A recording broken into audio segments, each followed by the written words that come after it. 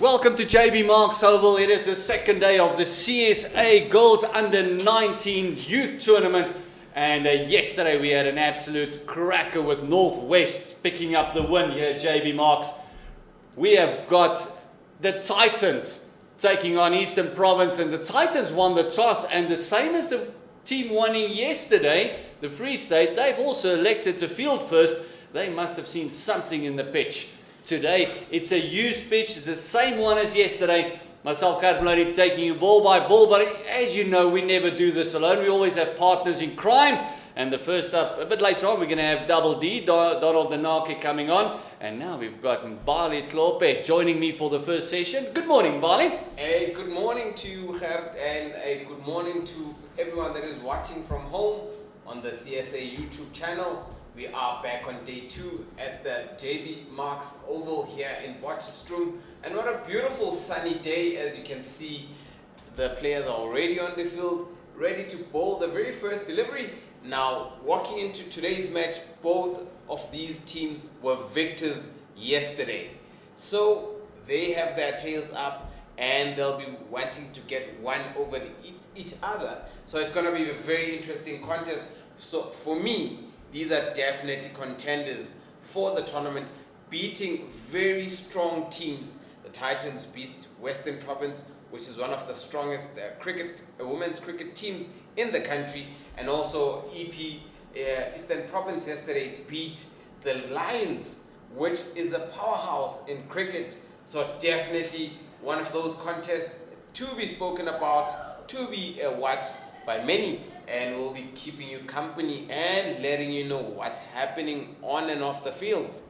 Yes, yesterday the Titans under 19s won by 4 wickets against Western Province, and the chief destroyer there for Western Province was actually Lerato Sibanyoni, picking up 4, but it was just not enough.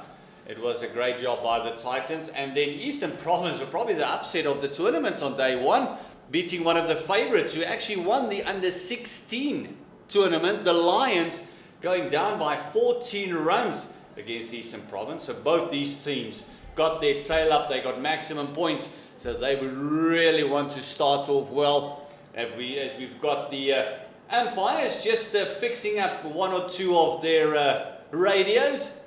It's not on the players' batteries that might be flat this morning. It was a long, hot day yesterday. Today it looks a bit better. We've got a bit of cloud cover coming in, And there's this gentle westerly just blowing over the field, just cooling everyone down as we've got the Titans getting ready to bowl. Definitely Gabriela Sequeira will be opening the bowling this morning for the Titans. Very interesting indeed.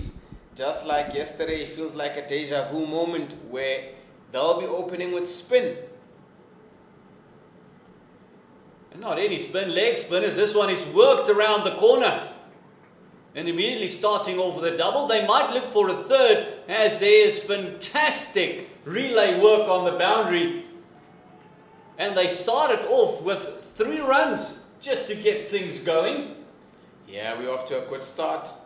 First ball, 3 runs on the board. Zara Bonasi getting the team started.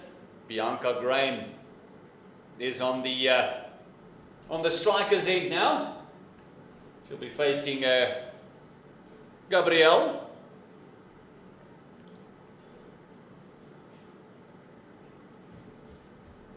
And how many times have we seen this actually? Even going back to professional cricket, the Pro 50, Pro 20s, not a lot of times they actually open with leg spin bowling.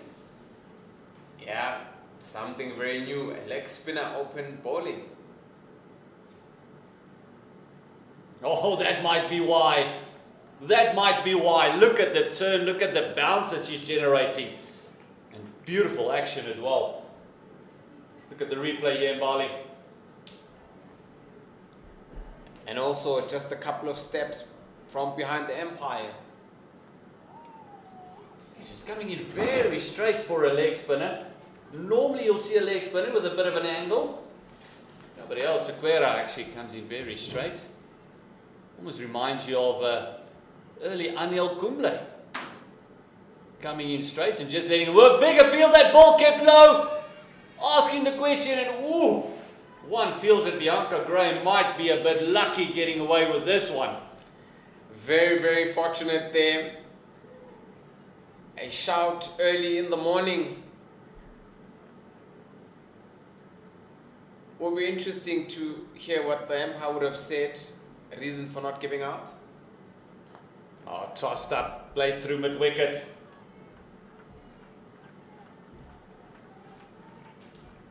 Clean up by Kayla Sebelele.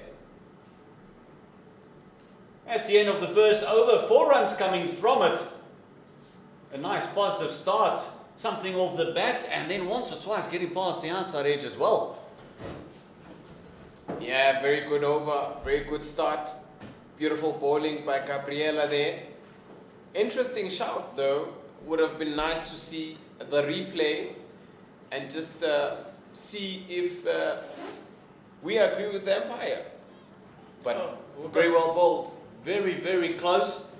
Very, very close as looks like they're going to continue with keeping pace off. So we've got Lerato Sabagnoni coming in.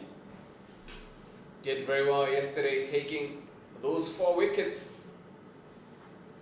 Taking 4 for 14. Did very well. We've got the keeper standing up. Oh, look at the swing and look at the glove work by the keeper of the Titans, Lawrence. Immediately just getting the away movement there, and the keeper is very confident, just standing up, and how she took the ball just shows that she's a very confident keeper. That is Simone Lawrence. So we've got another Simone today on the field. Oh, this one just misfield by the bowler herself. It's difficult when you can't fight with someone but yourself. If you let the run go. Yeah, most definitely. Should have done better. Should have tidied up after her own bowling. We've got Zara Bonase taking guard.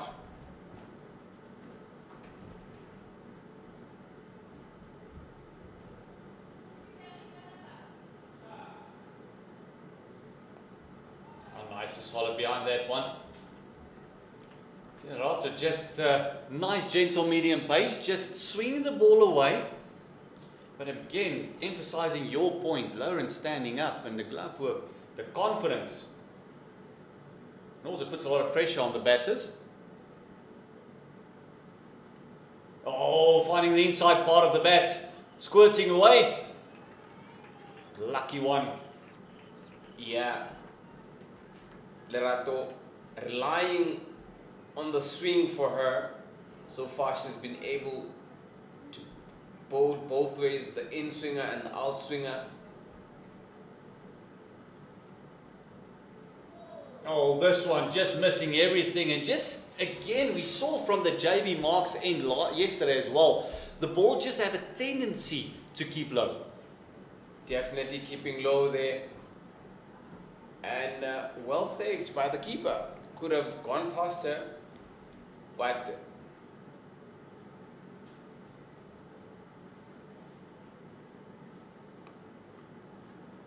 just a gentle push to the offside, closing out the over. Nice steady over, only 2 runs coming from it. 6 without loss, 8 overs to go in the power play. Both these teams want to carry on their winning ways from yesterday. most definitely there's pressure on both sides to actually keep the momentum going. You know, when you keep winning, especially at such tournaments, you play over a couple of days. The first 2 days are very important. If you start with a win, it's much easier for you to continue from where you left off the previous day, unlike when you still need to start with the winning mentality. And also winning becomes a habit, and if you can get, in a tournament especially, if you can get the habit going early, then you know you can just carry on, and just the momentum will almost take you forward. Nobody forgets winners. Oh, no foot movement there. Zero Benassi. Just basically standing still and pushing at the ball.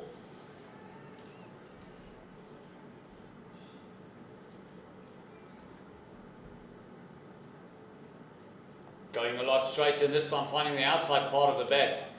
Looks like Gabrielle Sequeira has found her radar. Definitely beautiful bowling from the leggy, and immediately there's a fielding change implemented. You've now got a short cover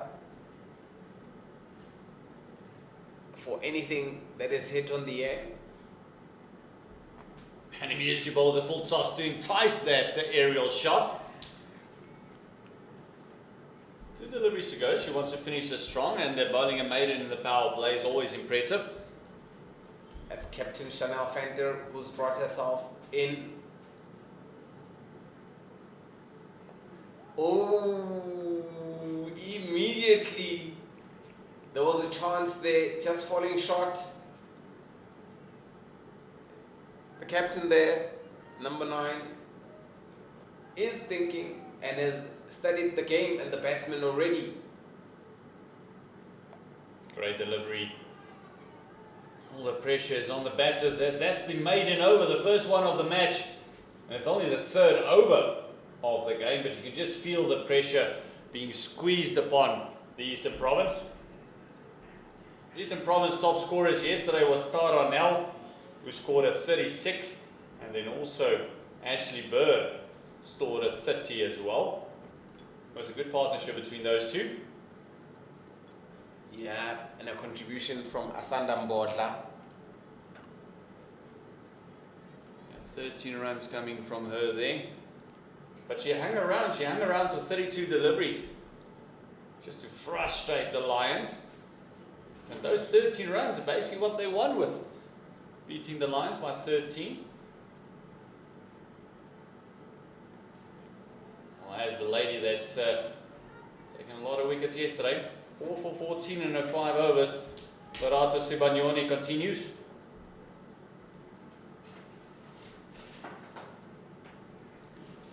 Really like how she's just hitting the pitch and she's just letting the ball do the work.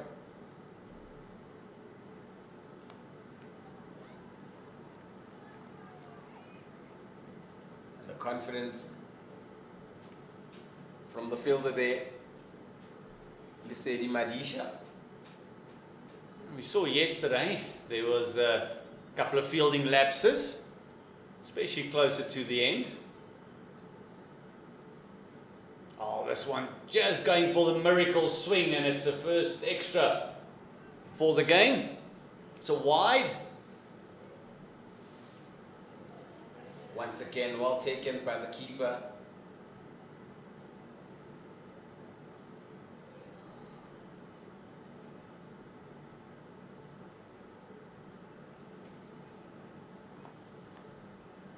Oh no, she does it again. Those should be easy. Just picking up the ball from your own bowling. But also on the follow through, your entire waist is probably forward, and now you need to turn to the side and dive at times. Yeah, being a seamer, it's never easy.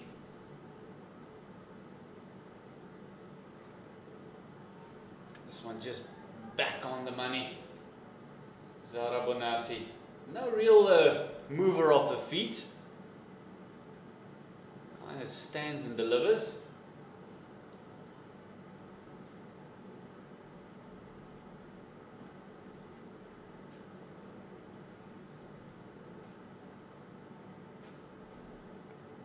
This one played through points, and it's evaded the fielders.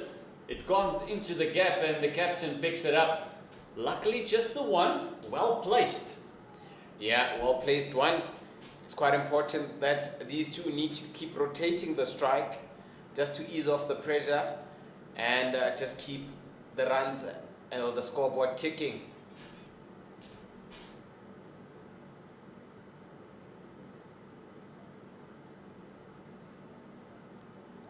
Wide delivery, went to chase that one to Bianca Graham, and didn't get close to it. That's how wide it was. Yeah, umpire calls it wide. Says I'm not going to be lenient this time.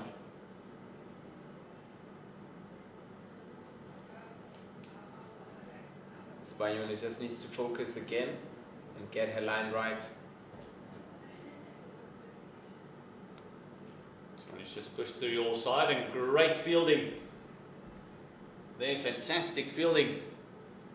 Lisedi Madisha once. This is the side they've actually been struggled with, is the leg spinner, Gabriel Sequeira. Playing way underneath that one, instead of getting over it. Just trying to work it through with the wrists. Gabriela also just giving it a bit of air, tempting. That's a beautiful delivery from Gabriela. Once again,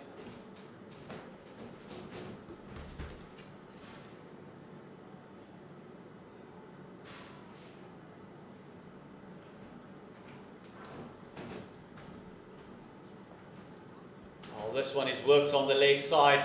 Scampers through for the single, as a mid-wicket is very deep for that slog sweep.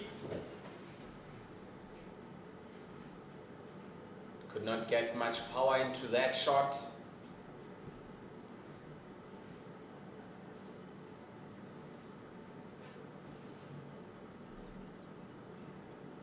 Umpire Gormo says this is wide, it might be 5 wide, but extra pace tried to fire that one in, and umpire Gormo says it's wide delivery. Those are lots of extras. Gabriela just needs to find the rhythm again.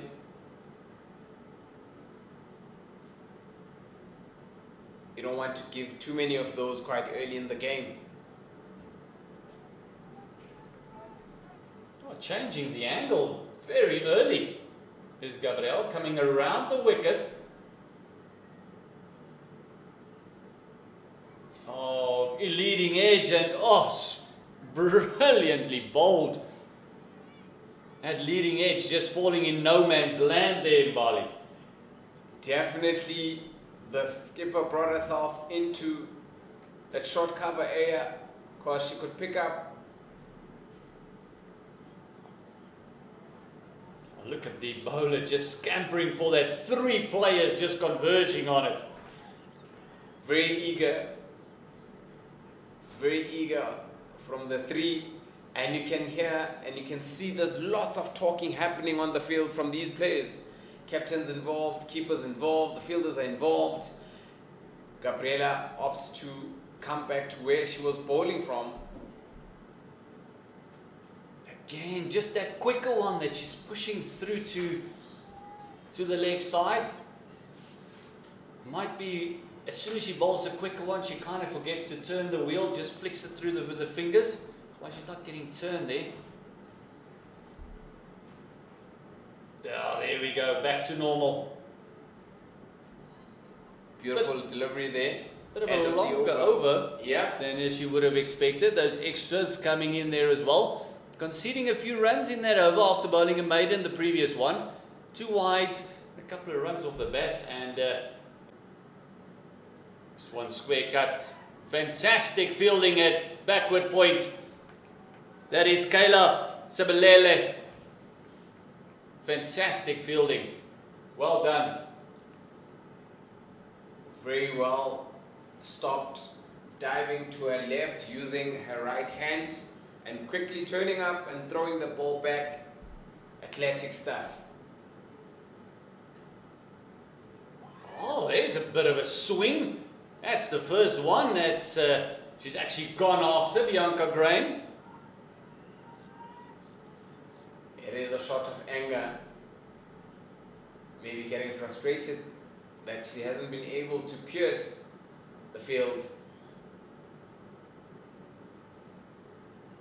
Oh, and immediately after showing her intent, she goes down to the leg side again.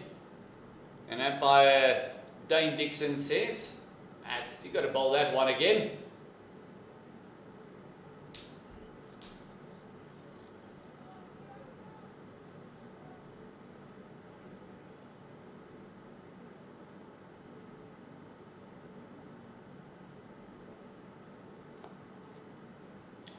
Straight, just can't penetrate the gap. Need to close out the over once again.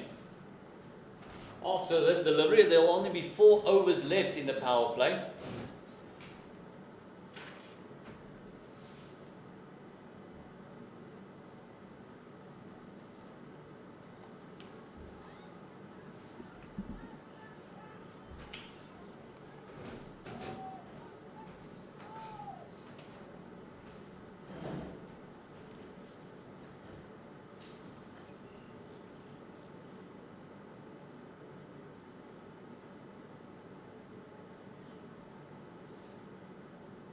Nice hustle by the Eastern Province girls. They're getting into position nice and quick.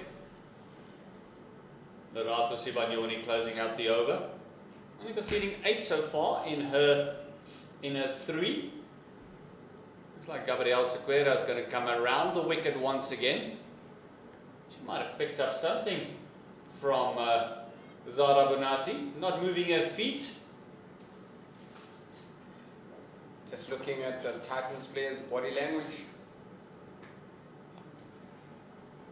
Very, very interesting as the delivery is bold. Coming around. Beautifully bold. Oh, this one beats the outside part of the bat. And Mbali, interesting field, almost like 3 players in a row to us. They've got a very short catching cover. Extra cover comes in very close as well. Oh, this one just works on the leg side. Chance of a run out, but a misfield. Oh, that's not the way you want to start. If she picked that up cleanly, that would have been gone for all money. Yeah, not too well judged. That is Lerato Letabo Rabulao.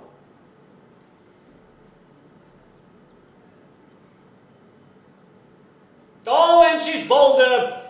She's yorked her from around the wicket. Gabrielle Sequeira has deserved this wicket. Well bowled and a lovely delivery. Great leg stump. Beautifully bowled from Gabriela. As we take a look at that once again, gave it a bit of air. And she played all over it and the leggy hitting just outside the leg stump and crashing into leg stump, leaving middle and off in perfect condition. Beautifully bowled. Bianca Graham has to walk back to the pavilion for 3 runs, being in there for 21 minutes, having faced 20 deliveries.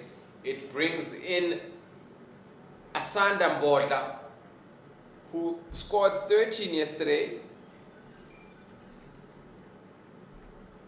It's a good start for the Titans girls.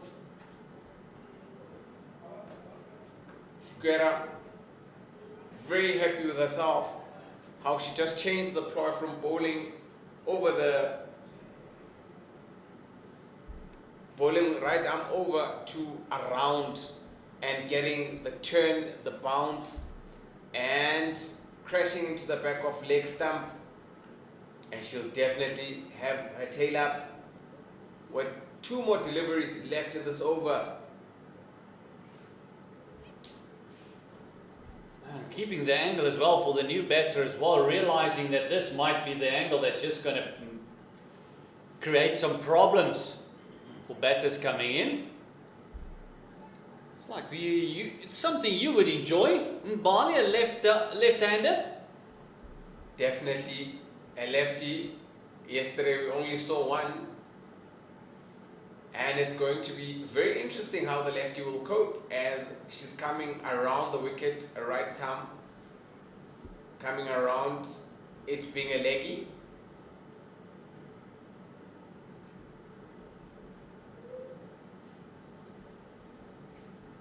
All sorts of movement happening on the field as the captain tries to organize the furniture.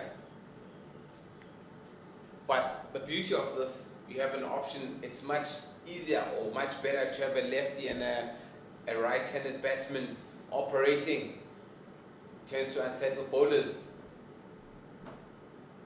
Oh, immediately nearly snuck through. And again, no real foot movement from the batter. Oh, danger signs, Gabriel Sequeira finding a rhythm. Very beautiful delivery there. Nearly going through bad to bad. Same ball this time, she's behind it much better. Sanda Mbodlo. Beautiful over from Gabriela Sequeira. It's 20-for-1 after 7 overs. She has bowled the 4 overs and has picked up the 1 wicket that we have currently. Sibayoni Lerato from the other end will continue, having just conceded the 8 runs. And I think had Titans not conceded too many extras, the score would have been way less. So they just need to tighten the grip and be stingy when it comes to extras. The Titans, there's about 9 extras from the 20 runs that we see currently on the scoreboard. So they have been very generous.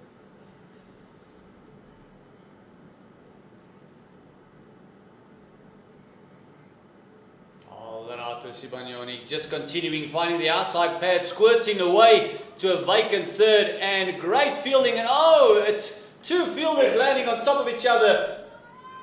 Absolute commitment to stop that ball, just couldn't. And it's a boundary for the Eastern Province.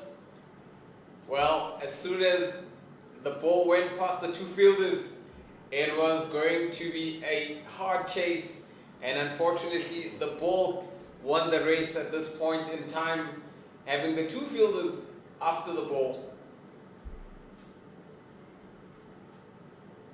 It is the first boundary coming from the bat.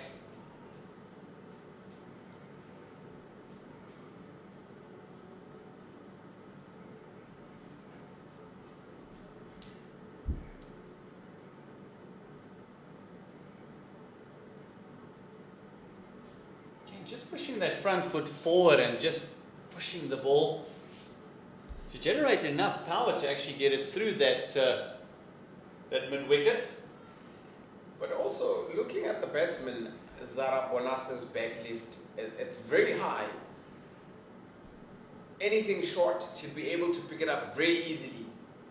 Oh, this one worked around the corner. It's on way to the fence again. It's going to be a double boundary in this over. Yes, it is.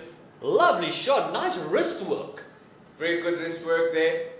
We spoke about the back lift, just the ball behind before, where she was able just to easily get into line and smash it, unlike where if she had a lower back lift, she'd have to then change the way she would have played the ball. She was able just to use her wrist with ease.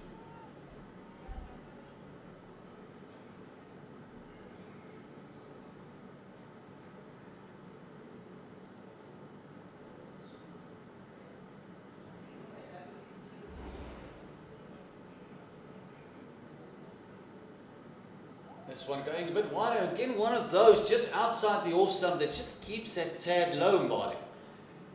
Yeah, as you can see on the screen, there's about 2 pitches that will be used for the week that have been prepared for this tournament. Today we're still using strip number 1, which was used yesterday. Still has much life.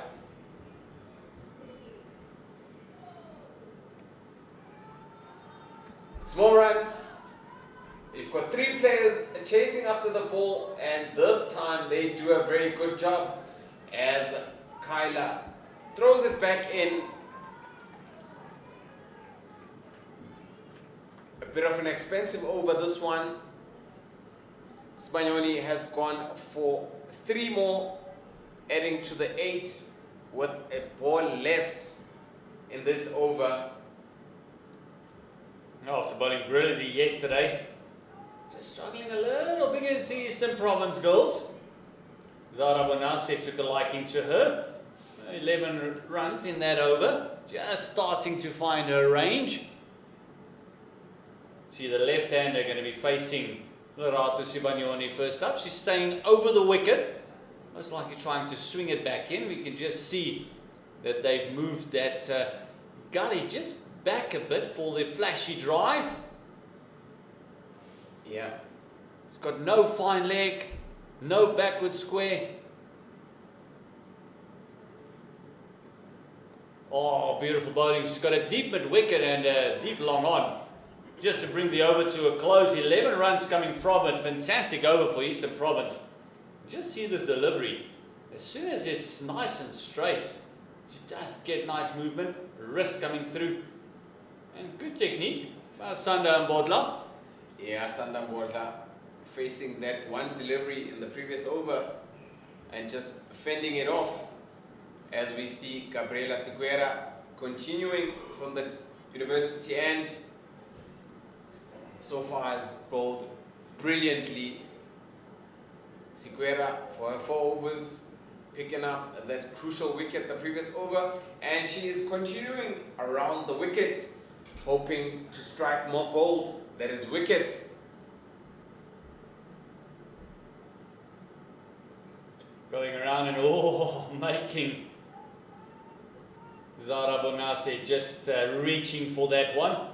As promised, we had 1 or 2 technical glitches. We can now tell you what's going on in the other games. It is the Lions taking on the Western Province.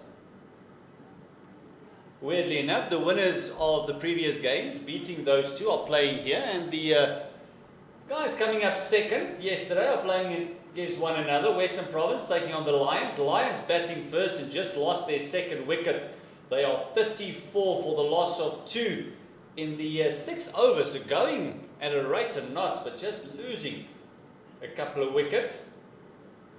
Diara Ramlakan still at the crease. She's on 11. Gabriela has decided to change again and bowl right time over. Oh, this is what you wanted. And it's in between the gap between the keeper and 2nd slip. And it's going to be a fortuitous boundary for Zara Bonase. Very fortunate there. Had a hard go at it, and fortunately it found the edge for her, and unfortunately it did not stick or find one of the hands or the slip fielder, because we've got a slip, somebody who's standing at first slip. Now we see Captain moving towards that direction and has brought in where she was standing at the short cover. She's more of a gully now. Oh, this time dragging it short, trying to overcompensate and getting spanked to the boundary once again. And all of a sudden, the run rate looks a lot better. Zara Bonassi just finding a range, 27 of 29. That's a double blow in the over. Very good shot. Picking it up was short, heading towards the leg side, and she's able to lap it around the corner. It goes for a boundary. Back-to-back boundaries, and she decides to change and bowl around. Yeah, the angle will help her with that slip being wider. Exactly like that, and just falling short of the captain. Well, that's what she's trying to create with the angle. I guess also making use of the rough right just outside the leg stump.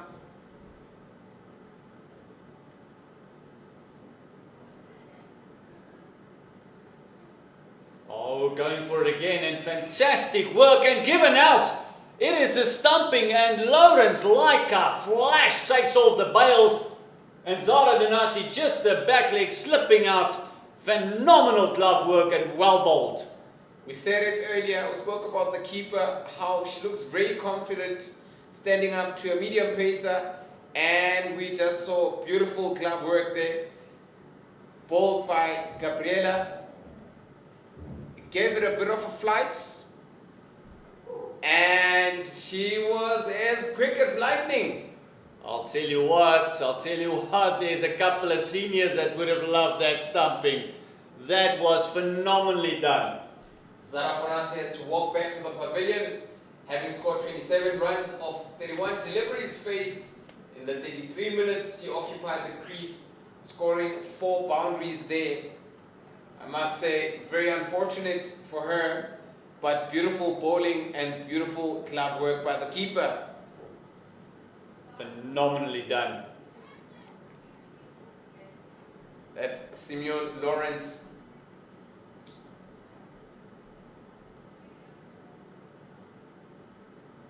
Yeah, great glove work. We mentioned earlier she's standing up for everyone, and oh, now you can see why. The speed she took that with and the angle. The hands, oh, this is a keeper for the future. Also the opening bat for the Titans. With that being said, we'll have a bowling change from the JB Marks end.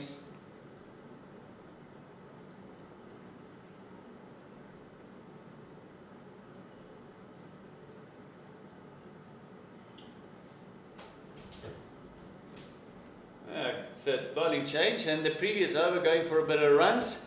A couple of extras as well. Simone Lawrence being part of that emerging series against Bangladesh.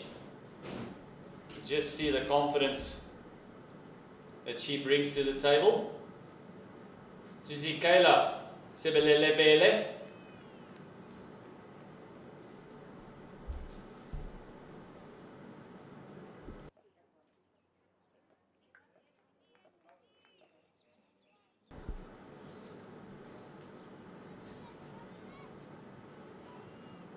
It's like they prefer seam from one end, and the spin from the other, which is a good combination. Can't really get used to the pace of the deliveries. Oh, nice and wide, uppishly played, but through the gap between backward points and gully. Great work once again, and the fielding, the ground fielding from the Titans have been absolutely phenomenal. This time it's Kayla Carr picking that one up.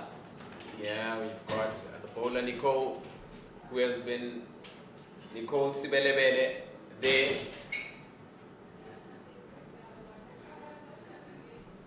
Being used as the first change bowler, bowling to the right, to the left hand, and immediately there's a fielding change. Keeper and skipper, that's just talking about it, and let's see if the ball will fly to that area again. Oh, same line, little bit straighter this time. Can't really get her hands through it.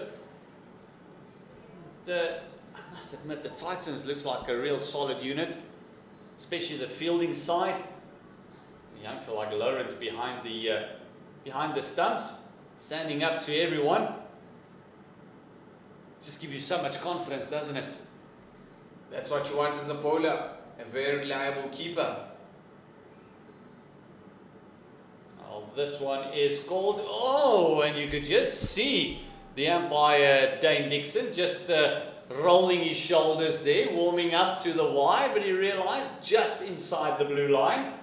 Yeah, just pitching just outside leg stump and just moving across.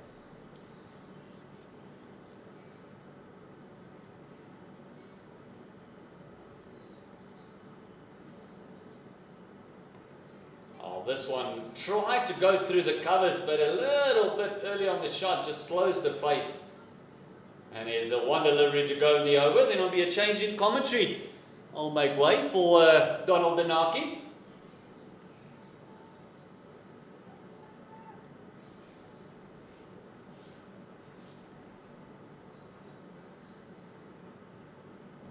Oh, fantastic delivery. Closing out the over. Only the 2 runs from it, as it is 41 for loss of 2, and it's the end of the power play. It is the end of the power play. A very good start, going at a strike rate of 4.1. 2 wickets lost by Eastern Province, and there is so much cricket left to play for today. Gabriela Siqueira continuing from the end that she has been bowling. Will be interesting to see if the captain is thinking of making changes. So far she's gone for half of the runs that are currently on the board, but she has been the one that has picked up the 2 wickets, 2 crucial wickets, both beautifully done, one a stumping and one bowling the batsman around.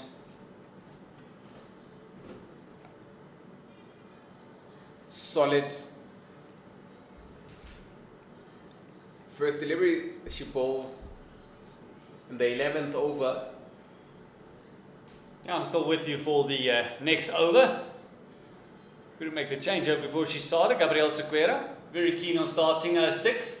Lovely delivery, just keeping the lines nice and tight. The Titans haven't really bowled badly. Just here and there has been a flurry of boundaries, which they just need to work on by tightening. Yeah, it's almost like they're overcompensating. Lovely shot through the covers. This one driven, and it's gone down to the fence, and a lovely shot by Kaina Wankel. Another boundary there. Just talking about boundaries, and just Gabriela bowling it short, and Kyla Venkel managing to rock back and cut it and finds the empty space between the deep point and the cover there, the extra cover. Immediately forces Gabriela Siqueira to go around the wicket once again, creating that angle. And Kaylee Wankel really looks like she's got a brilliant technique. I like how Titans fielders, captain, bowler are always thinking, always on their feet. Oh, nice and straight. Hit past the bowler and powerfully hit. It's another 4 and another 2 boundary over. Yeah, Kylie Venkel going at more runs than the ball faced. Beautiful shot there. Hit it straight over the bowler's head and gave it a proper whack. There was no way it could be stopped. Eastern Province going at it right to knots now, 1 away from that 50. Oh, this one is up in the air, up and over. They will turn for the second. Yes, no, she's got sent back. And that's a 50 up for Eastern Province under 19s. Yeah, the 50 up just coming in 71 deliveries, 6 fours and 41 minutes. It is the end of the over. Gabriela Seguero completing a 6th over, and she has the figures of 2 for 29, and the run rate just going up a bit. After 11 overs, you've got 50 runs. It's at 4.5. Venko has just come in and has decided that I am not here to stick around. If the ball is there to be hit, I'm definitely going to give it a whack.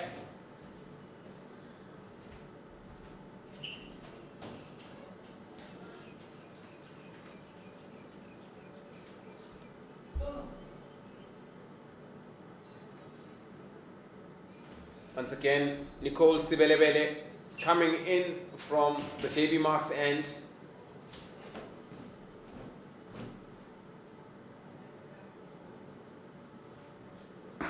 Oh, this one is lovely, driven through the covers again. Vankel loves that offside. Great fielding, and bumped over. Great pickup and flick back, and then the player helping her was so close, it just got flicked into that player. Yeah, unfortunately, there is Sedi Madisha trying to flick the ball in. As she throws it back, it ricochets into her partner, her teammate, and it goes over the boundary. A good start for Kayla Venkel, who's now on 13 runs, just off 7 deliveries.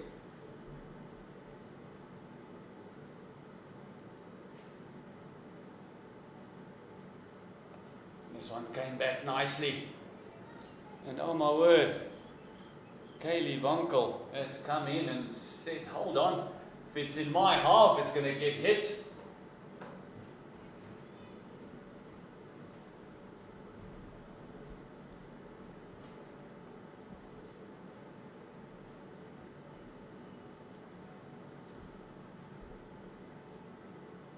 This one gets almost through mid-wicket, and she goes through for the run.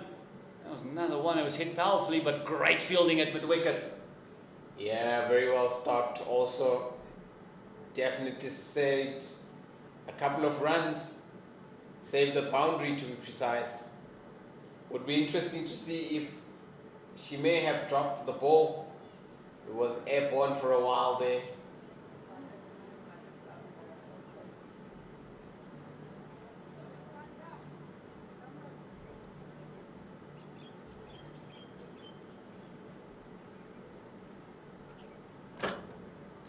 Bit of a field change. Keeper very involved in the field.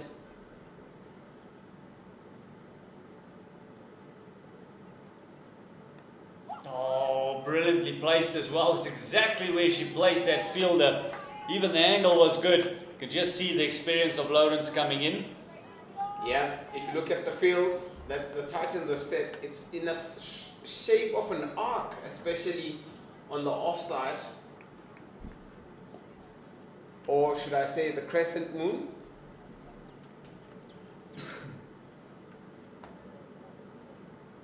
Okay, nicely pitched up. This time can't find the gap.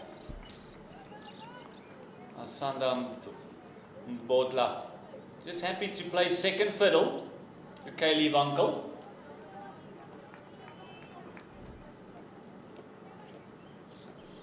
Partnership is 16 with Kaylee scoring 14 of those runs.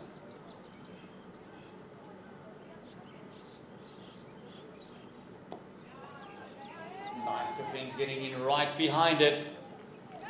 Quite impressive when you see a player being able to get behind the ball under her eye. It is, of course, 12 overs gone. The score is on 55. See skipper now running into the field with a helmet. Yeah, you're going to see Kaylee Cole take up the ball. Can have a bit of a go from this varsity end, rolling on, realizing that at 55 for 2, been a lot less.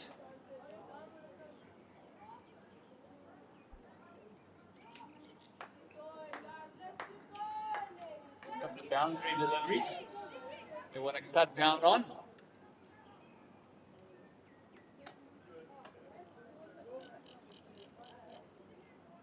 Shalaf center under the helmet and very close catching position.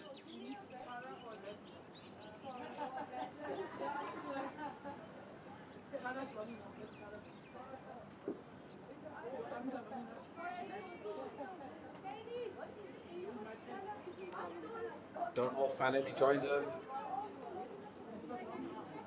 in the 12th over.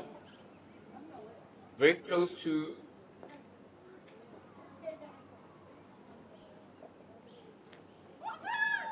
a good start to Kaylee Carr, who also is bowling leg spin, not coming around, but bowling right over. Interesting ploy there with the short.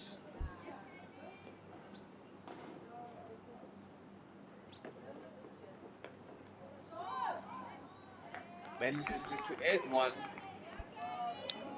No, thanks a lot, Bali. Yeah, I mean, having it being here on a day 2 where the EP is currently batting, um, it has been a quite interesting morning so far with this bowling attack. In the end, it's been caught. That was a great change of bowling from the Titan girls, Bali. Beautifully bowled by Kaylee Carr. Just looked it in there, threw it at Kyle Finkel, who saw it big. Her eyes lit up, and she went for it, only for her to be caught just at Gadi. Didn't go far. And she strikes in her very first over, in fact, her fifth delivery of the match. It is Kate Carr. No, that was a very, very interesting wicket that has been taken there so far. I mean, at some point that the partnership was slowly getting there, Bali. Yeah, I mean, but on how Kali she did that change of bowling, it shows the confidence from the skipper from replacing a leg spinner to a leg spinner, isn't it? yeah. Kaylee Carr goes for 14 runs, just off 15 deliveries. You've got Ashley Bird walking into the field now. It was a very short stay, very brief, but she added the runs on the board.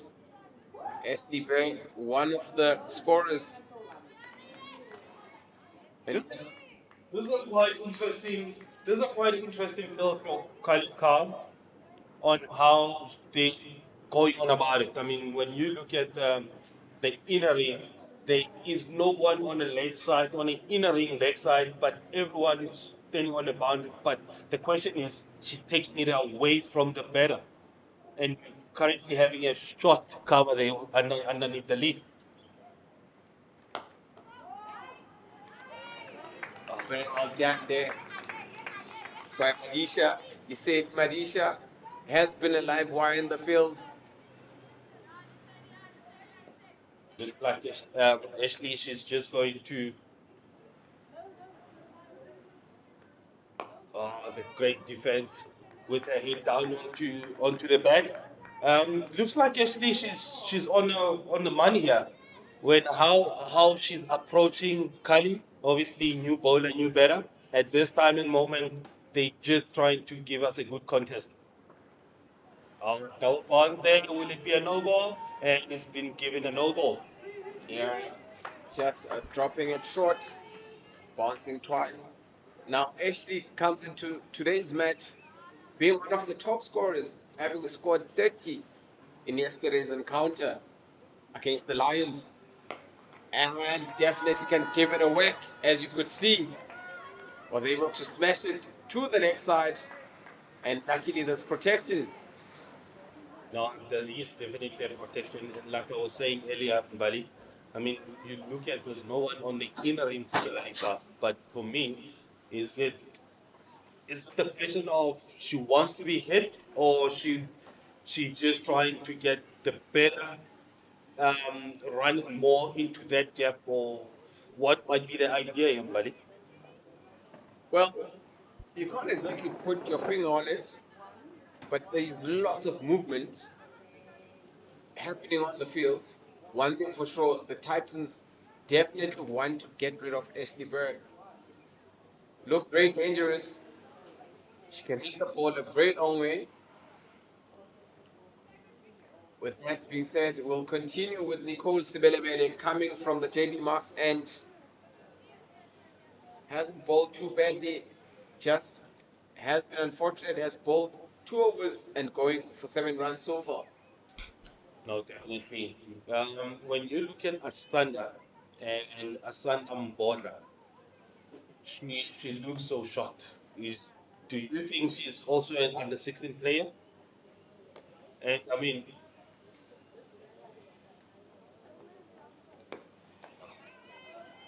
perfect. Look at that high elbow from Asanda. When I was saying that, I was saying, I mean, when we look at how the EP won yesterday and how they came out to come and defend their score, having a player like Asanda into the mix of contributing with runs here and there, it looks like it's a well compiled team. We swing and a miss there. Talking about Asanda Mbodla, one of the contributors with the bat yesterday. And yes, she looks fairly young. She looks like she will be playing another year or two, especially at under 19 level. But I like her confidence.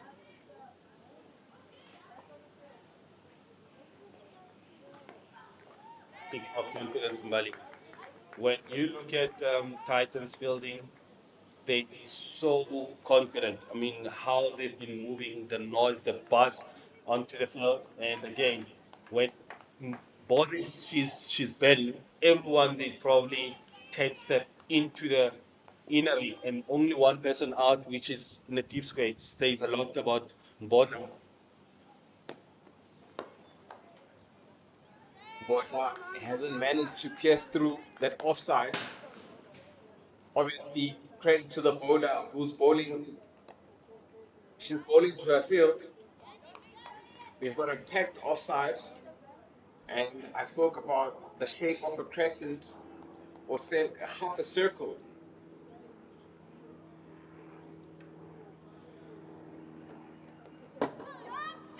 They go one, they go one just went over probably between the slip coordinator and the keeper there for a second. But again, it's a question and a matter of how far can they take this partnership? I mean, it's currently 4 runs of 9 balls. Where Boza, she's currently two. She has 2 runs of 17 balls. So probably to me, it says Boza she has to be there for the longest of time. And I mean, when I predict, and I think I'm quite good on predicting the score here. When I look at the score, we currently 59 for 3, and probably if we can get a good game out of this, we should be looking. Oh, that's a dead ball there. We should be looking at probably EP defending 150. Will it be a good score? I mean, when we look at the fielding and the commitment and also the attitude of the Titans players here.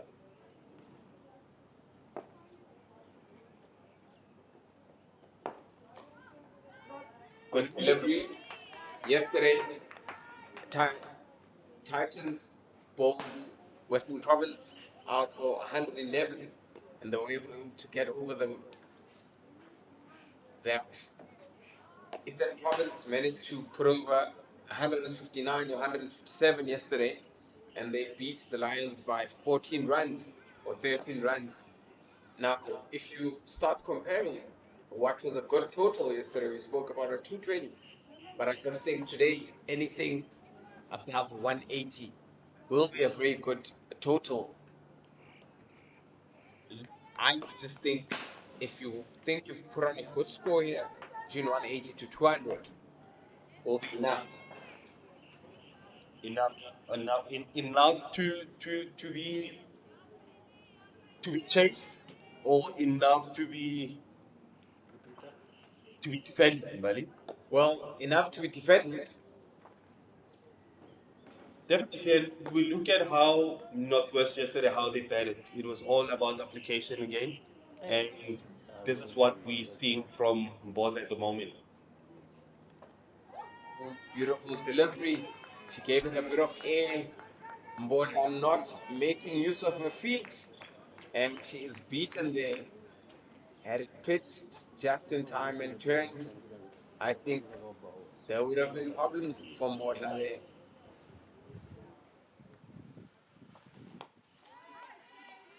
About the application, but you're looking when we look at the fielding of Kalika, we've got the sweeper, we've got the long off, we've got Carl and a deep square. Mbodla missing out on that one, just pitching and straightening it on, and the umpire calls it a wide. Mbodla is much of a player that will rather nudge, get a single there, get two. She does look like somebody who can hit the ball very long. And she's given out the faintest of edges. Very well taken by the keeper. That is Simone Lawrence. Gave a bit of flight. And Eastern Province are in trouble at 60 for 4. When we look at the replay, Mbali, we look at that back lift. She looked so solid, but she was chasing a wide one. But again, I think again it's a scoreboard pressure where it puts Eastern Province girls under pressure here to say we're still looking for runs. I mean, we went on our business, but again, there's not much that we've been contributed so far. I mean, the run rate currently is sitting on 4.2.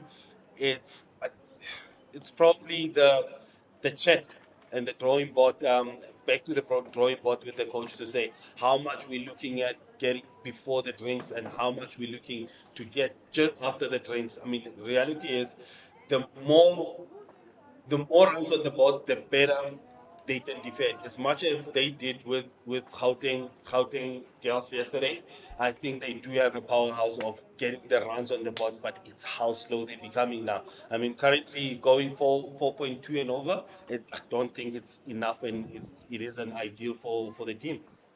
Yeah, Asanda Mbodla going for 2, having faced 37 deliveries. Had been in there for a while. And we've got a new batsman in the name of Zandile Mkele,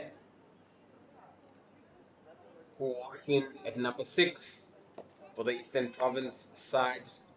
She needs to deal with 3 more deliveries of Kyla Carr, who's now taken 2 for 4 in the 2 overs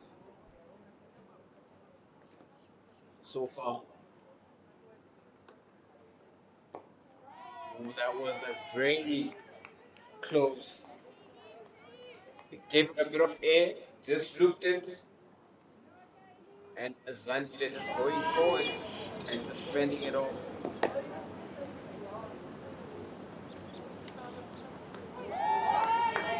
This is quite interesting, buddy.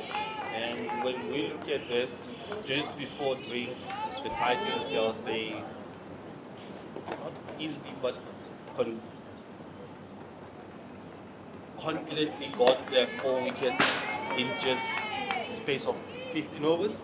And again, it tells me to say probably if they can get this the score to they can get EP to score just under 120, 130, it would be ideal for them to say, how are we going to approach this? That being said, it's just that small things like the fielding position to me to say we haven't been leaking so much runs. but it's how we want to defend the total score that we set for ourselves. Reality is, if they can get Ipi to score 150, it would be challenging, like we said earlier. But again, it's how they want to minimize those runs. Obviously, taking the extras away from the bowling unit and going more runs in front of the players. Yeah. Start off the 16th over. Nicole Sibelebele into her four. Good shot there. Straight up bit on the leg side. And Ashley Byrne capitalizing, going on one knee and giving it a full whack. It's another boundary. Let us continue from yesterday. Of the three she scored or managed to score against the Lions, so she's one that is confident. Actually, she's really confident. I mean, you're looking at the confidence. I, for one, I look at the confidence from the top of the bat. Has a go again, doesn't manage to connect, but the ball beats the fielder. It's 5 wides. Just too many extras. A total of 17, 15 wides in total. The Titans are a bit generous when it comes to extras, and immediately there is a field change at the bottom here. We now have a fine day who had been a 45.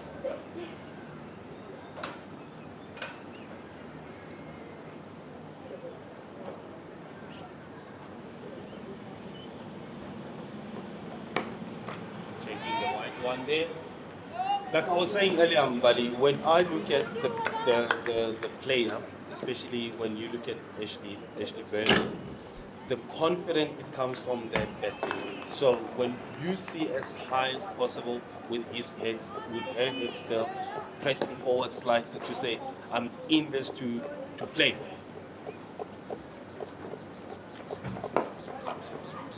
So there in between the cover and it's been stopped. So for me, is when you look at how she's been pushing and how hard she's trying to hit the ball, it tells you a story to say we've got something to work on here. Reality is she was one of the leading run scorers yesterday, and she wants to take that confidence into this game as well. Very good on drive there. Results in nothing.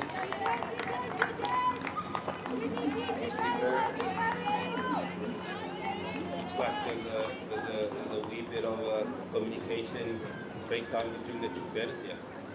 And I don't know if it's a trust issues or it's just not there yet, as Mikel hasn't got her run on the board. Very close, a very good shot. Empire says no. Play all over it.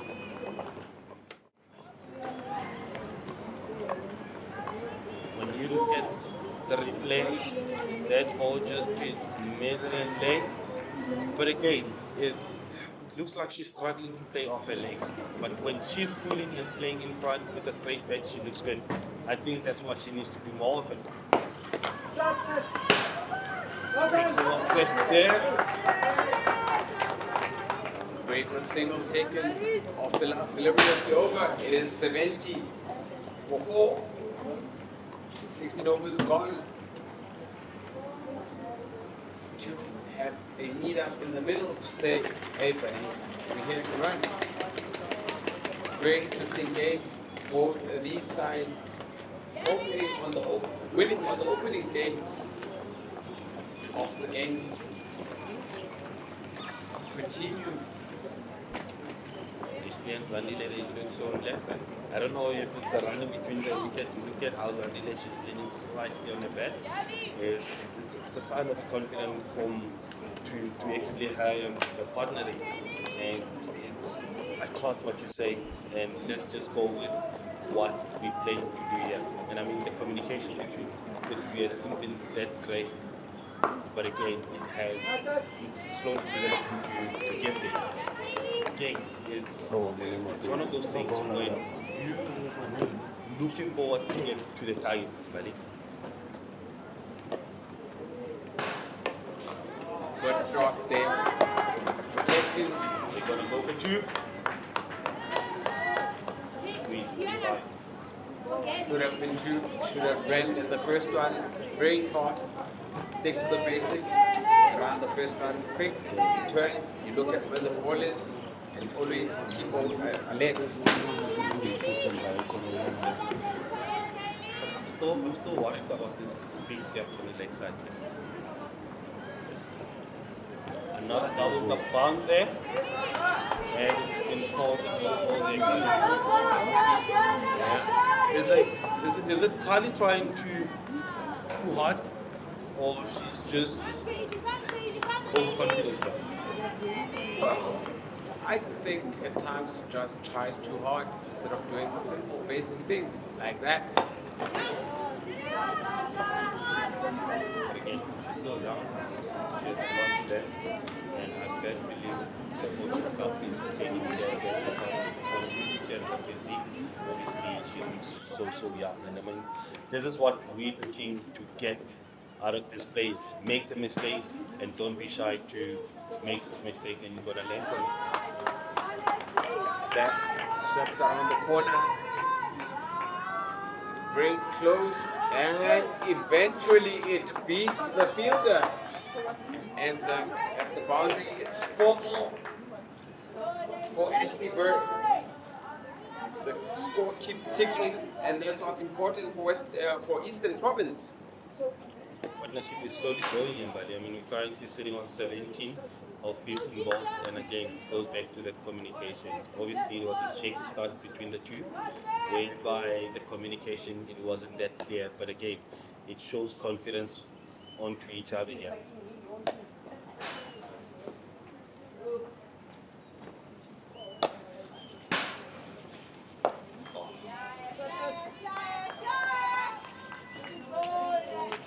The technique, Kali calls how she's bowling. Look at that rhythm, how she's holding up the ball just like that. I best believe there's a 2-finger grip. Yeah, technique, very interesting, but I like it when she gives it a bit of flight. She's able to make the batsman play. With that being said, it is drinks. After 17 overs, it is 77 for 4. 4 wickets have gone down, and we'll be taking a break, and we'll be back in 5 minutes.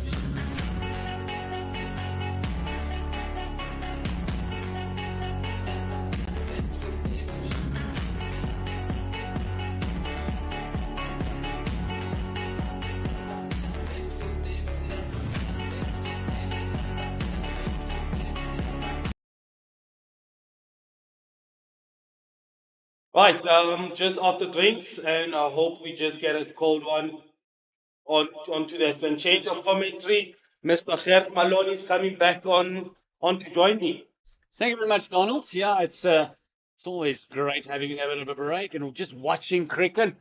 And we see a couple of youngsters chasing each other with bats as well. That takes us back to our playing days, doesn't it? No, definitely. Most likely said a yes, no, and run your partner out. Just chase him with a bat. As Nicole Sibelele continuing. It's played straight at her. Gandile Michaela rather. As I was saying earlier on with Mbali, Gert, there's two partners here at this time and moment of the crease. I don't know. There's something brewing here. I mean, the trust at the beginning it wasn't that good. It wasn't that good, but now you're looking at just after drinks. I know it's just had been only 3 balls that has been bowled, but again, you look at how Zandile Mkele, she's now showing confidence. Don't you think it's because these two might not have played as much cricket together? Kind of been thrown together for this week? Oh, this one playing up in the air. That's a bit of a shot of aggression. Says, hold on, let me go over the top and pick up my first boundary. That was a great shot indeed. And it's all about the pressing forward from Zandile. She looks so confident now, she looks so steady and ready. And when you look at her stance, she looks so positive. And that's what I'm trying to emphasize to say. At first, she didn't look like this. Whatever the coach that might have said, it has been brought up something out of it.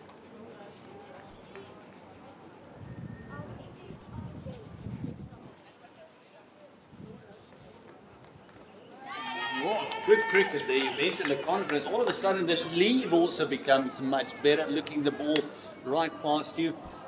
Yeah, just going back to the point of the running, do you think it's because they've been thrown together, communication not quite there, and actually starting to find one another now? Yeah, probably it's one of those things, but again, I best believe the preparation has been long enough to know each other, and I think it's one of those things where the game situation is currently. It's the end of the over. 18 gone. It is 81 for the loss of 4. It's 4 wickets back in the hat with Burr and Makele. It's partnership going on to 21 in pretty decent time of 23 deliveries. These two girls are just trying to scrape up a good partnership out of this. And when I see and having a belief here, I think this will be one of the good partnerships that we witnessed yesterday with Northwest girls. I mean, scoring with them scoring 113 partnership, that was a winning partnership for them. Now this one turned away and the gap picked to perfection. The sweeper will pick it up. Will they turn for the second? Just that diving effort. Just stopping them, Jessica Stabley. Just making sure there's not one there. The bowler looks like she's got something in her eye there.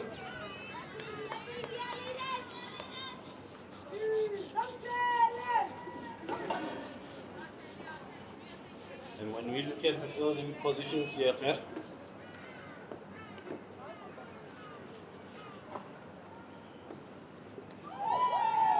Good delivery beating the outside edge. when we look at the fielding positions here, again, like I was saying, there is a big pocket on the leg side here, and again, it looks like it's a setup for Kylie to ball it in the air and give it a more flight to hit in the air like that, and it's been taken. And it's been taken. I mean, the point I was trying to make, the big pocket on the leg side, it's so drawing and it's inviting for to be hit in there. Where else, two fielders on cover region there, one under the lead, it's more of you defend it, I catch it just like that in the air, and it's been taken. It's almost like a theatre of the mind where you're waiting for that ball to get bowled on the leg side so you can work it through there. And the bowler is not giving you anything, and it's just a bit of a lazy push by Sandile Makele and losing a wicket. And that's half the team back in their dugout. And a lot of work to do here. Promising partnership. Once again in the 20s, getting broken. And a lot of work for Bird to do now. Anthony Bird has got to take the lead. Now as a partner joins her, it's Kisha Lee Borban. That's going to join her. These two, I think, has got to put the partnership now that you mentioned that Northwest did yesterday with Lampere and Van Rensburg, where they picked up that 113 partnership, soaked up all the pressure and then just batted very deep into their innings. If they keep losing wickets, they might not have an opportunity to really launch at the end, which any coach would tell you. You want wickets in hand to give a bit of a go at the end. And again, it's a short targets that they need to put up for themselves. I mean, if we can look at how the previous partnership that has been broken, I think they had about two runs in and over to get into that big target. Again, this is where the application needs to come in. I mean, when you look at Ashley, she looks aggressive, but again, it's how she needs to invite and build a trust with Cheetah. Okay, Carl picking up the third wicket, and the other two wickets goes to Gabriel Supera, all leg spinners. Looks like the Titans, they came here with full back of the leg spinners here. Switching it up again, and this time just riding it on the bounce is Kisali Borman. See that Kaylee Collins just hurrying back. With the confidence shown there. Oh, nicely tossed up very late by Borman. There we go, that's the practice shot. The confidence will grow as the innings goes on.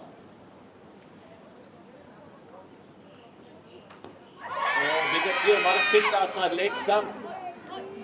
There we see the umpire in Cornwall just stating the fact that he just pitched outside leg. And when you look at that, speaking of pitching outside leg, it was just way outside leg, definitely. Probably yes, there's no good movement there, but again, it's she was asking the right questions to say, if I'm gonna bowl it slightly faster, would I be giving there? But again, it's the variation that Kylie she's showing here, and the confidence once again. And I best believe into the confidence that you can take any team and any game forward. Yeah, the partnership between Cara and Nicole is also going on very nicely. These 9 overs between the two of them. 53 runs, picked up 3 wickets. Backlift. Ashley Bird.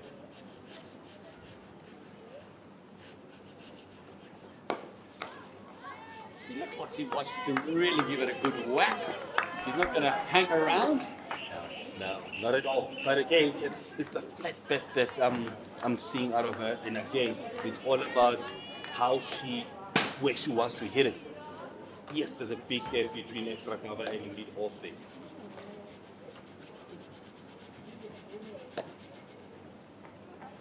Oh, this one came in nicely from the seam. Nice seam position.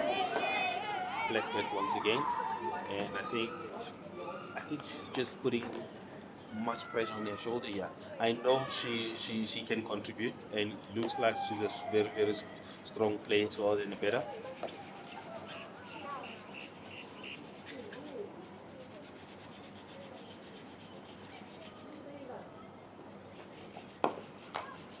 And this time the flat bet works in her favour as she beats everyone. It's going to go to the fence, and it's slapped back past the bowler for a 4-4. That was a good shot. Enjoyed, and you look at how she's walking back to her crease, and she really enjoyed that hit. Once again, I still feel the filter there on the mid on. She should have done better by saving the boundary. That should have probably went for 1.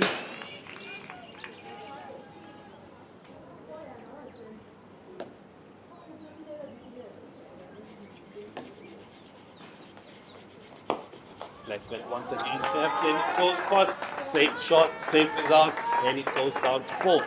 This one just timed a bit better. Reach for it a bit more as well. Same result.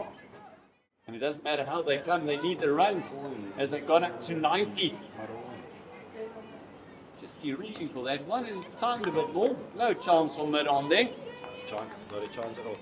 Whereby when you look at that ball, it was slightly outside off, but she just made it up for herself to say, I think there's a big gap straighter there, and probably the flat bat straight, it would be the idea to go to.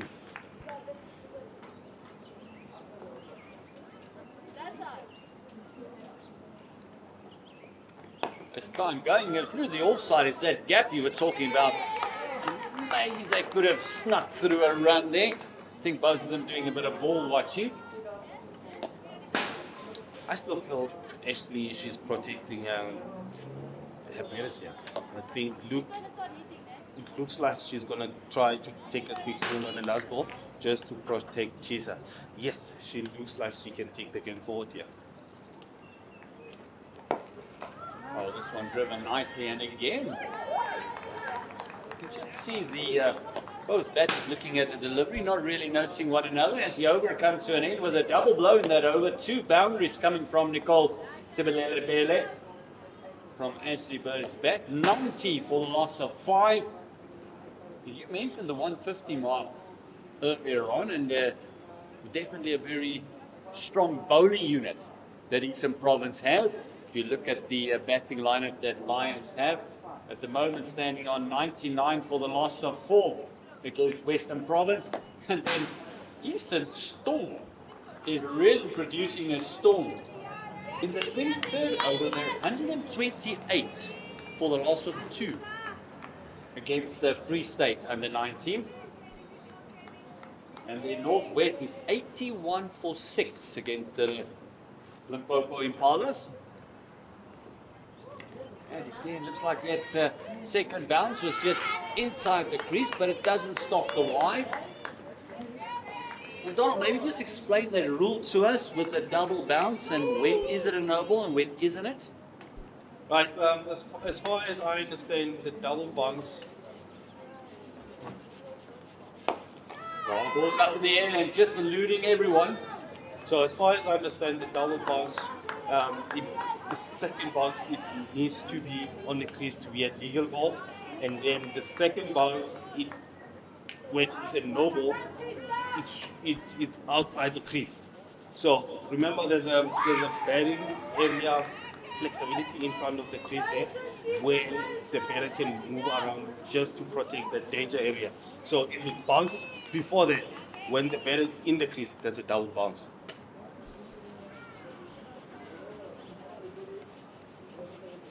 Oh, this one is playing on the leg side. It's that big vacant land that's available for the batters there. Anything a little bit short, they're just going to thump through that area. It's just the one. Brings Ashley Bird to strike. Goes back to that. It goes back to that the point that I was making about the gap on the leg side. You see, they can take an easy single on the leg side, but it's inviting when it's pitching. Talk about pitching. That one didn't pitch at all, and it's worked around the corner. He's finding, oh, she can't get there. Valiant effort, but just can't get to it. Rabalau can't cut it off, and it's good placement there. Very lucky. There was a freebie. Talking about the freebies right there, that is a proper freebie, and especially bowling it to Ashley, who is currently in and hungry to take the score forward, where she's currently sitting on 25 runs of 24 balls. I mean, she is slowly applying herself and taking the game forward here. And also very lucky not to get called a no ball there. Oh, phenomenal comeback. That ball just had a bit of dip to it. That was a good ball. I must say that was a good ball, and you miss that one, definitely you miss a hit and other way around. But again, it's the confidence that I'm seeing from Kaylee Carp. Quicker, flatter, and to reach for that one. She wants to turn for the second. Her partner's got no intention of coming back as the sweeper picks it up. Just the one to close out the over. Sassy Burnaby on strike again. She's 26 of 26. That's our 21 overs gone. And at 97, approaching that 100 mark, which is always psychological. 3 figures mark. 3 figures mark for the team. But again, it's how you get there. Obviously, with the Titans, girls, they just need 5 good balls to take the partnership away, and the team and see how far they can defend this. Just continuing with our look at the other games. Northwest is on 81 for loss of 6 against Limpopo Impalas. The Dolphins taking on Mpumalanga. Mpumalanga batting first. They're 69 for 6. Tuskers taking on Key Girls. They are 66 for the loss of 5. Tuskers batting first. And the Northern Cape Girls batting first against Eastern Cape Inyati. 75 for 6. And then the Badgers not having a good time against Boland under 19 girls. 40 for the loss of 9. Looks like everyone is having a low target so far. And again, that said, it's how it all started as well as yesterday. To say the team betting first, they're looking to get the low targets, but at the end of their innings, they probably shooting into a 3 figures. This one is well bowled. We see a change in bowling. Nkobonga Mpanza comes into the attack. I'm so impressed by Lawrence's keeping. Just standing up to everyone, not afraid. The way her hands move to the leg side, the shuffle, she's such a good keeper. See where she ends up, covering a big part of that leg side. Speaking about Lauren, it's the confidence, and to say the bowlers, I'm backing you guys here. To say it doesn't matter where you guys bowling, I'm behind you guys. Look how low and her head still facing at the bowler, and the hands, those fingers pointing down. Complete confidence in your bowler. Just one from a keeper standing up. Once you start doubting, you're going to wear a couple.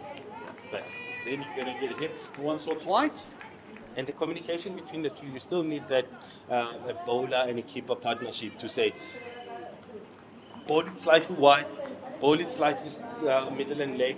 I'm right behind you here.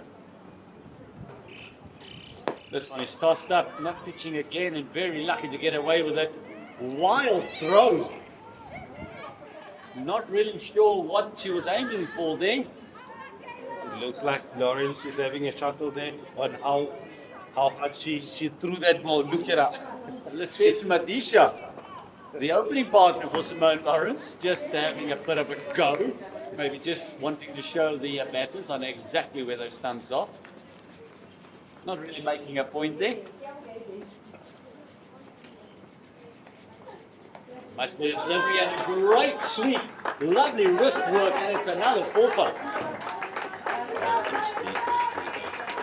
I don't know what the coach said during those drinks, but whatever he said, it has been working perfectly well to the team and Ashley. How the confidence and how you look at the sweep. Yes, obviously the bat is up and she's slightly pressing forward.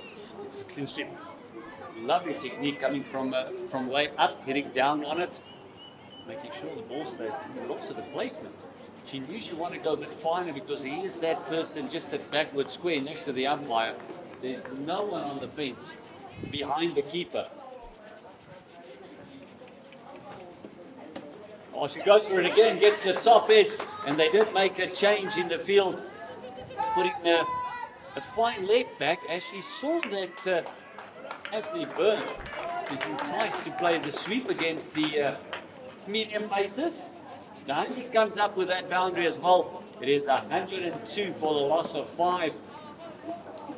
This is a quite interesting partnership so far, Chef. You're looking, they're currently sitting on 20-run partnership with only Lisa scoring 1 run into that. facing 6 balls. So it tells you on how actually she retains in strike on the last ball to say, I'm here to protect you, let me do the work, but again, I still need you to be there for me as long as possible. The partnership currently sitting on 20, only facing 22 balls, both of them.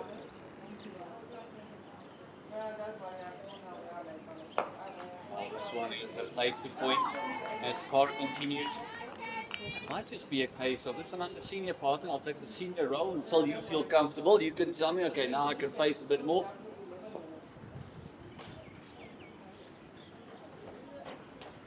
Tossed up nicely.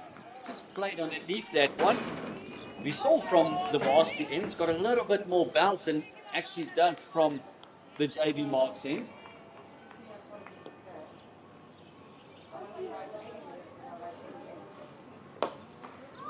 Right on the toe. Not how easily she's compiling her runs here. The first 3 balls, she's not looking to hit, she's not looking to run, but the 4th ball, she's definitely going for it like that. And she misses just slightly, but it's more of, with only 2 balls left, she's more of trying to protect Keitha here to say, let me do the work, like I said earlier. But it's the aggression in those last 2 balls. Oh, this one is spent, but straight to that very short extra cover who comes in close, and then there's a short cover as well who's already got wrist taped up. I think she might have had one yesterday. And yet another double bounce, and it goes for a no ball. I don't know. Again, it goes back to the confidence thing that I said earlier from Kali, and it comes off when she's trying to bowl the quick over. On a free hit, and it's given a good whack. It's out in the deep. It doesn't matter if it's dropped or not. Comes back for the second. Great awareness by the two. She Bird just advancing and giving a whack. And oh, naughty, naughty. There's a short run in there as well. So doing all the hard work and they're getting a run deducted. And I think that double bounce might just be, God, just really gripping it and trying to get more reps through it. And then it just sticks in the hand and in the fingers. But again, end of the over, 23 gone, 104 for the loss of 5. Because by the looks of things, she's holding it with 2 fingers. So obviously with her thumb and index finger, and when she's trying to bowl the quicker one, she's just holding it too tight to get those reps, like you said earlier. But again, it's the technique that needs to be worked on. She's still young. She has so much time to work on certain skills. And again, having the coaching staff behind her, like the coach that she has, she's in a good hands. Good hands.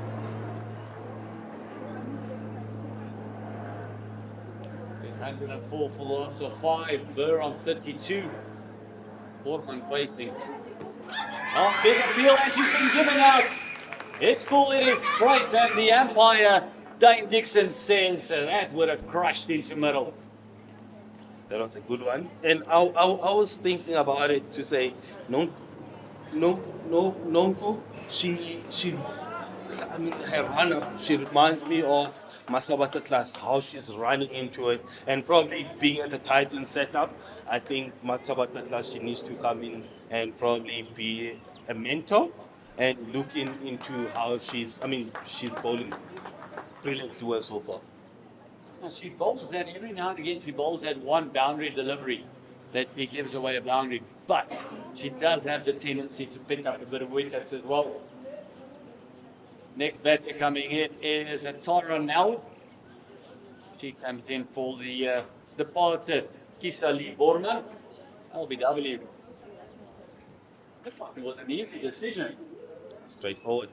And I think earlier and over before this one, she was trying to hit that middle and off time and again. I mean, when you look at, I think it was her third ball where it slightly went and it was swept by Um, it was swept by the previous batter, and that's exactly what she's been trying to do. And with the confidence coming from the keeper to say, "I'm here, I've just hit my left leg or probably my left knee, and that's where you should be bowling and bouncing the ball." Yeah, we apologise. You screamed the wrong batter has been given out. That will probably be fixed in a second. Ashley Burr is still there. Yesterday scored a 30 not out and currently on 32 of 39. But it's Tara now that will be facing.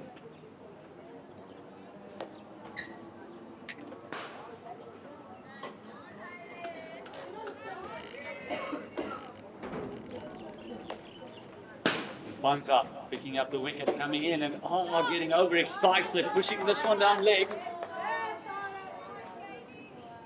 It's the extra run, but that means that Ashley Burr is back on strike.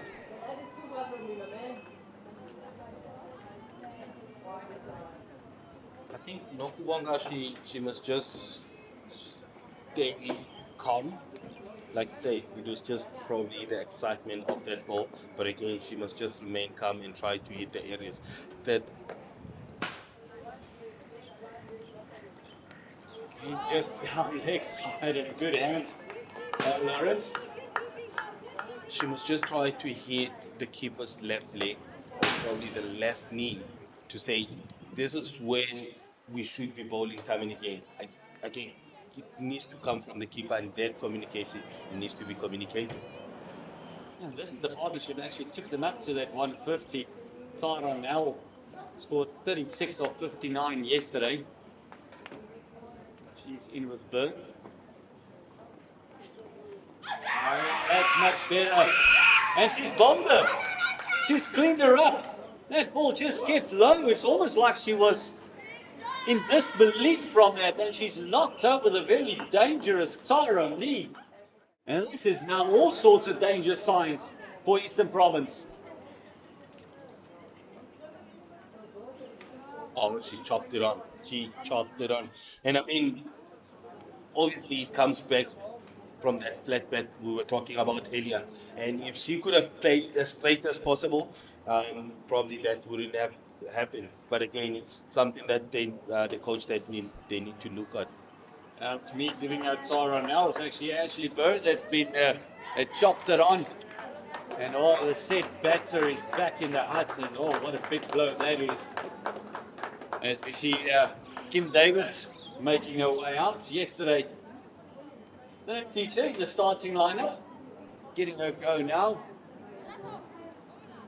Ashley Bird set 32 of 40. And now two new batters at the crease. Now hasn't faced a delivery yet, and now they're going to rebuild. A lot of time to do so. There's only been the 24th over. With that being said, I mean, currently sitting on 107 for 107 with a loss of 7 wickets, just after 24th over. Again, health. It goes back to my point of saying 120, 150. Who's going to take this? If the Titans can bowl them under that 120, it's a good it's a good bonus for them. And again, if they can get if the EP can get into that 150, it's a defendable score for them. Kim Davis just very happy.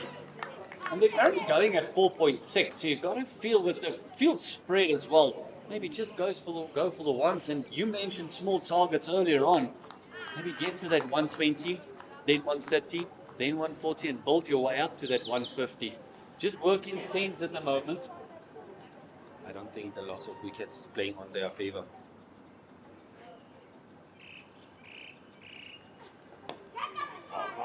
Outside part of the bat. Mpanza With with 2 wickets. with the EP losing the wicket at this time in moment, yes, they might look at having those small targets, but it's going to be tough as the change in room at the moment is they're slightly looking probably 130 would be defendable for them. Yes, not saying they're not having a confidence on their batters, but it's more of being realistic. think that is just showing no interest in that delivery. There. There's a bit of a long over as she's bowled 2 wides. So that almost surprising Burner, I think, because she faced 2 wides and then all of a sudden a gem of a delivery, just keeping a bit low.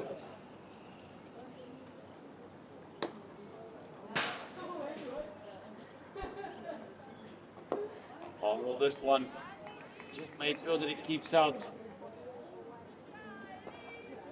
So I think at this time and moment it's a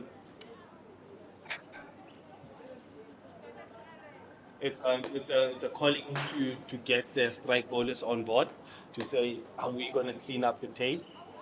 The low order. I beg your pardon, Mr. Gert. When you said there's no tail anymore, it's a low order. So I think it's a calling to say, let's get our best bowlers on to get that target what we looked for. I mean, asking to have probably Shakira to come back and instead of getting called to continue. That would be my opinion. But again, it's the confidence on the captain to say, go on with it. You've done a brilliant job. I mean, you got your 3 wickets so far, and we're backing you on this. Oh yeah. So that we can get the low target that we're looking for. But again, it's not about the target at the moment. It's about getting the wickets. Only 3 good balls should be cleaning this one up. And at the moment, we're going to welcome Mr. Badi Sope and Mr. Gert. I'm going to leave it for now. Thank you very much, Donald. This one is played up in the air, very nearly into that short cover's hands. As Ellie Carr has picked up 3, she'll continue. It's going to be very difficult to get the ball out of her hands, but I agree with you, Gabriel Sequeira, maybe from the other end. Just make life really difficult. This one is flat, that's it. Well fielded. Never seen so many leggies in one side. Talk about 2. And very competitive leggies there. All picking up wickets, and all the wickets have gone to the leggies until Mpanza came into bowl. Oh, this is flight. This is a big appeal. Might have had a bit of a scratch on that one. 2 souths there.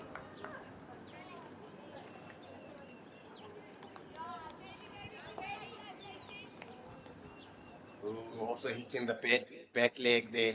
Very fortunate for with one that loops over, and the batsman is happy to let it go and not have a faff at that. And good afternoon, or should I say good morning to you if you've just joined us. This one is played on the leg side. It's a nice pull. Just for the ones he's got protection on that leg side, as we've emphasized. No one close in on the circle. Everyone is on the fence, asking them to play against the spin. Just backing the bowlers, and it's another quick over that's gone through from Carl. And Nell has just gotten herself off the mark. Yeah, halfway through the innings, the score is 108 for 7. With the run rate 4.3, you've got the batsman that walked in yesterday and has top scored with 36, currently at the crease, and Kim Davids. Both of these batsmen are fading you. They need to build a partnership. Plenty of overs still left, around about 25. So they just need to stick around and be patient. Play a very patient game, but not just be patient. Look for the runs. This one is just angling down the leg side again. And Bonza just has that wrist breaking, just pushing the ball down to the leg side. But when she gets it right, we saw the wicket of Ashley Bird right on the money. Yeah, Banza getting the double break there. Very easy. Always say 1 leads to 2, 2 leads to 3.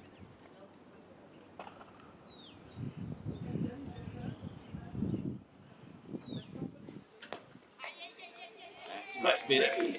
High on as he comes and approaches the crease. and that's why she's able to get it right. Then you talk about the rest. If she can fix that, it becomes much easier. The seam position comes out much better.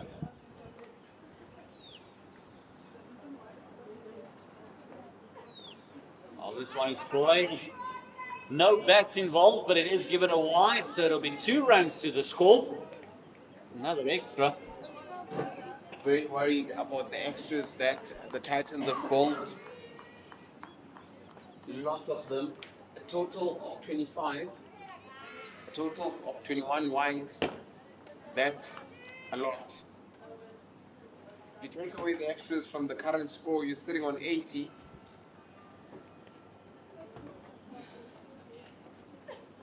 This one is just pushed to that person on the lid. It's the Tabo Rabalau. I beg your pardon. Looks like it's Chanel Venter, the captain. And I say again, she already got her wrist taped up. That's after one day.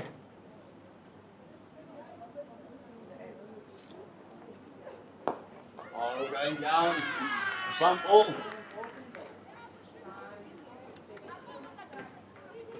Actually, it's a wicket. And it was a nonchalant wicket, popping it back to the umpire. And I don't think you can be given out if there's no appeal. I think that is the rule, if I'm not mistaken.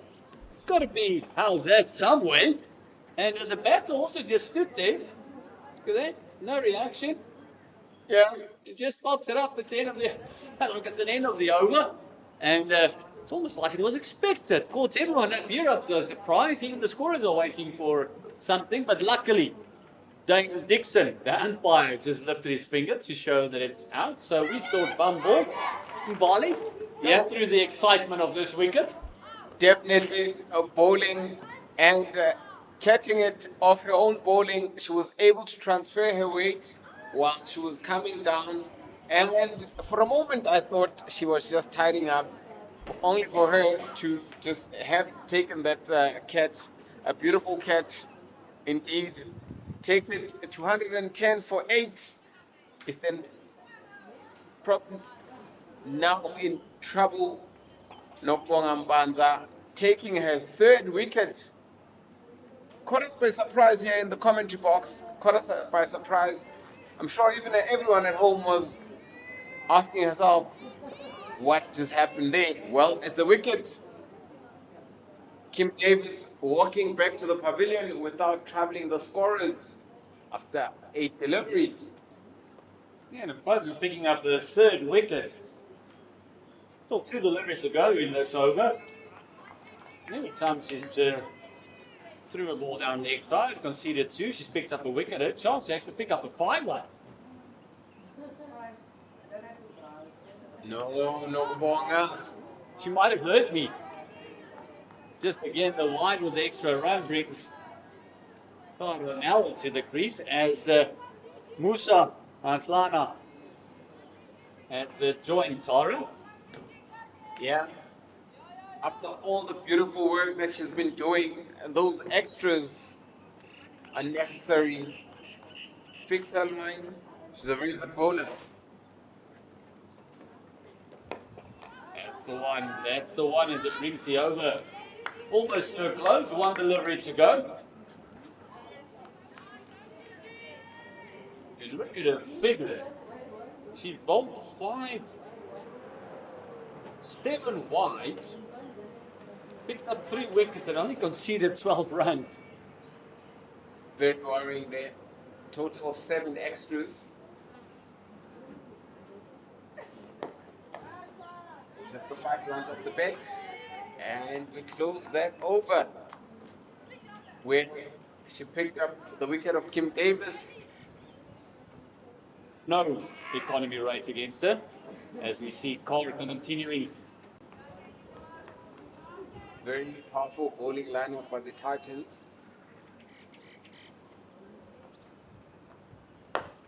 Oh, this one is just still back to back with points. Practice shot, looking good. Yeah, looked very convincing.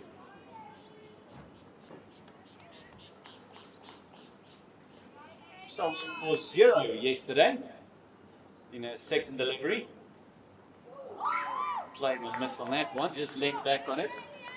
She got clean bowled by Mamli Rapela.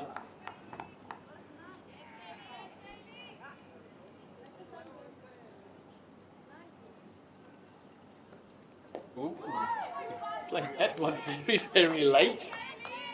Right under her eye. Right as it was just about to hit the bedpan.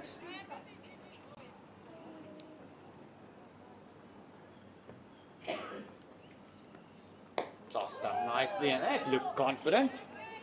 Alana wants to occupy the crease with Tara now as long as they possibly can. Maybe create a bit of an irritating partnership here. For the 9th wicket, if they can eke out a 20 or 30 run partnership, oh, how amazing would that be for Eastern Province? Just get themselves out of that little bit of a hole that they're in now at the moment. You've got to feel that 112 is not enough. Very good glove work there by the keeper once again. Was able to take off the bails and having a word with the umpire just to say, did you see that? Great awareness by Alana as well, keeping her foot down, not dragging her foot. Already saw one amazing thumping earlier on. When he splatter and muscle past the bowler. And she says, although it's the last ball, I'll take a run. I'm off the mark. She's off a pair for the week. Great to get off the mark for Halwana after she got a duck yesterday. Not easy, especially when you walk in coming from the back of a duck. Not long ago, playing social cricket, I was on a pair myself. 3 consecutive weekends. On a day, I was on a deck of cards at one stage. More zeros on me than dominoes. Dots on. Well, immediately as soon as you score that one run, if you've been on a dry or rough patch of form, you feel like celebrating, but it's not enough. You know what's worse is when your team celebrates more than you when you score that one run. That's the worst part, is like you scored 100. And the prep talk before you walk into Gap, you just need to score one run. No, the teams that I played for, remember, I'm a bit old school, so the guys I played for, feeling doesn't really matter, so they keep explaining how the ball looked when you're coming in. It's red, it's round, it's got a bit of a white seam. You know, maybe just look at it before you try and hit it. Don't forget to time it. Yeah. At one stage, one of the advice, just run at the ball. Let it hit you and get off the mark. Just try and get some bats on it. And funds are continuing. Alana's actually, after that run, just gone forward nicely twice already. Well, I'm only busy with her 4th over, so she could definitely still work on her fiver. Yeah, it's been 3 incredible overs so far, producing 3 wickets.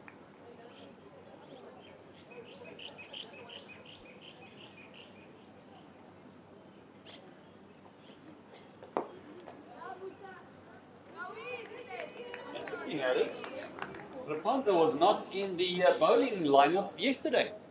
So this is her first outing with the ball. Captains gets many options, or has many options. Remember bowling. Oh, this one is tossed up and had a full go with it. She decided that cow is going to be my corner. Just missed it. Yeah, going back to what I was saying about yesterday, they managed to bowl Western Province out for 111 runs. So could be she could not bowl because they finished quite early. She was in the team yesterday, unfortunately, but making a statement today. Oh, this one, just that beautiful arm, left arm you were talking about, just falling away in that one. Yeah, it's something that she needs to work on, or the coaches need to work on with her. But how she rides, and as she gets to the crease, that right arm rises very high, right arm there, and it's just a delivery of the ball there.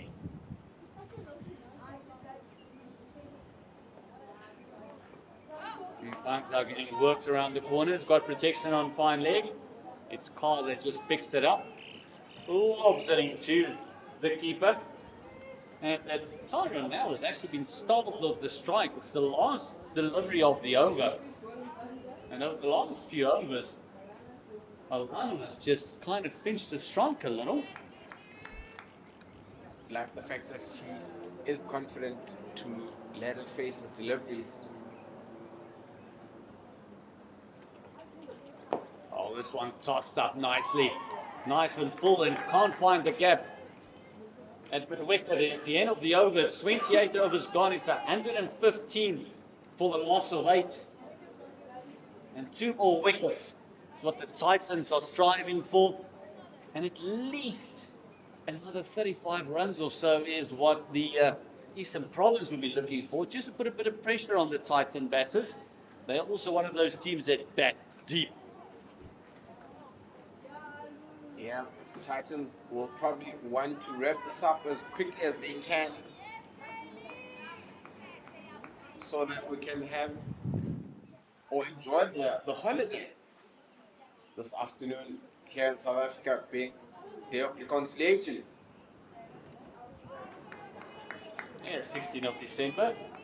Normally in the afternoon, so Day of Reconciliation, you'll find a couple of brides up and about. We'll no doubt smell the fires a bit later on in Bali as the people come into the stadium to enjoy a bit of cricket. I hope you prepared the charcoal before you left home. The 5 spritz. Wood, my friend, wood. Right with wood. Interesting. Braai with wood. Your girl was with charcoal. Depends on how hungry the family is. But also, I think an expert would then brine on wood.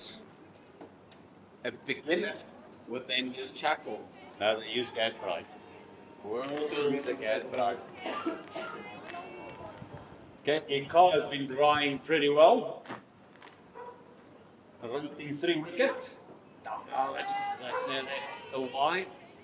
She's been going for that extra turn. Every time she goes for that real ripper, it just goes a little bit wrong. But bright future for her as a leg spinner. 3 for 24. Still halfway through the over.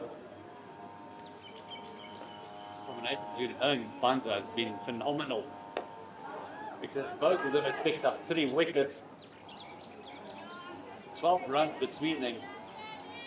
12 overs between them rather. Going on the 13th, and it's only 58 runs. Banza only going for 14.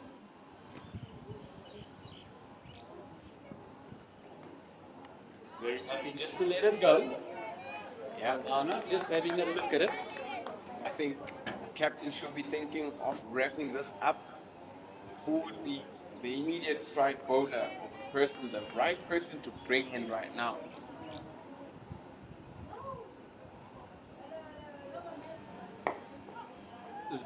Bit of a lack of feet movement. Also, she's been doing very well with her feet movement. Most divides another over, and it's another run that came from the over. Kaylee Carr has got 1 over left in her allotted 10. She's picked up 3 for 24. We want to finish strong. 116 for the loss of 8. Eastern Province taking on the Titans, who won the toss earlier on this morning and elected to field first, and has been brilliant in the field. Extras, a little bit concerning. They've allowed a few extras to sneak through. But other than that, ground fielding has been exquisite. No drop catches as of yet. 29 extras is the total. Well, the one I can think of was off that no ball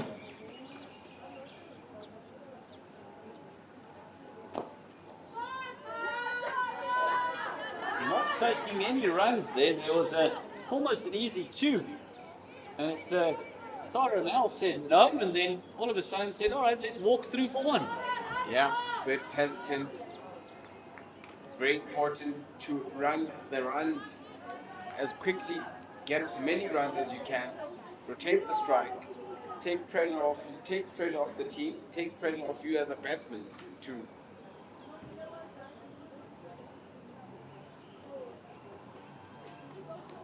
This one just down leg once again.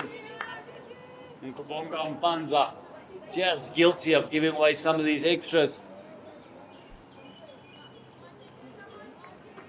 And also, I think it's very important that Nokubonga works on her fitness levels, because also this may be a result of fitness levels too.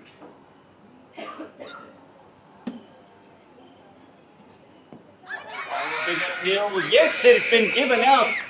It's her 4th wicket, working on that 5. I said earlier, every time she bowls a wide in the over, a wicket comes. And she's using that to great effect. It's her 4th wicket. It's LBW. Definitely, that one wide ball is the magic delivery, because every time after that delivery, there's always a wicket.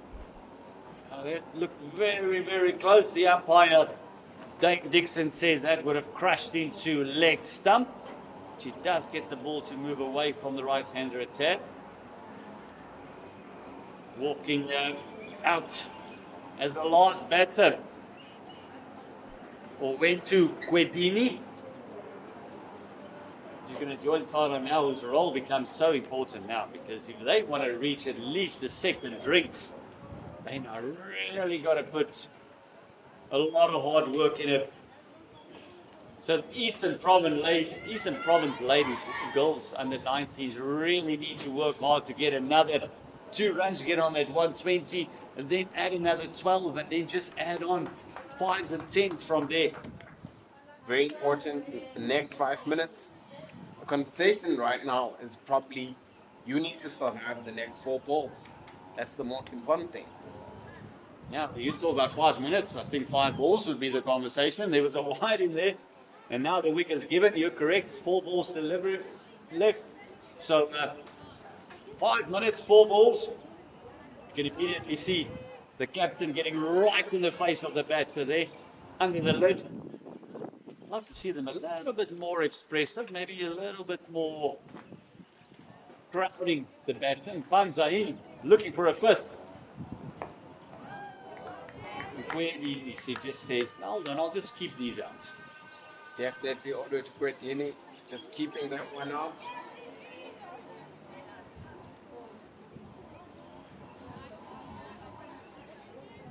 Tavernill coming in late, was hoping for yesterday's heroics. Hey, that wide again. There should be danger signs for the Eastern Province. But luckily getting Tara now on strike. Hopefully she can finish the strike there at the end again. Shows the depth of the Titans.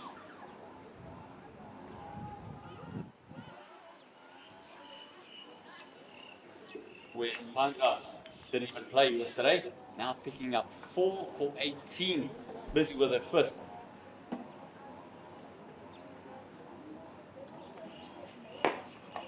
This one worked to the leg side. The misfield, but it almost looks like it was on purpose to see if they can't get the new batter on strike. Yeah, Tavernill immediately declining a run opportunity. Says, let me take it on.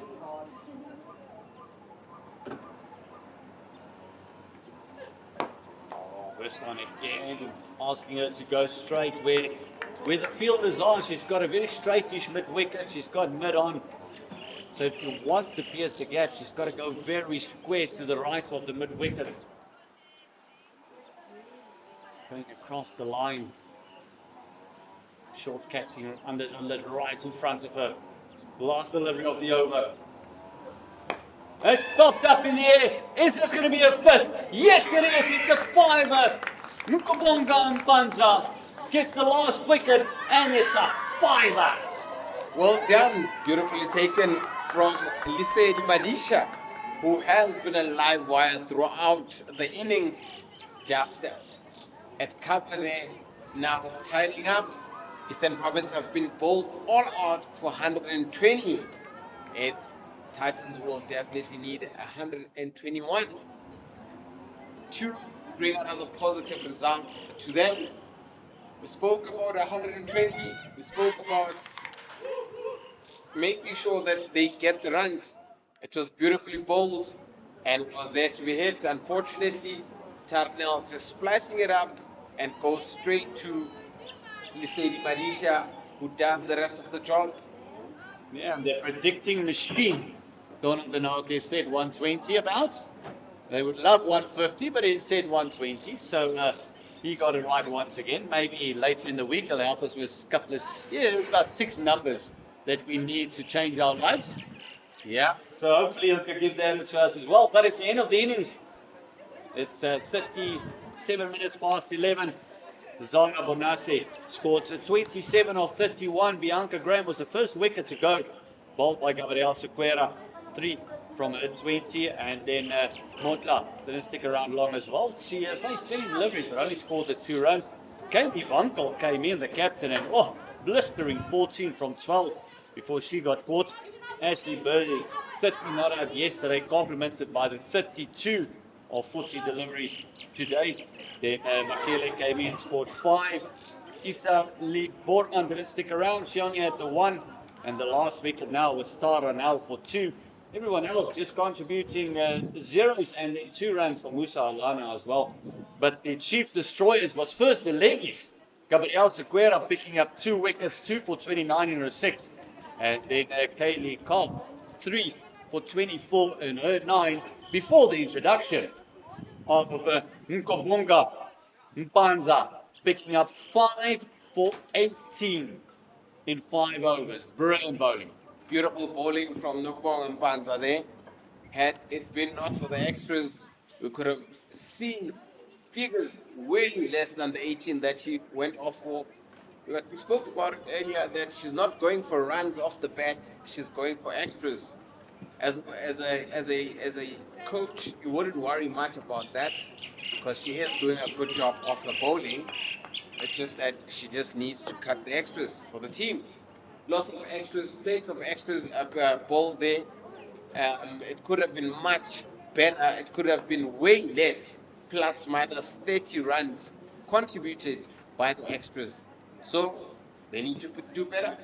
That's it, and we'll be back in about 10 to 15 minutes time with a changeover for the run chase just before lunch. A little tricky period of play for the Titans. The Titans require 121 to win. We'll be back in about 10 minutes time.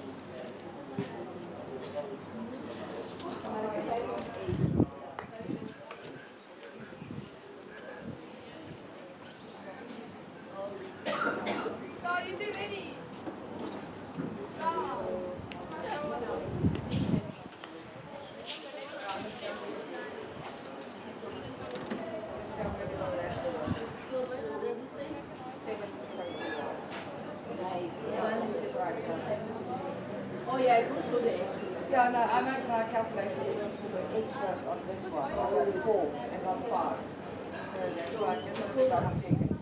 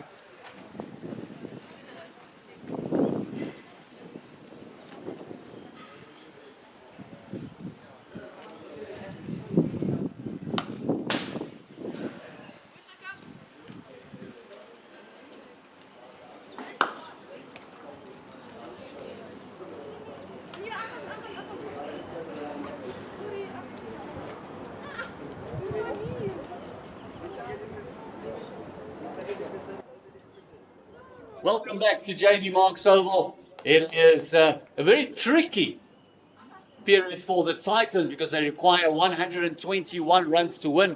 They've got 50 overs to do so, but only a few minutes before lunch gets taken. And it's going to be the Eastern Province that really want to pick up early wickets. That power play is going to be so important to put the pressure back on the Titans. The two Titan batsmen are already at the crease. They can't wait to get going. It'll be Lesedi Madisha and Simone Lawrence, the keeper for the Titans. As we see the two umpires making their way out. Umpire Nkomo and Dixon been officiating very well, very strict on the wides and very accommodating with the LBWs as well. Really controlling the game nicely. Joined by good old big double D, Donald Benaki. Welcome back once again. It's going to be a very important start for the Titans. Most definitely, Gert. I mean, when you look at the run chase here, right, it's just going to go both ways. We've got about 20 to 30 minutes of play before lunch, and it's the foundation that the Titans will have to lay up here to say, are we going to go probably second over? Are we going to get the perfect start? Are we going to get the slow start to finish on a bang? Or probably we're just going to look at applying ourselves going forward? Yeah, they definitely need to apply themselves. I think wickets in hand is going to be the most important thing. And I think if they can just look at protecting the wickets into the power play. I mean, as much as it is having the left and nose right here, get to bat longer. Application is everything at this time and moment to say lunch, losing a wicket before lunch or finishing the game before lunch. And again, it's going to be a good start to the EP because they defended 150 yesterday. That's another 59 minutes to go as we get ready for our first delivery. The left-hander facing up. It is Simone Lawrence.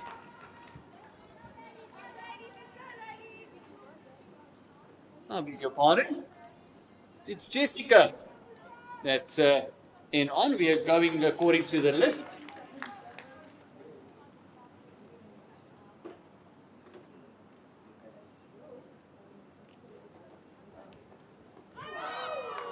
So when you look at the 30 positions here, only we've got the find again at admin out, whereby EP looks like they're wiggling their tail here to say, we're here to defend and we're here to protect our 120. Yes, we know it's a low total, but again, we are capable of taking this game away from you guys. Jessica Stoubley facing up. She's the left-hander. The Tabo Ramalao is her partner. And Musa Alano taking on the new ball duties for Eastern Province.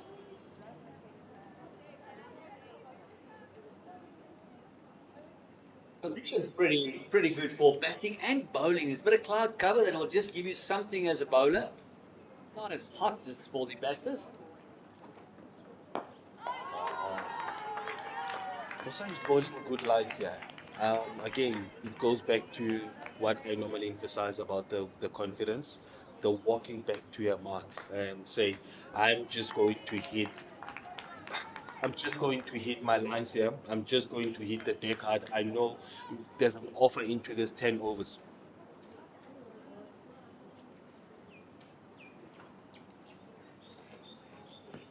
This one is worked around the corner. Very excitable gully region.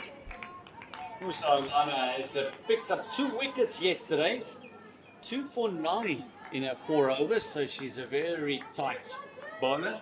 We've just been informed by production that lunch will be taken at 1 o'clock today to accommodate this inning.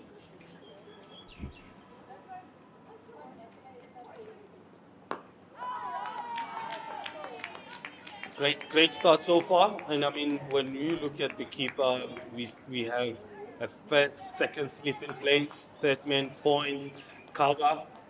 She's slightly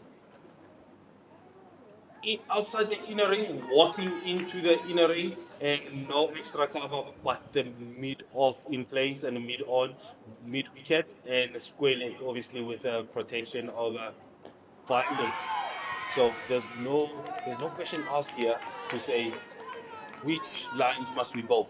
So obviously with that over been bowled, it's more of you miss, I hit, and we are taking the wickets.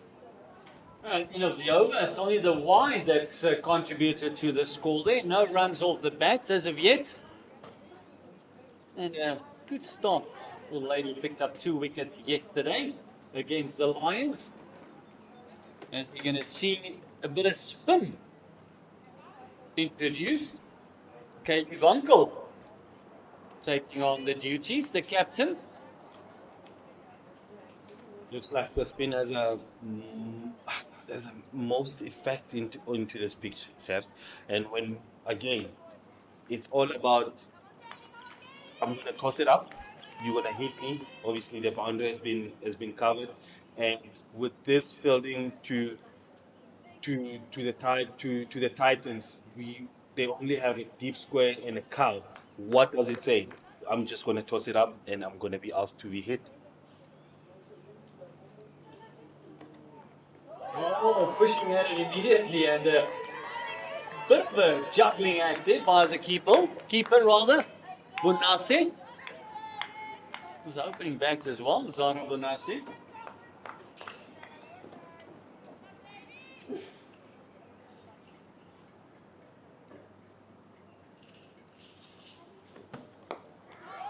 I don't know. Is it an offie or a leg spinner?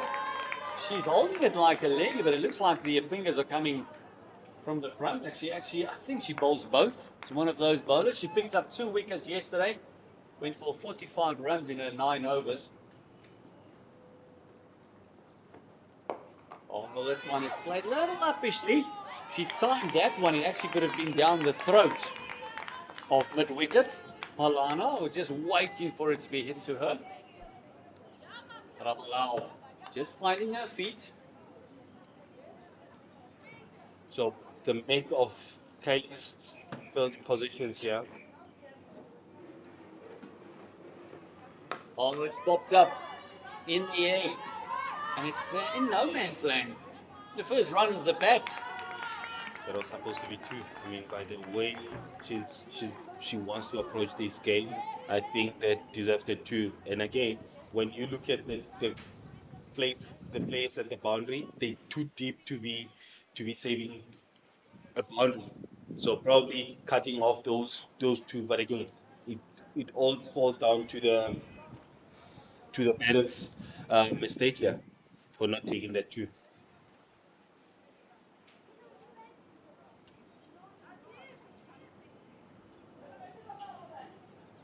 Just changing the field slightly. Wants a bit finer for the left-hander. Ivankov looks like she's going to be turning it away if you look at the position of the slip. Oh, very nearly under the helmet. That would have been a fantastic catch if she pulled that off.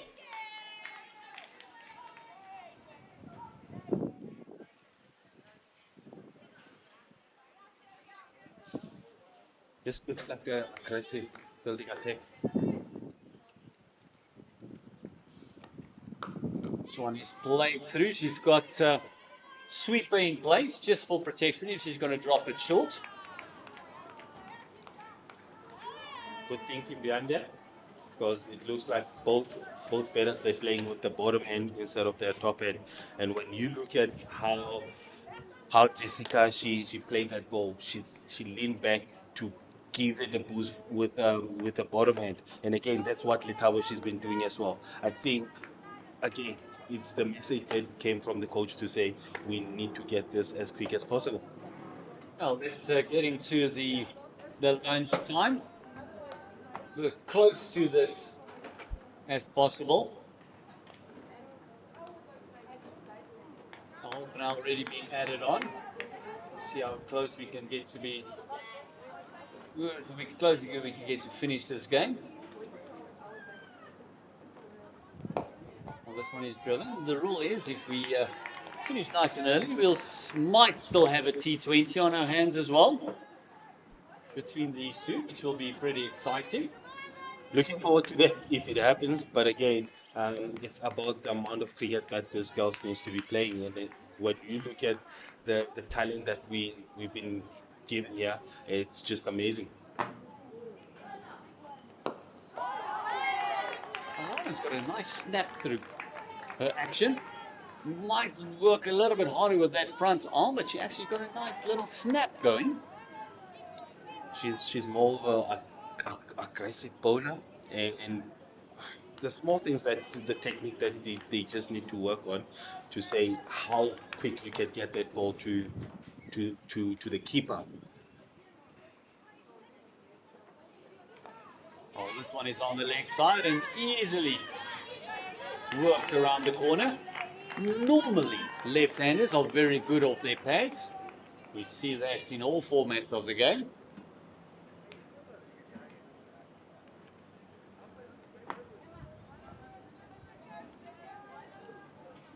It's really, when it comes to a low target chase, Gert, it's just gives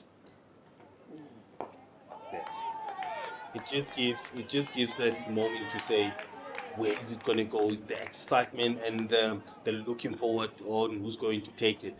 And the more the Titans have wicket in hands, the confidence is going to come to the lower order to say how. I mean, obviously, we having the wickets in hand is just going to become easy for whoever's coming in next. Well, this one is popped up in the air. It's the first wicket. And it's Alana picking off where she left off yesterday. Picked up two and now picking up the wicket of Letabo Ratablau for one. And it's the first strike for Eastern Province. The excitement that Musa she's showing here, it looks like she's determined to win this game. And look at that. That was a great ball to be asked to hit, but again, it was the right area to bowl to say, hit me, I've got protection to take it. And the hard working that she's been showing, these are the results of that. I mean, she shows so much passion.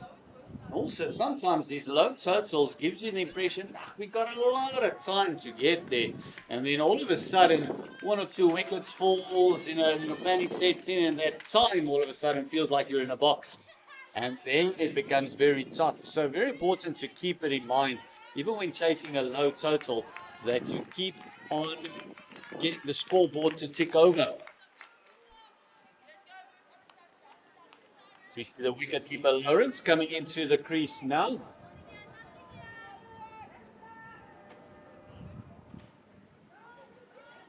Facing the music. One delivery to deal with. Is she a setup of a Titan senior woman? I believe so because the helmet says so, isn't it? And again, this is where the future is bright for her. Oh, this one is playing. Whoa, very nearly first baller. Just dropping short of the fielder. And that's Kim Davids who nearly took it. And oh, what a strike that would have been. Now Seema, she doesn't have time to waste, yeah. And obviously, it's the message coming from the coach, to say let's just finish this as early as possible. And the confidence that she's showing, I don't think it's about her. Obviously, she stood there as a keeper. She knows where the bounce and the nose of the ball is coming from and where she can trust the bounce as well. It was very well played to the offside.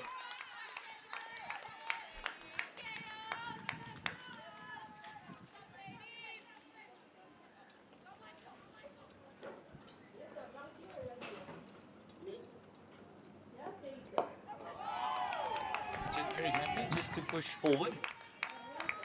She's got protection on the boundaries.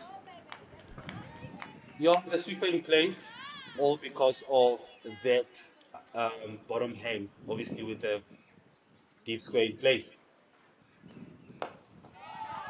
And she showed those signs to say, I'm strong with my bottom hand rather than my top hand. But at this time and moment, she's just trying to play the clue up and probably repairing off the wicket that has just fallen now.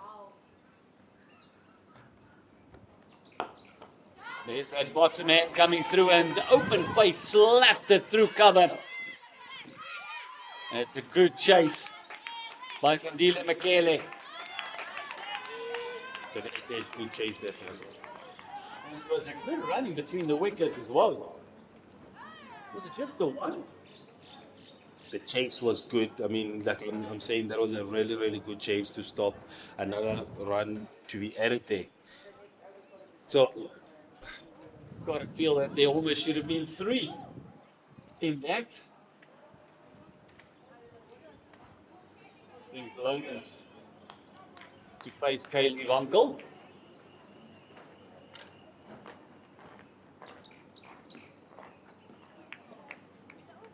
that was quite different to Jet player. Oh, this one is beautifully pulled through mid-wicket. No chance for a deep square to get there. And it's the first forfeit for Jessica, for Simone Lawrence. Looks like it's going to be a long, at the same time, it looks like it's going to be a short day. You look at how she played that right in the middle of the bat to take that mid-wicket area region, and it goes down to a boundary. Just a slight drag down there by the bowler. This one advancing a clean bowl. No need for that.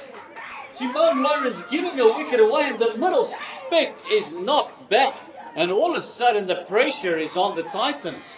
Finish has been disturbed, yeah. And obviously, it goes back to what I said earlier to say that Eastern Province girls, they've got a really, really a good bowling attack here. And being undermined because of the low total here that has been happening. Okay, with the spin, it gives us that little bit of a turn of the deck. No, my word, that is a big, big, big wicket. Lovely turn. As the first wicket for Kaylee Vonkel in this match. Picked up 2 yesterday against the Lions, and she opened the bowling as well, so we know she likes to pick up top wickets. It's the shades. It's the shades, the confidence. It's the shades that we're seeing here. But again, it's one of those, they still believe they can take this game. Doesn't matter how much they posted. And their bowling, I think, is very, very good. And you can just see with the buzz on the field. The fielders are behind the bowler. The keeper is just cheering everyone up. Fantastic. As we see Kaka Sibelebele coming in.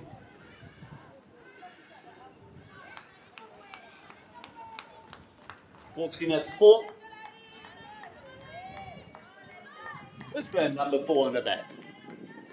So hopefully that will be a good omen for her. You, as much as everyone knows how superstitious cricketers can get, especially when it comes to numbers and the way they get dressed and all that sort of stuff. How they walk. How they walk in, yes. That was the end of the over, the fall of that wicket. Long outside part of the bat, and all of a sudden, Jessica Stumbler also feels that she needs to have a bit of a go. Musalana picking up the first wicket. And his third over, only conceding 2 runs.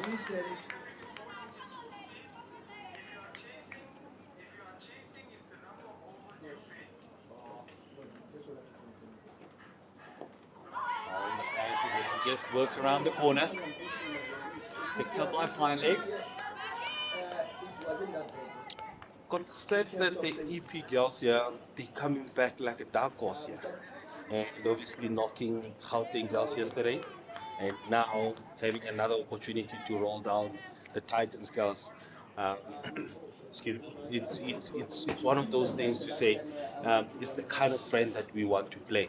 It's not about the bench, it's not about who we're playing, it's the kind of brand that we want to play and play a good cricket. Obviously, team collective effort is everything for them. Oh, this one is driven nicely, but straight back to the bowler. Just the team setup and the confidence that these teams are showing at the moment. Eastern Province knocking out one of the favourites, and they got an opportunity here. They can knock back the Titans. It is going to be a major upset. Then they've got to be seen as one of the favourites for the tournament.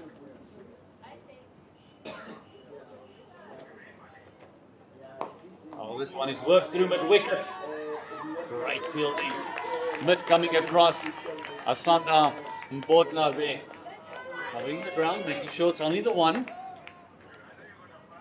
This is a quite interesting field coming from Musa, whereby you're now looking at 5-4 with mid-wicket, long, mid-on, mid-off, cover, point, and square leg up on a ring. Oh, outside edge. The buzz for me. It's the buzz and the positivity that these girls are showing. How hungry they want to win this game, like. And again, it was built up into walking into this innings. I mean, how they huddled before the game, before this inning, it was so strong and positive. Getting outside part of the bats and closing out the over with a dot once again. Musa Alana just completing the two, working in twos in a 3 over so far. And what a start for Eastern Province. Halfway through the power play, 11 for the loss of 2. It's exactly what the coach would have ordered. Looks like the Titans' changing room is a bit shaky here. But again, it's the repair that Jessica and Kyla needs to do here, whereby you're looking at losing 2 quick wickets and quality players up front. Is it us applying ourselves, or again going back to the original plan of taking on the runs and looking forward to end the game as quick as possible? And it shouldn't be about that for me. It's more of how we're going to win this game. Oh, this one is popped up in the air. It's another wicket. It's another soft one. Chidelebele. Just absolute fielding practice for the bowler there. Haley Bunkel said, thank you very much. I'll snap it up. Too soft. Too soft. When you look at that, it's so soft. Just play back with again the bottom hand coming in place. That's the thing. It's just ridiculous. Now the coach needs to go back to his drawing board here. And they're just losing good players up front here. Good bends.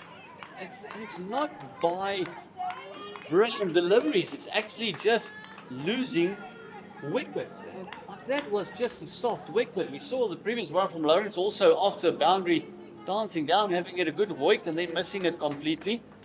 They still got 269 deliveries to get this 110. They're already 3 down in Eastern Province. Oh, they can be a handful in this tournament. There's Madisha walking in. And also she has a Titans helmet on.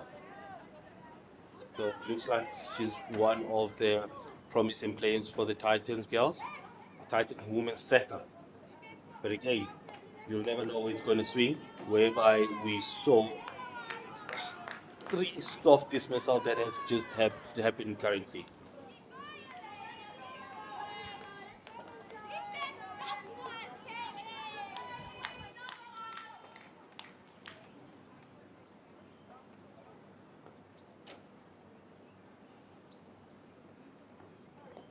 Bowman immediately finding the outside part of the bats, and that would have been one of the catches of the tournament thus far.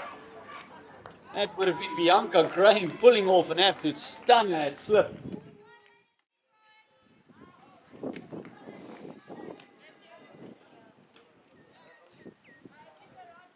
Just look at that. Look at that.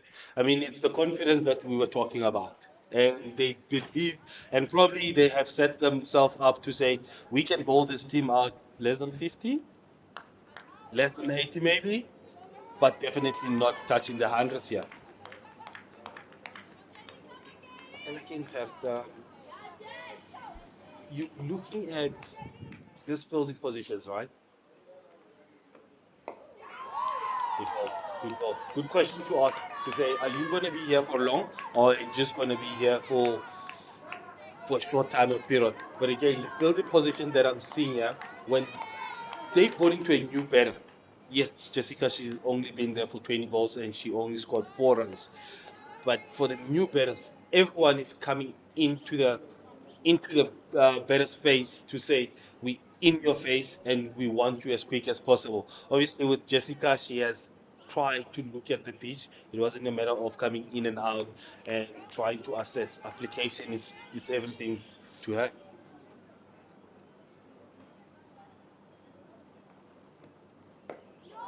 Now, all the pressure is going to be on Jessica. Can't really get that bottom head going now, can she? Because she can't afford to lose a wicket. She's been there for 21 deliveries. She kind of needs to hang around, and hopefully Lesedi Madisha will be a partner that she's been looking for. Nice and firm, driven back. Good fielding from her own bowling.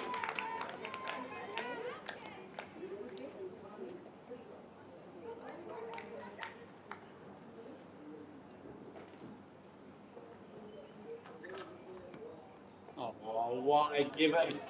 The last delivery of the over. You can just see her talking into her shirt. Not happy with herself.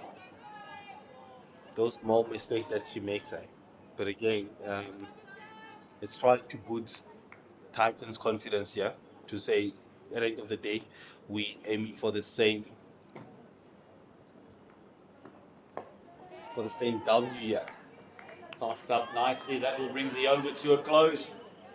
It's the end of only 6 overs, but 3 wickets have fallen for only 13 runs. Small target, small total they need. They need 108 runs to win. But now with only 7 wickets in hand, and both the opening bowlers picking up wickets. 2 for Wankel and 1 for her partner Alana on the other end. We see here what that conversation in the middle would be.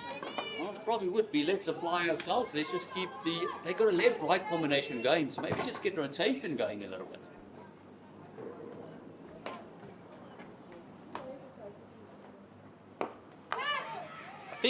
I think how to get that rotation going, Shark, is playing straight bat. And what we've seen from all 3 wickets that has been falling, it's the players that have been playing with that bottom hand to say we want this runs as quick as possible. But now, when you look at Lisedi, how she's now played the ball before this, she's been trying to play as straight as possible. Yeah, beating outside part of that. And you can just hear from where we're sitting, you just hear the atmosphere from the field. Eastern Province girls are just absolutely in it at the moment. The tails are wiggling, wiggling, wiggling. They can just see the victory so far. But again, if these two are not going to apply themselves, probably put win. Obviously, for me, is they just probably lost the power play.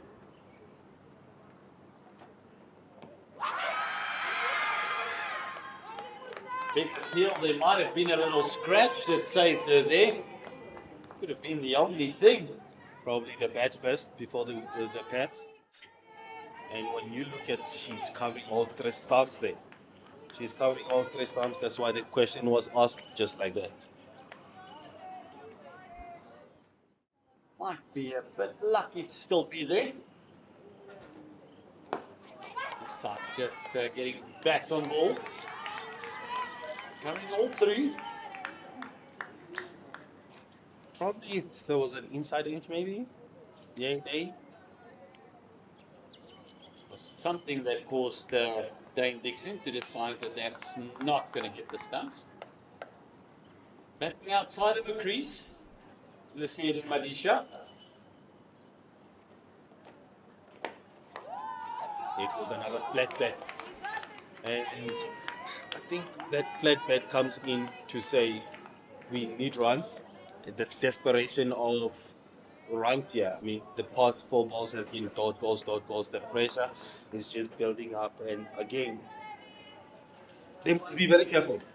If this pressure gonna build up like this, there will be a runner coming. And it looks like it. For me, I've got that feeling coming, seeing it happening, but it's the communication. It's much better and looked a lot more solid from Adisha. Brings you over to a close and a maiden over, the 7th over. And the required rate is only 2.5, but the achieved rate is 1.9. So all the pressure. A lot at stake, especially for the Titans. A lot at stake for Eastern Province. At the end of the day, you want to walk away as a victor. Whether an individual carries the team, which does happen, but it's always a collective effort. There's no I in team. As you can see, Jessica Stubley just playing for the team and has been in there for a while. And we've got Lisedi Madisha. Very exciting, Lisedi Madisha. I saw her body language on the field, even the body language as a batsman. For me, I think she's very exciting. I'm yet to have a conversation with her, but positive cricketer from where I am. Stuckey has played very well for her 9th so far. Yes, she's missed out on a couple that were meant to go to the boundary, but very important that you find a batsman that's going to bat through. And speaking of batting through, Mr. Buffett, you're looking at how Stavely she's been batting, right? She's currently on 9 runs, single digits with 39 balls that she's faced so far. Well played. Well played and good commitment to Halana there. So for me, is the application that I've been talking about to say if you can face 40 balls just for 9 runs. Obviously, she missed out here and there, but I hope that doesn't bother her because she has a big load of work to do up front here. She lost all two batters before her, and with that, there was a few wickets, and obviously it was soft dismissals, like Mr. Maloney said earlier. Those soft dismissals, it applies back to her to say, how am I going to carry this team? Is it about me? Is it about everyone? Yes, it's not about her. It's all about how we're going to get a slow start. It's okay, but it's how she's going to finish it. Yeah, you make a very important point as we see Ranko, who has taken 2 wickets so far, continue. Beautiful delivery there. On other side of the coin with the EP girls, it was about now how do we push the Titans girls to the ropes? How do we keep maintaining the pressure? Like that, then it's been taken. That was a good catch to dismiss the Sedi Madisha there. I mean, again, the fielding position has been placed. No one outside the ring. Toss it up, make her light it up, and say, just hit me. When you look at toss it up and right in the slot, but not enough to clear the inner ring. 2 of those, or should I say 3 of those dismissals are almost similar, where you've got a player who wants to go over and on top, but they don't connect the ball. Instead of hitting the ball over, they get under the ball, and it does not get enough elevation. So beautiful delivery from Kyla Bento, the chief destroyer, now having taken 3 wickets, and she's gone for 13 runs. This is her 6th over, and we've seen Nalwana, who's bowled beautifully also, just being rewarded 1 wicket, having gone for just 8 runs in the 6 overs that she's bowled. Now this brings out the captain herself, that is Shanae Fenter, to the crease.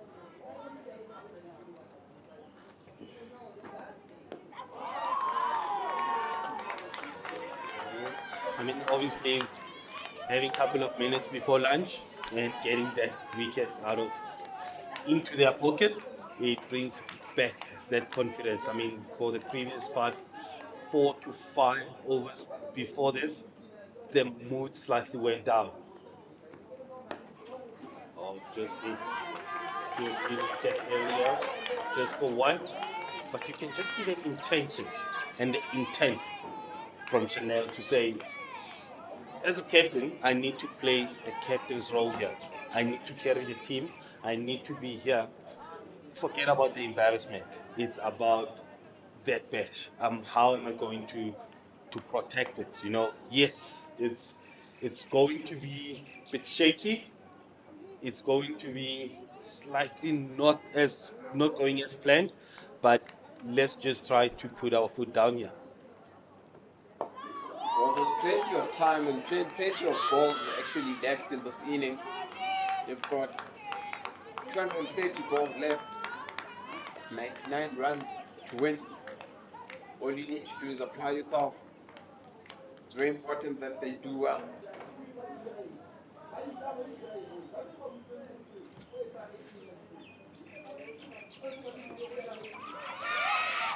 One around the and Empire will signal leg drive there. Doesn't matter how they come, as long as the scoreboard keeps ticking. It is the end of the over, the 12th over to be precise. Score is 23 for 4. Titans in a spot of bother, and we see Bolland sitting in the grandstand eyeing what is happening right now. Have had the game finished quite early. They're now probably enjoying their holiday here. I Yeah, mean, obviously, as today is one of the holidays, and yeah, they have to do the business as quick as possible to come and sit on this grandstand here. definitely enjoying their holiday. But we're here to bring out all the cricket. And with that being said, a change of bowler.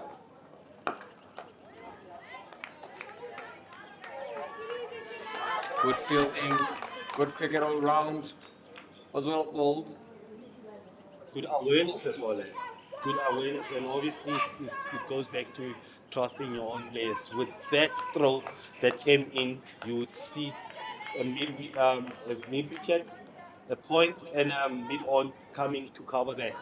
That was a great game awareness. Bianca Graham there. Just gentle medium pacer. Taking over from where Halane was bowling at the JB Marks end. Captain relying on Bianca right now just to make sure that they break the partnership. Much cannot be said about this partnership, but they need to break it.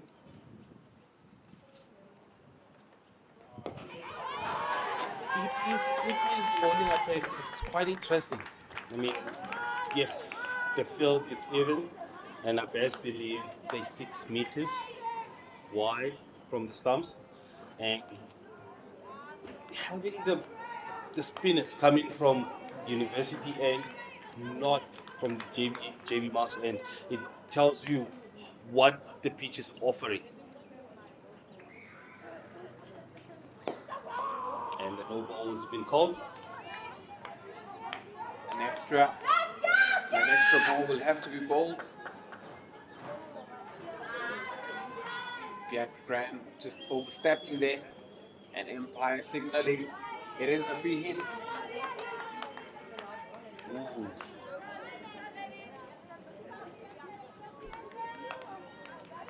Eastern Province, they must just be careful here of not letting this game slip between their fingers here, because with these extras coming in here and there, contributing, it just chips away and it's been worked out into 45 region just for one. They must just be very, very careful to say the more extras we're giving away, the donation that we're giving here, it builds the confidence to these two. I mean, Chanel and Jessica being on a crease, with Jessica only scoring his, oh, she's still on nine runs for 47, 47 balls faced. They must just be very careful not to boost the Titans girls' confidence here. There goes that quarter man once again. Very high arm action, beautifully bowled by Bianca Graham as she walks back to her mark.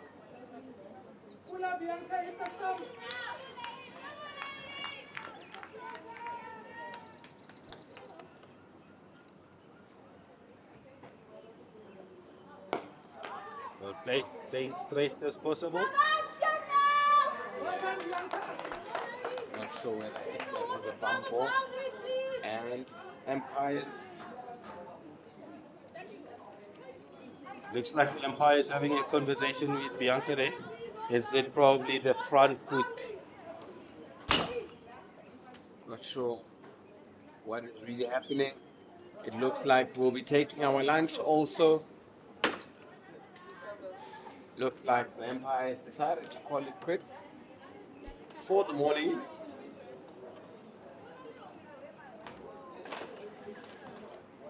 It is lunch. It ends on 25 for 4 for the Titans.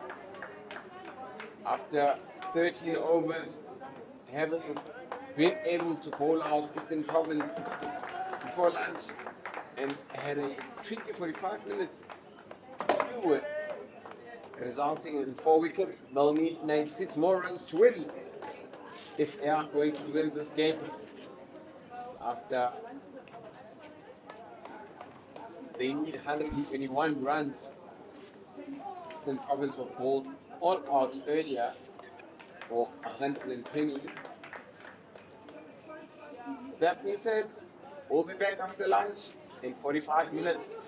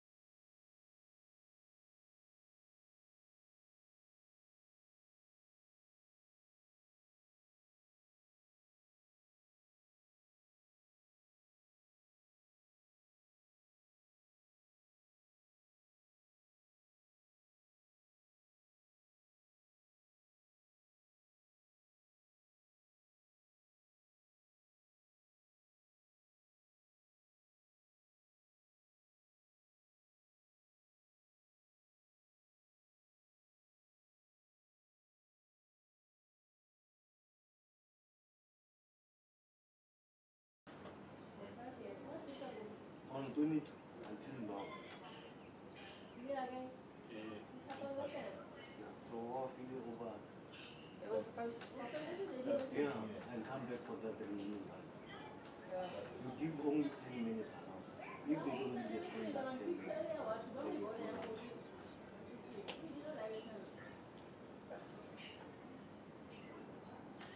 So it's possible the kids will get.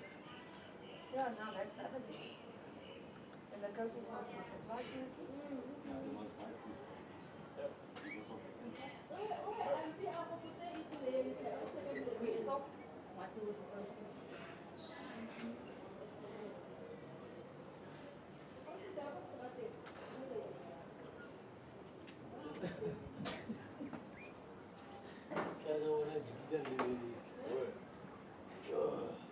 Mari baru mulai.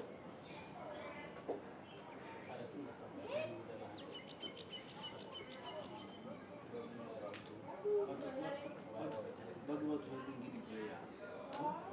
The player. No, Mara. Not like that. I did run into over 10 minutes. If you don't reach that amount, 6 months, and then you could go for that. Some of them are going to do the shows up to do it again.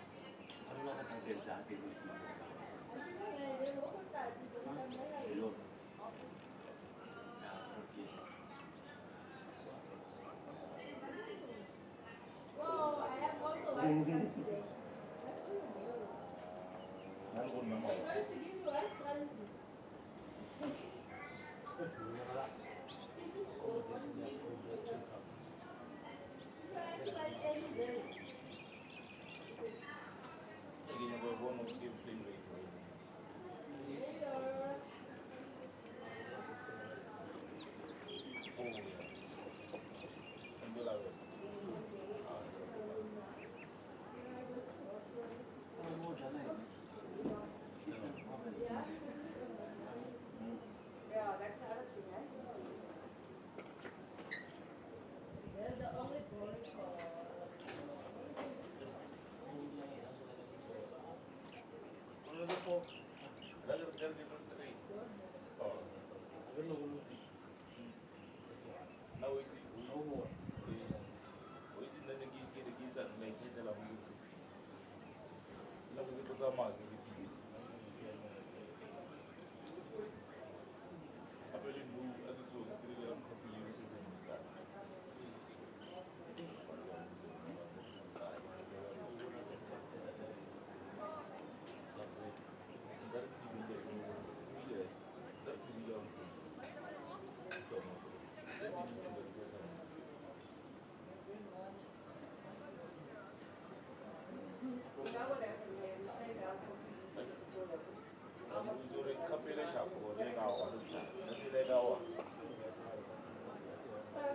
We don't come down regular. I only get every second week. If we come down, it will be every second. Yeah, all right. Look more. Good front day.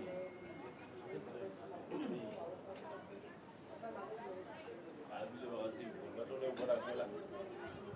About I play lateral with So it used to become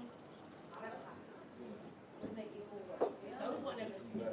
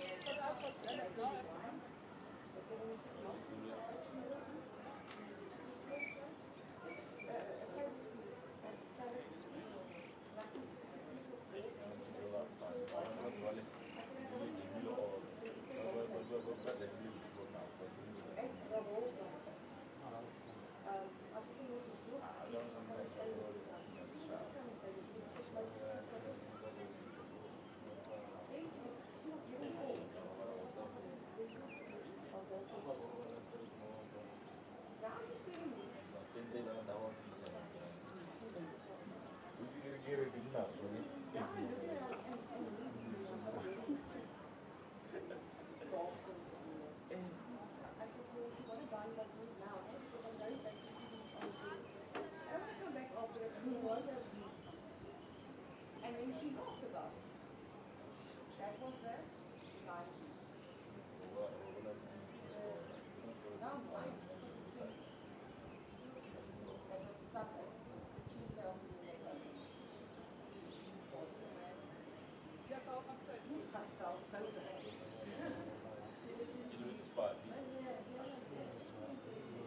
Unless it's serious, we're going to sit down,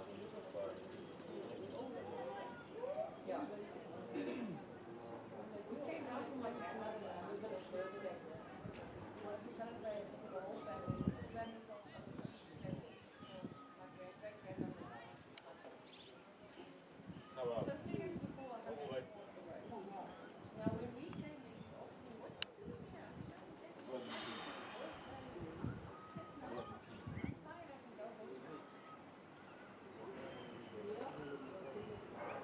And then when she saw everybody, 3 days before she went out,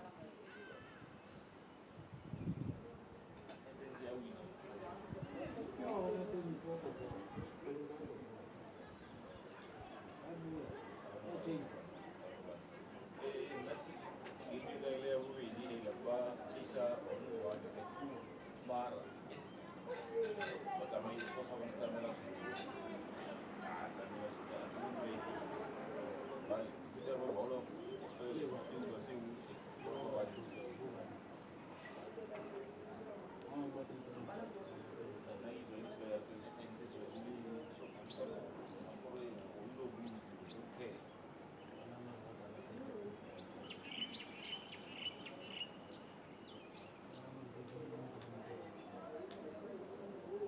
Silipon banyak nampak.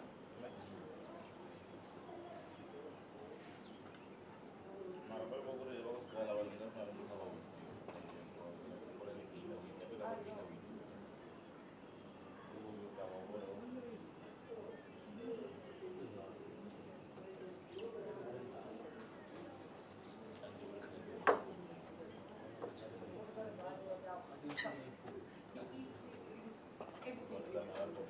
got married now on the 6th of December. He's old. Everything that everybody spoke about him was cricket. They said to the wife, you bowled him out. That's why you got the wicket on your finger. Oh. And we, at my club, we got a family. And we, like now, I'm not very sure.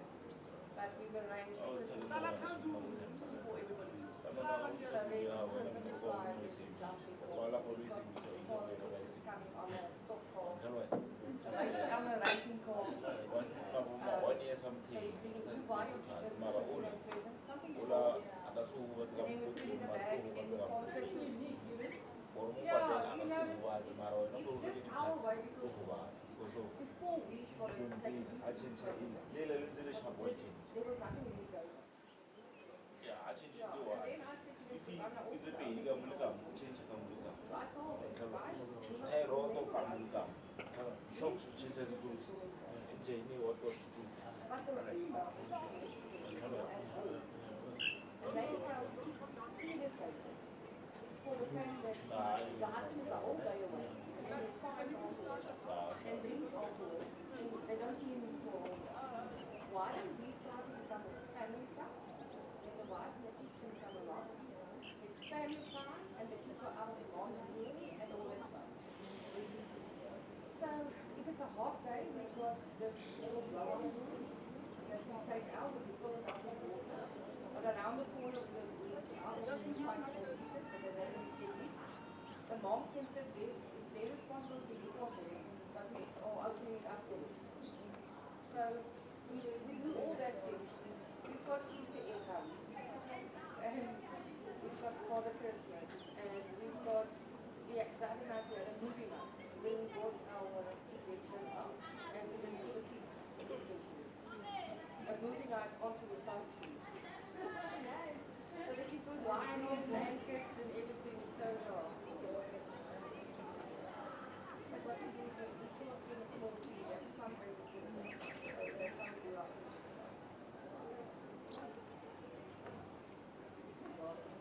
platform and bottom. The bottom is where we change our team to bring output, and then that's basically the management. So the team that brings the most output will win a prize. So what we've done is we gave him a car and Japanese club. One brought afterwards, whenever they want it. So now this year I believe they've got also a power and big voucher, which is like that. And I believe the big is the one. So yeah, the one I do, yeah. Well, the previous one, I don't know how I did last night, because like I said, I'm not there. The previous one, we had not 90, I think it was like 7,000 rand left of helping basically the money to the customer. Yes, after the game. During the games for the spectators, after the games for the... We've got another thing that I would have. We've got 2 more cancelled for parties. So that's something to know.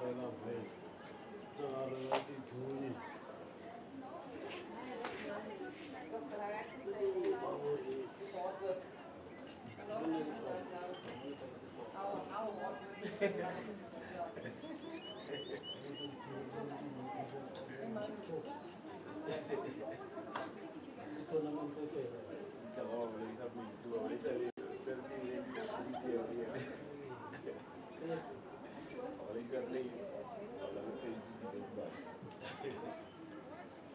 Like now, Friday, the teams that's coming, they've challenged the teams.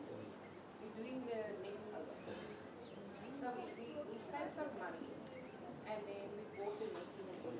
So now we have to take all the old netting off, all the new ones on. So now what we've done is we challenged the teams again, saying the team with the most helpers will also do something. Because otherwise it's just the groundsman and the management, but we want to make a difference. So now you see, it's amazing how many people are on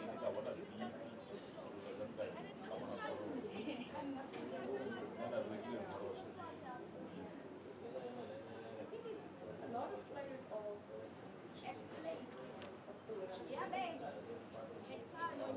My own way. I want to thank people, but I don't want to do the work. I want to come in and I want you as a council to provide me with ABCD. But ABCD needs funding to be done. So,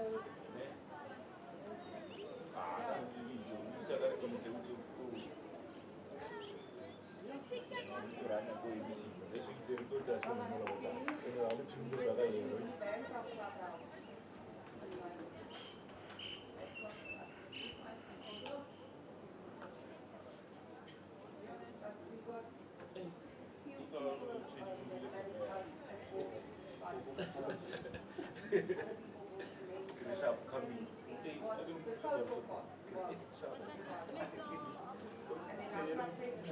Very easy.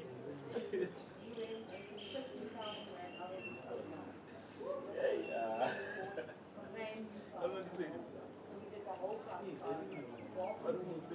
Inside and out and everything.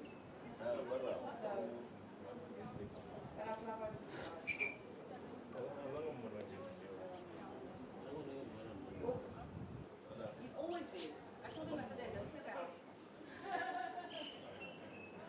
Because he will ask me, where are you guys? And I'm like, I'm at the house, eh? I paid really expensive to have this out. And he would say, no, man, I'm sitting here to come and join you. I'm like, bruh, don't you get tired of that place?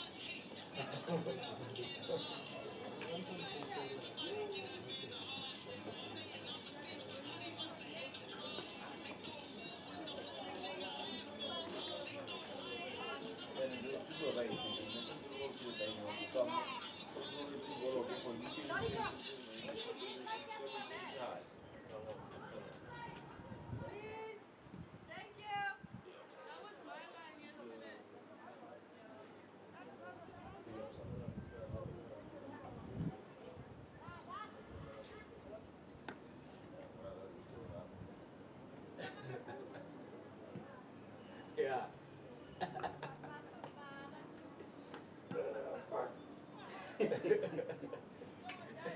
Hey.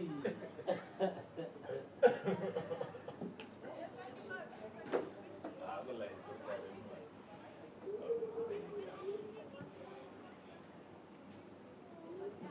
Tapi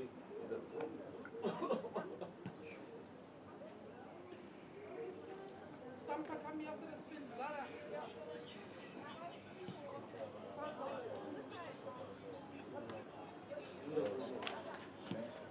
kau ini nampak dia.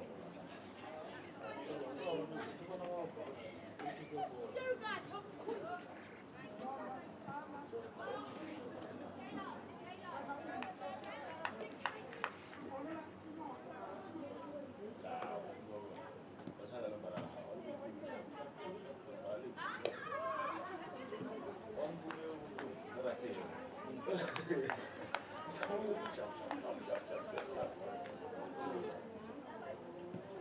Hello.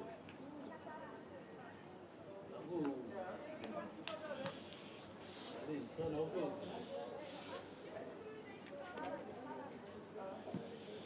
Saya lagi. Mana aku? Eh?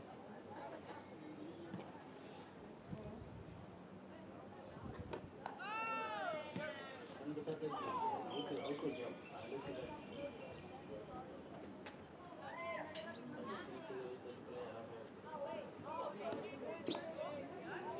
Yang jauh dia. Jauh nama. Yang benar.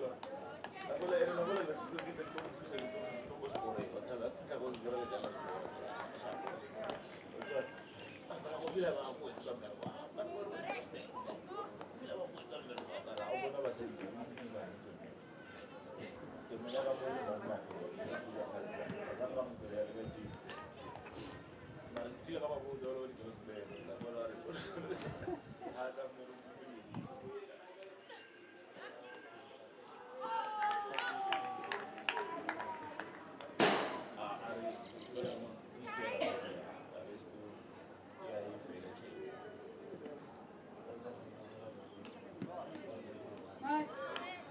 Nice grab.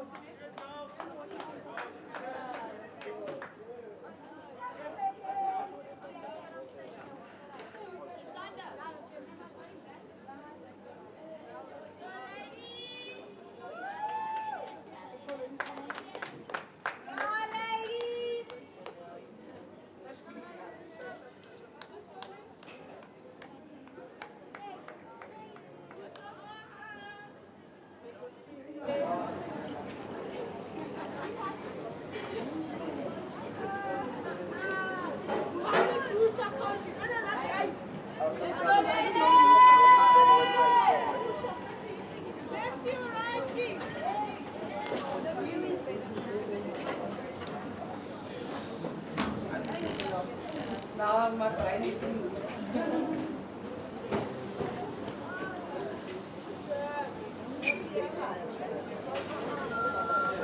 now with the upgrade, it's added. Yeah.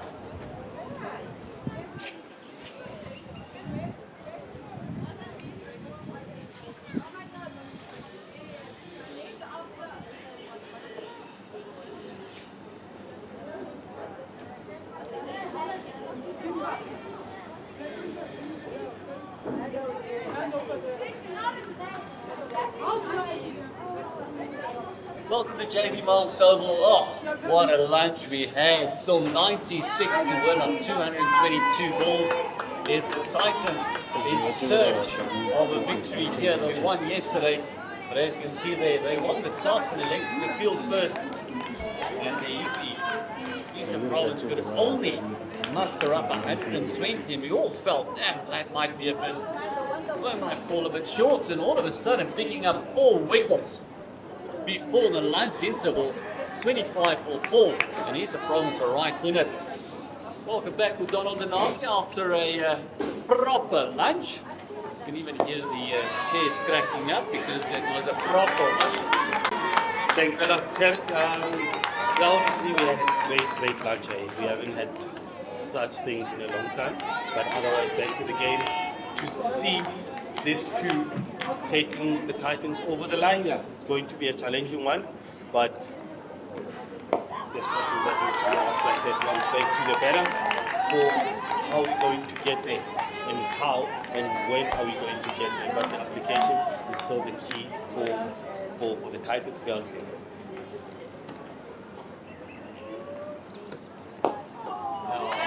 Bongo is on 3 wickets, 3 for 14. She's been phenomenal. But also a partner on the other end has also bowled brilliantly, picking up 2 wickets. These, also picking up a wicket. These 2 are now. There's Bastoudley and Chanel Fenton really needs to steady the boat. They need to take their team as close as possible because 2 more wickets and they'll be in all sorts of trouble. Getting the sense that they had a very, very tough conversation during lunch.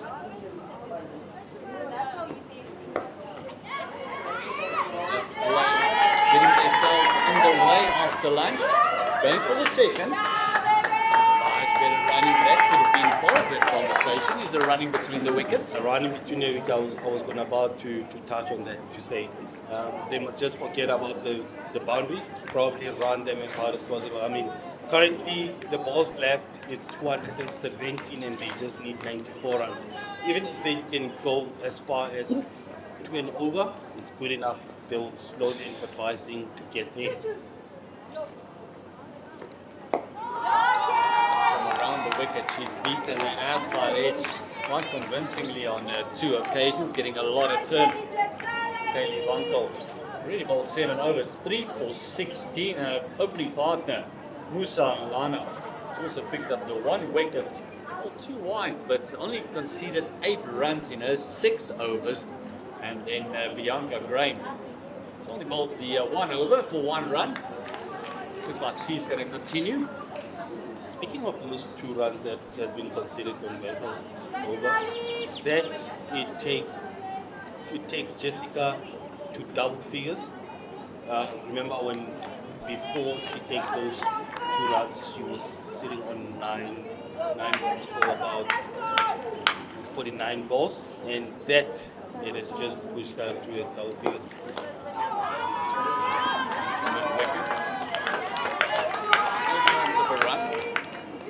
Very happy just to continue with still in place. Yeah, Jessica Stoutley, been there for 53 deliveries, really need to make sure. Just probably so relaxed now. And obviously with Shania on the other end.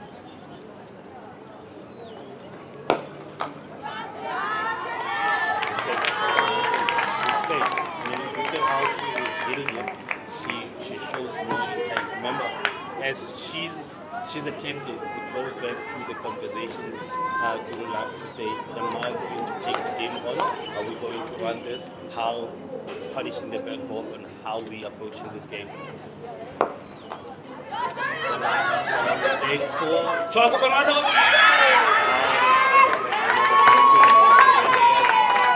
Another position giving the not out. Yeah, the throw was just a bit wayward, a little bit closer to the stumps, and the keeper would have removed the direct hit. She was gone. So just the intent of running is there as well.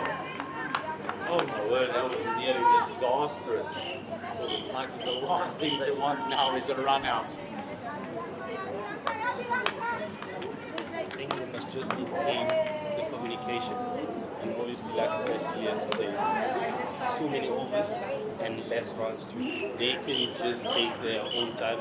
Even if they leave certain bowlers to bowl wide, to bowl maiden overs, it should be fine. Expect a good ball.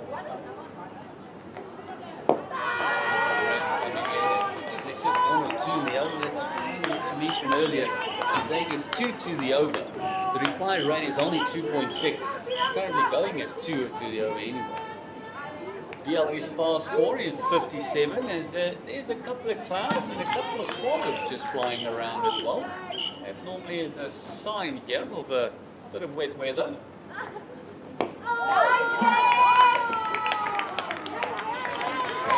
Tense. Brilliant.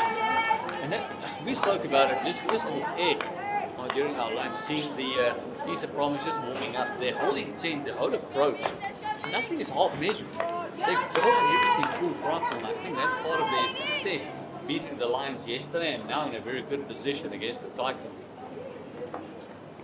Oh, this one's popped up. Oh my word, again, it's the second time that it's been so close to that fielder at mid-wicket.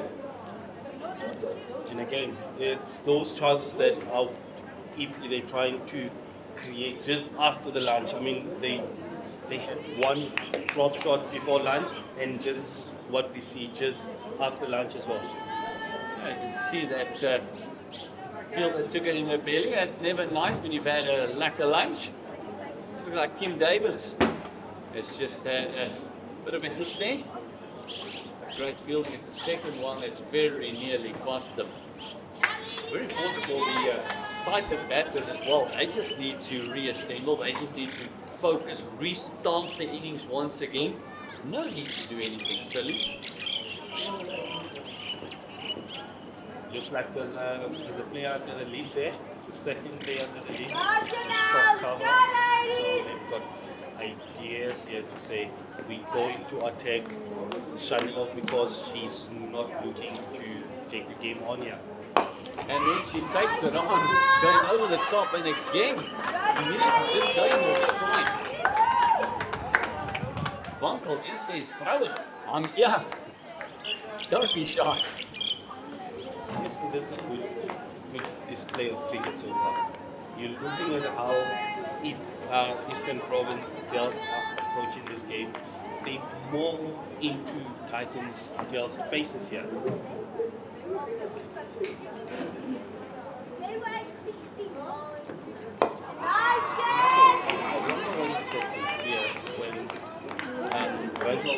She's only bowling with one player out of that game in a way. So that would be your sweeper, and there's no cow when she's bowling to Jessica.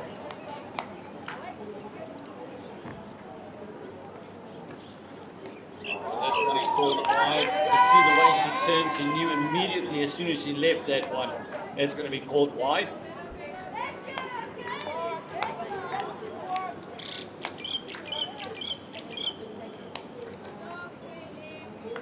Busy with the 8th over.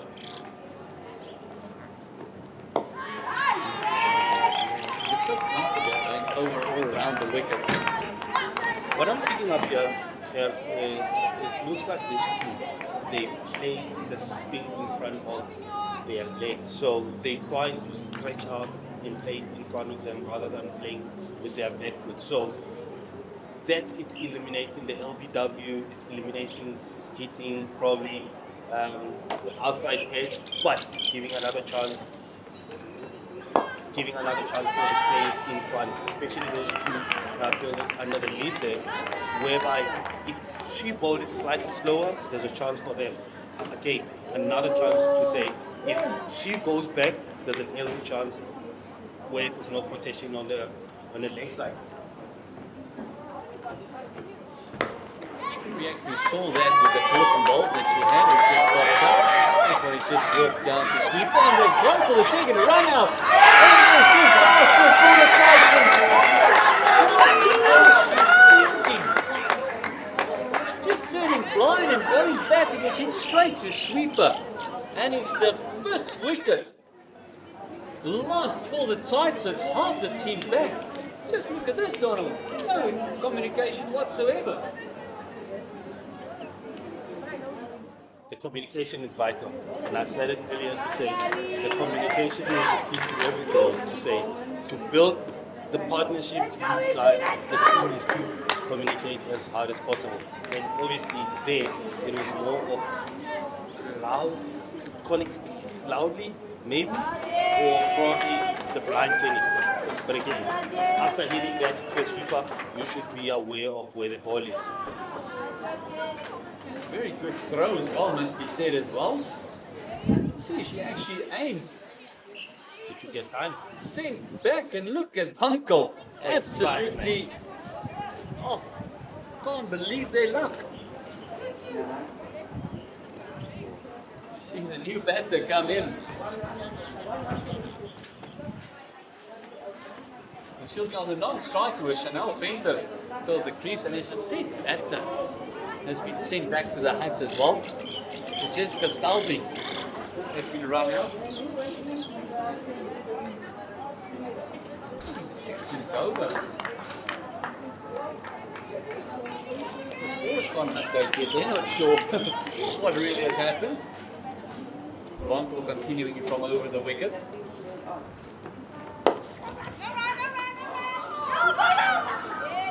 I think this time the nose will be very, very loud. Pitch Vision is now also a sponsor for the CSA National Weeks. All matches at Cricket South Africa Youth Weeks are streamed using Pitch Vision Pro, a professional 4K cricket streaming system designed for schools and club cricket. It delivers crystal clear live coverage with built-in commentary support and seamless sponsor integration. Pitch Vision Pro is trusted across schools and club cricket in South Africa and fully integrates with the CSA scoring app to allow scores and live action to work seamlessly together, keeping players, coaches and supporters connected to wherever they are. Pitch Vision Pro, ready to stream like a pro.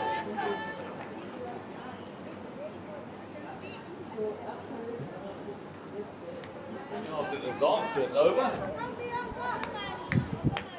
it's just continuing where they left off before lunch, just picking up wickets at regular intervals. Let's look at that crystal clear picture. Bowler running in, brought to you by Pitch Vision Pro.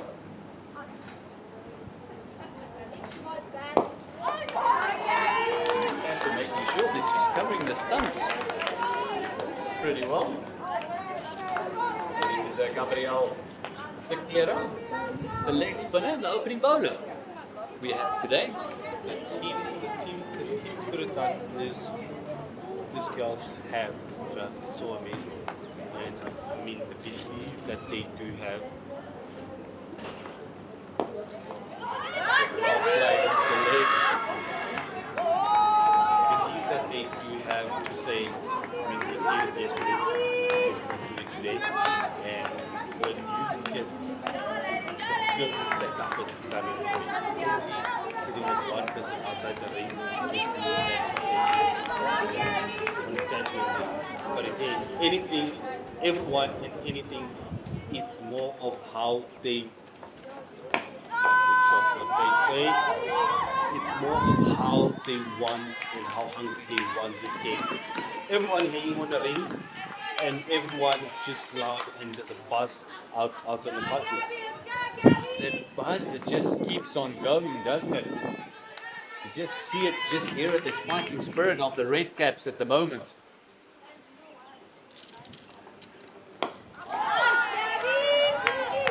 Bianca Gray also just stacking up the dots. Like the batter just to play a bit of Pac-Man. Just watching the paint dry here. But again, obviously it needs to be the application that they need and the partnership that they need to build here. Currently, the partnership is still or not.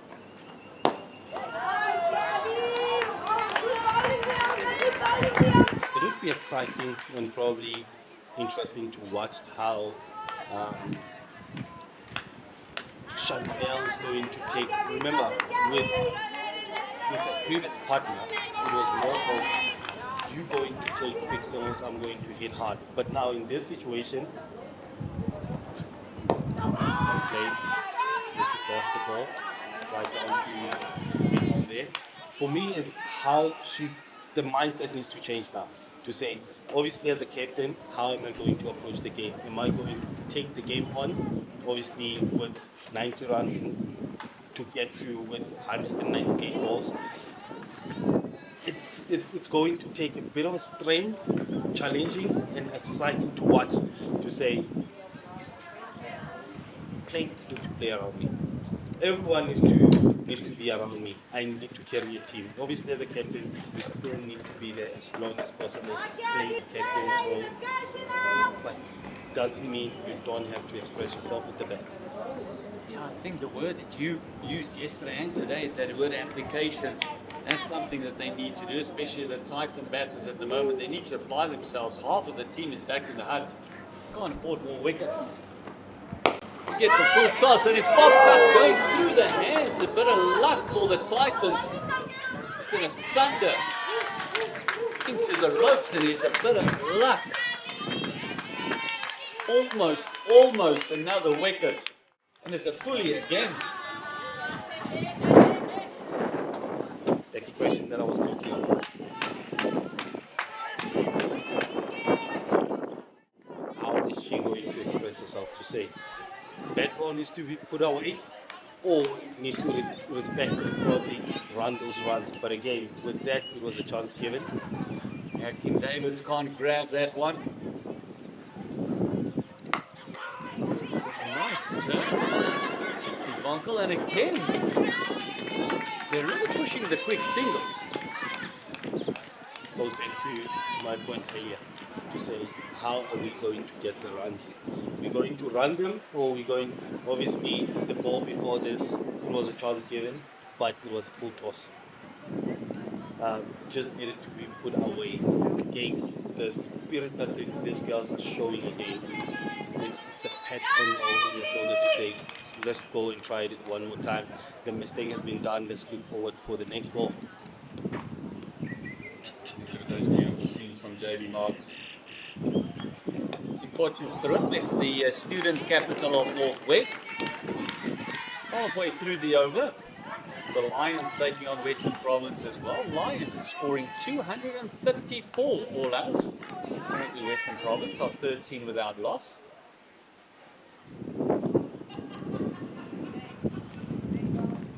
Oh, but it was no, she's been bowled.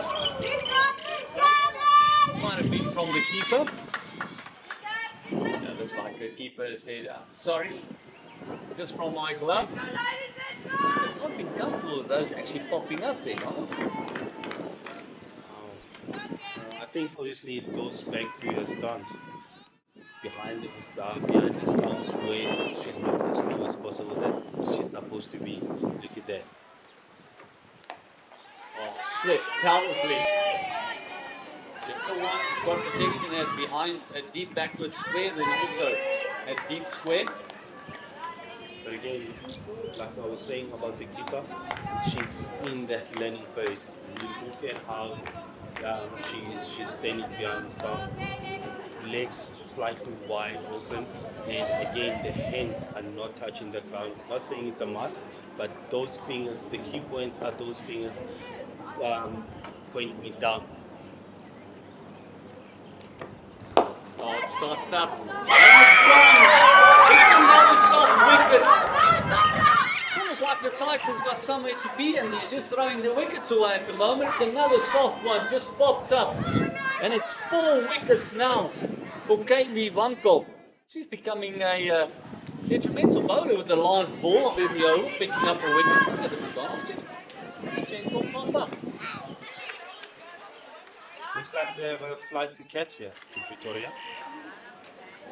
I mean, how they've been approaching this game, there is absolutely no rush to get the total score here. And again, probably the UT has their own target in mind, like I said earlier, if they can hold them under 100. Now it looks like 15's on the cards. They need 84 more runs. And gosh, and Malvinter has just given it away. Gabriel Sequeira with the call. The two leg spinners that started the whole four of the lineup for the Eastern Province is now together. Carl picking up 3 and Sequeira picking up 2. That was in the ball. Now they've got a monumental job to do for this 7th wicket. How they bowl, they now have to picture that bowling to themselves and how they need to play it. But again, it's a totally different ball game now. They need to get these runs on the board. Again, the captain's block gets out of the way. And let's see the spinners how they're going to approach this.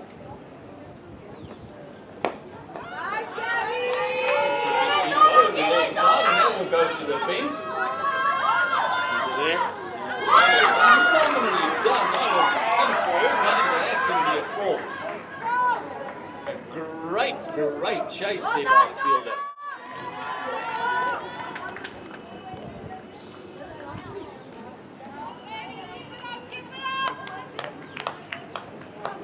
Tara Mel there, putting in all the hard yards. Brilliantly done.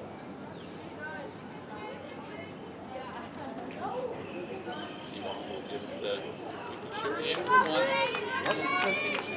What's impressive about the Eastern Province girls here is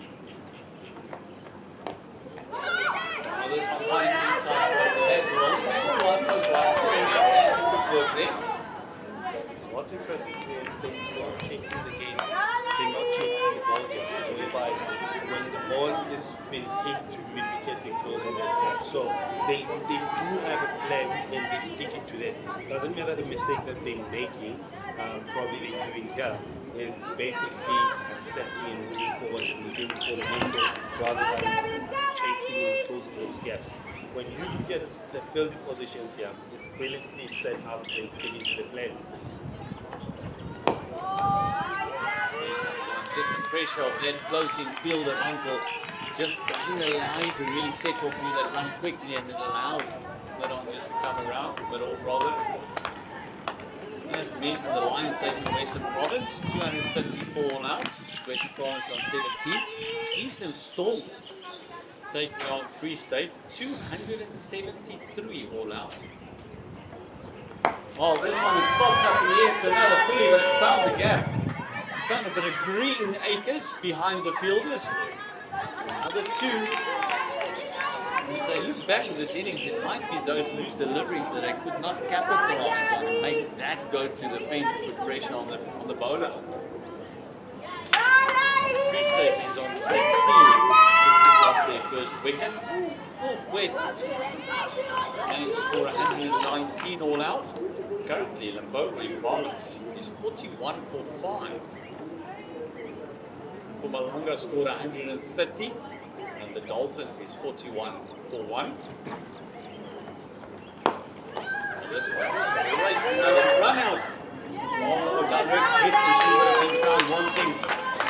Direct hit, you could just see the fielder, just a head down on her knees, knowing if she hit there, it would have been all gone to tickers.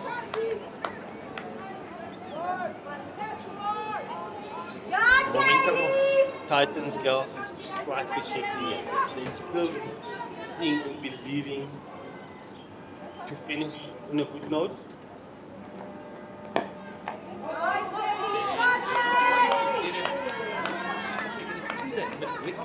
Just raising the face, just trying to get under the bowler. Straight bat first, play straight bat as possible. I mean, with that bat turning into her hands, it shows that how much she wants to hit it. And if she plays straight bat, I mean, there's no better place to hit it, just straight back to the bowler. Yeah, 44 for the loss of 6. Just continue with those scores. It's the Tuskers taking on Key Eagles. 138 all out, and Key is on a 23 for 3. Northern Cape Heat is 101 all out, and the Eastern Cape Idiot is 56 for 2 currently. This is the last over for Wankel. Oh, what figures? We love a fiver. She's on 4 already. 4 for 25 on her 9. Should be thinking one more easy wicket. Come, one more easy pop. And there's a building position for that. Oh, balls are short. Backward spray comes in just to clean up. Get the new girl on strike and see what she can do to get a 5.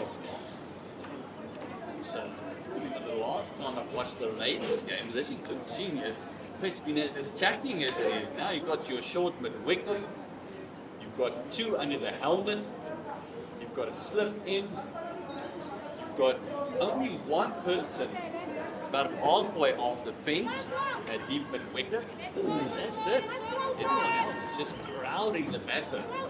Being in the face and probably stepping their foot.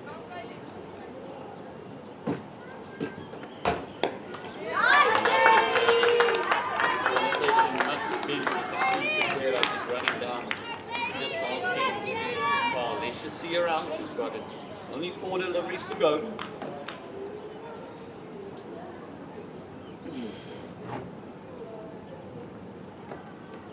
Oh, and she's gone through absolutely everything. Very nearly a 5 there. Great chase. Keeping it down to 2. What a delivery. It looks like there's a bit of a trend now. You look at how that ball went on his business to say there's an off on the picture. Again, is it probably the weather? I mean, the sun is baking this as hard as possible now. And again, the key to Eastern Province victory here, it would be a spin.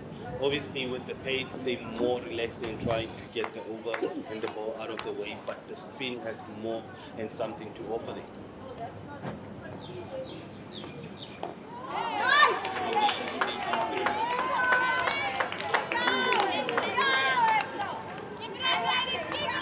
Closing in on that 50.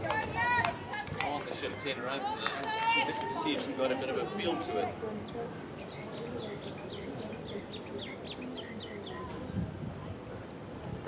Oh, this is up there. This will be her 5er. Yes, it is. Bunkles, thank you very much. It's 5 for 26, and I said all she wants is that one easy popper. And it's given to her. You called it, Gert. I mean, obviously, with that over, how it went up about one missing over the stumps and one popping up, and like you said before, look, it has been a great spell for Venkel here. Cleaning up, just look at that. It was more of, then give you a slower ball and hit me, and let me just get my 5. Big Wayne Starrer now picking up the catch there for her. It's a 5er for Kaylee Wankel. But it's not going to stop there. She's still got a delivery left. So yeah, well done to Kaylee Wankel. Quite interesting spell. Quite interesting spell. Obviously, she has rattled that top order for the Titans, and she asked the right and relevant questions. I mean, obviously, her figures says it all. Currently on 9.5 overs, 25, 26 runs for 5 wickets. It's been amazing. And a lot of those actually come from edges and that sort of stuff as well. So one more delivery to survive and not give her a 6th wicket. But after Sibonioni bowled brilliantly, but she did a big job to do with that. Mentioned, we keep saying, but it's almost like our voices are not traveling anymore. The calls are not hearing it. No. And again, with that being said, Mr. Maloney, I'm just going to take a quick bit of a break and welcome in Mr. Floppy on my seat. And I hope you guys finish this game. And are we going to get the T20 on the way here? Oh, another one. It was nearly number 6. Nearly number 6, and with that over being concluded, score is currently 47 for 7 wickets. And when you look at those pictures there, and as it goes, nearly. But again, yeah, 47 runs on the board for 7 wickets, and 20 overs gone. And that's my cue. Just see everyone there in the ground, just having a very relaxing time. It's like Willand is just having a bit of a chill. And Donald did ask if we're going to have our T20. So that's fine. So, got our decision up here. We sit in the very warm air-conditioned room. So we are having it nicely. Mrs. Lope, what do you think? Good afternoon to the viewers at home, and good afternoon to Gert. It's been a beautiful bowling spell of spin bowling. I have been watching in awe as he's been ripping the Titans under 19 women's team apart. Gabriela Sequeira becomes very, very important now, Bali. He's going to be facing Bianca Graham. Indeed, becomes very important. Lovely shot through the covers, just the one. And Eastern Province wouldn't mind this, because that brings the new batter on strike, Lerato Sibanyoni.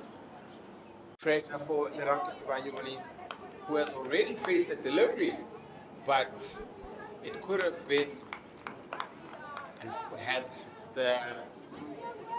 the fielder been able to reach out or stretch out and have that one stick into her hand. Nobody saw this coming at the start of the day.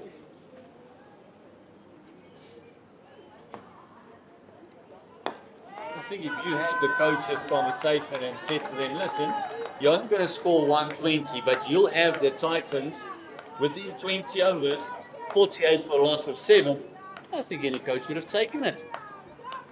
Most definitely.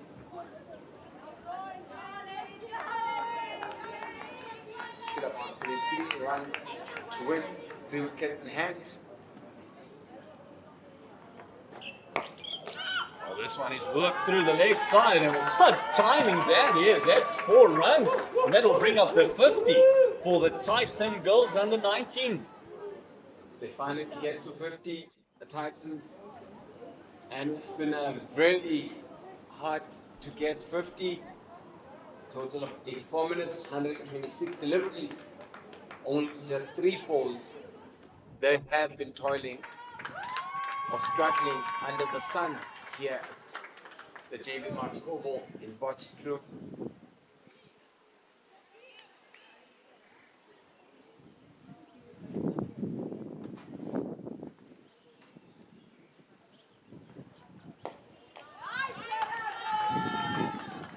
Well played there, just going forward and fending that one off. Interesting how she quickly rocked back and was able to hit on the onside, the one that was pitched a bit short. Lerato Sibanyoni adding 4 runs to her tally. Oh, pitched up nicely. Nice straight bat.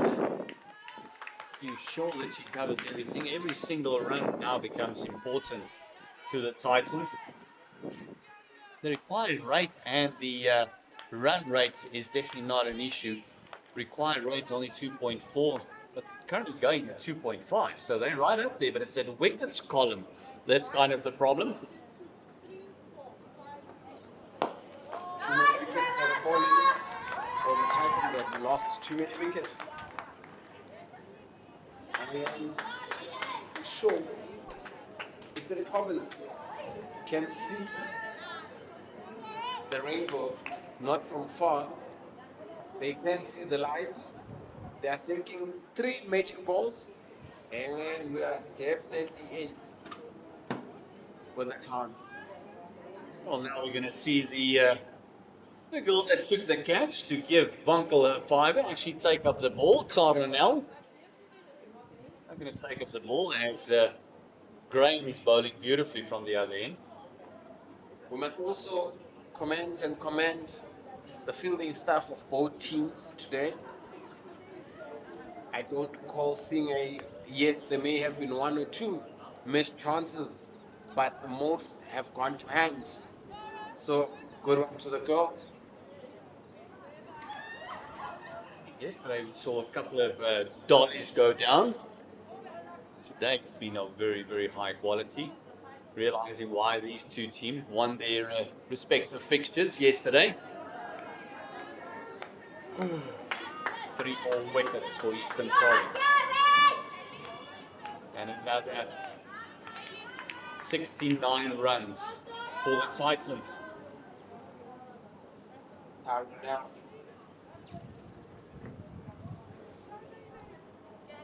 ball from the university end.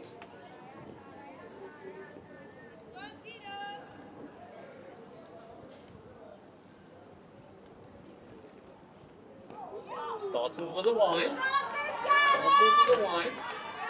It's one of those situations where you as a bowler don't really feel under pressure. You don't want to be the one that actually lets the pressure relieve, but you can really just come in and do your work. There's only 10 extras thus far for the Eastern Province. Oh, this one is played and missed. Going for the square drive, but Gabriel Sequeira.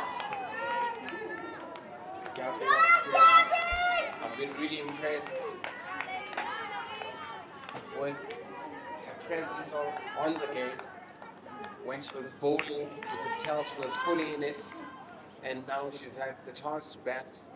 You can also tell how much of a positive player she is. And carbon copy. Oh, the keeper being very awake. Gabriela taking a stroll down memory lane there. Very nearly losing her wicket. Look at the awareness of Donesa here, the keeper for the Eastern Province. Very quickly realizing that she is out of the ground.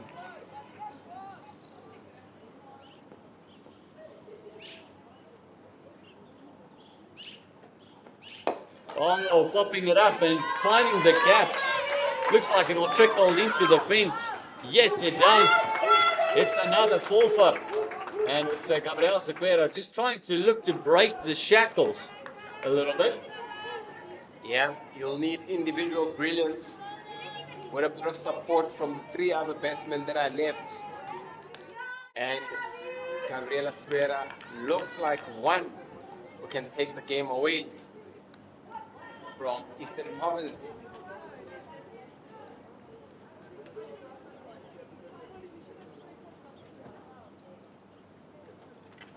Oh, moving down the track and actually giving a bit of a shuffle charge there, causing the wide. Tara now not finding her radar as of yet.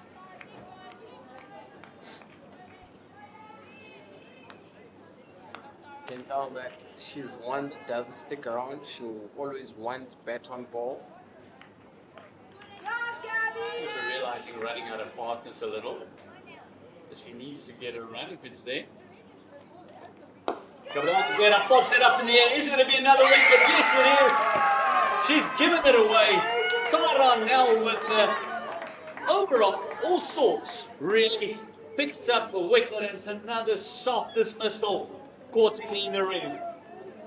If you look at today's dismissals, most of them have been between mid-on and mid-off. Just need to check how many have gone to that area. Gabriela Sequeira goes for 13 in that 27 minutes. Nice ball space with just a single boundary that was scored. Titans now in all sorts of trouble. Just 2 wickets. And we'll be heading home for our holiday to start. Well, you'll be heading home for your holiday to start. We're going to be here for the whole week. It was Musa Lana that took that catch. And that's what Barney Thorpe is doing here for the last 2 days, just telling us he's only be able to work for 2 days because he's going on holiday. Pretty much rubbing it in. Well, it's a holiday today. It's day of reconciliation. We're reconciling.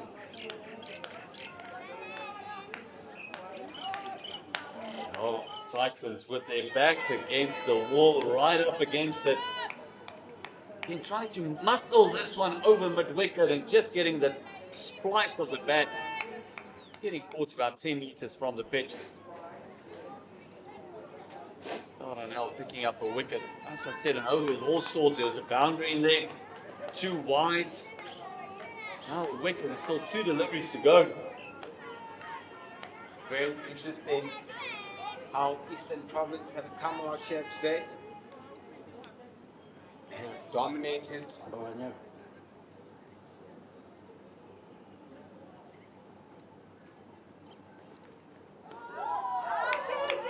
Bonga, Banza. The other bowler that picked up a 5er while she was bowling is now facing the music. Yeah, Nobonga Mpanza bowled extremely well earlier. You know, restricting it into just 120. One would have thought, well, it's 120. It's gonna be easy.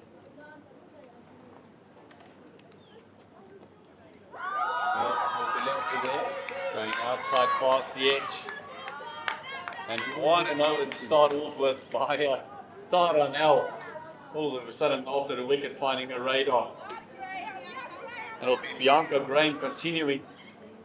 And oh, they'll look to hit the last couple of nails right on the head just to have them go into day 3 as one of the undefeated teams thus far, knocking out 2 of the very, very favorites for this tournament. Yesterday beating the Lions by 14 runs, and now on the verge of doing the same to the Titans. They need 2 wickets, and the Titans still need 63 runs. Looks like a very tall order when you've got potatoes. Not saying it's impossible and can't be done. How about this one? Uppishly played. But we'll give it to Sibonyoni. Good placement. For a moment there, I thought it's definitely gonna go to hand because everything that's has gone to hand, especially with Eastern Province.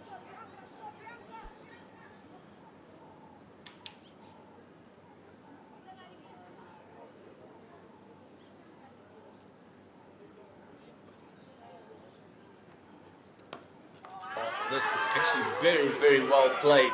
Kept it on the ground as well. That's Mpanza. Yeah, very good cut off the back foot. The way timing was and the precision, but equally well fielded there. Kisa Lee Borna did the closing fielding.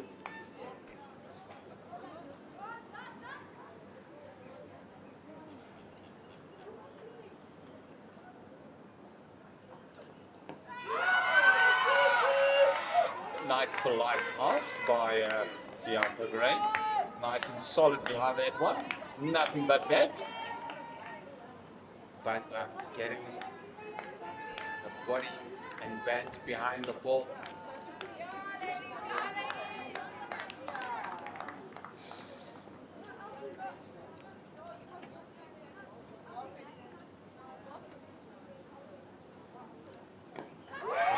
Lovely Yorker. Well dug out, got the old shovel out. Just digging that one out. Yeah, needed to keep that one out. It was certainly gonna crash into the stumps.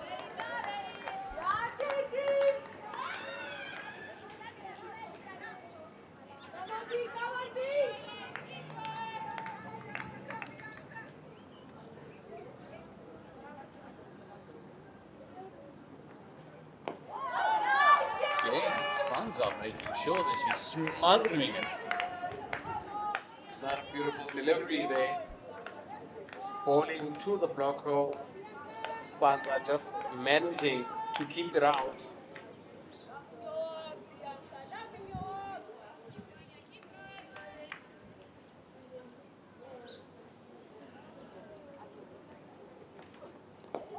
Oh, this one. The bat coming across the pad just to sign off the over. Then just another dot. Yeah, All about survival there in Bali. They still got 162 deliveries. They still need 62 runs. But again, that wickets column, that's the issue. yeah, just managing to keep that one from crashing into the stumps timelessly. If you look at the last three balls that were bowled, they were similar. Just that that one was able to pitch and turn towards left stump, and Banza just manages to keep it out.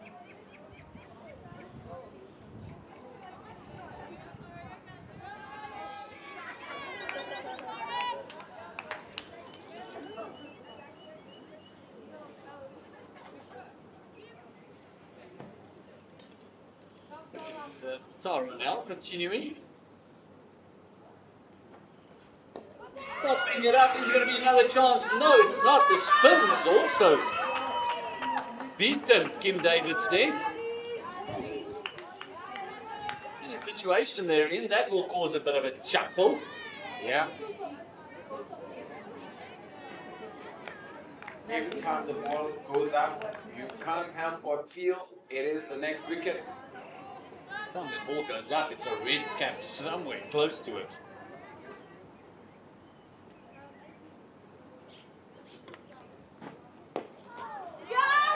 They have a new name, Red Caps. Eastern's colours are predominantly red. Eastern Province, rather.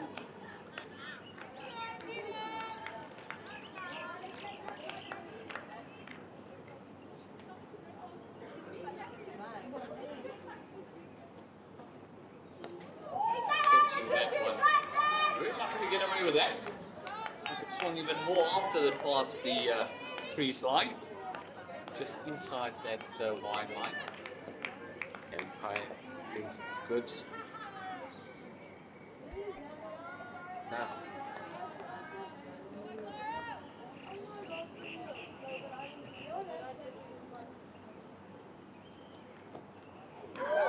Beat to the outside edge. Practice shot always looks much better. swing and a miss there.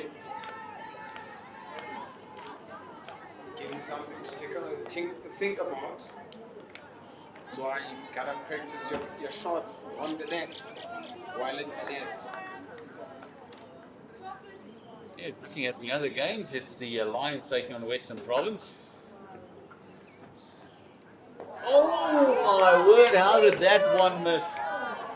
She'll be turning to the umpire and says, are you sure the paint is regulation thickness on it? I don't know how it missed that stump. It was very, very close. As you look at it there, very, very close. I think it may have even touched a stump there. I still can't believe it. Thanking her lucky stars. Banza picked up 5 wickets, so just riding the good fortunes as the over comes to a close. 60 for 8 after 24. Renato Sibanyoni is on 8. I beg your pardon, 6 from 8 deliveries. And Nokubonga Banza still needs to get off the mark. She's faced 12 deliveries. Let's continue with that Lions game, playing on Western Province. Chasing 235 for the victory. They are 51 for 3 at the moment. Is Western Province losing a couple of wickets. And then the other big game is Northwest taking on Mpumalanga and Palas, who bowled brilliantly to restrict Northwest. Scored over 200 here yesterday to 119 all out. But currently, Mpumalanga, the Limpopo Impalas are also 57 for 8. They're almost copying what we're seeing. Eastern Storms scored 273 all out. Free State played here yesterday is on 48 for the loss of 3. Changing bowling.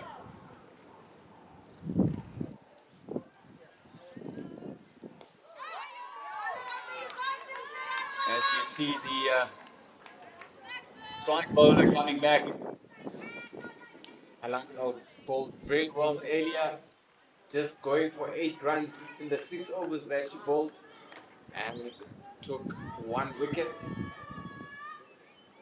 They definitely want to wrap up. They want to do it as quickly as they can.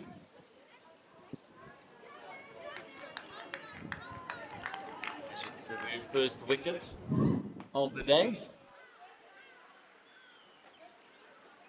Not look at delivery. Actually very lucky not to be called a no ball there. That's how wide that was.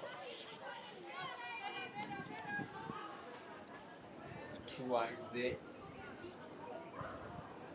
She took the wicket of Latabo Rabalau. Caught it middle. One of those just gentle push-its. Yeah. We've seen up going up in the air. Oh, she went under the ball instead of over the ball.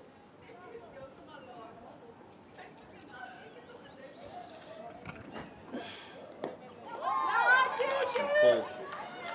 It's Musa Alana. Bowling at Panza.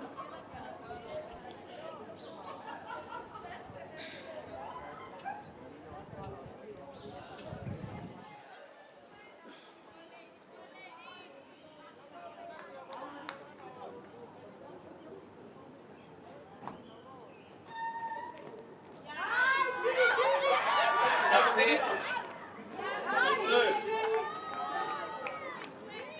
The word no doesn't look like it's in their vocabulary today. Yeah, panic, hysteria. That's what happens when your team is under pressure. A no sounds like a yes sounds like a no.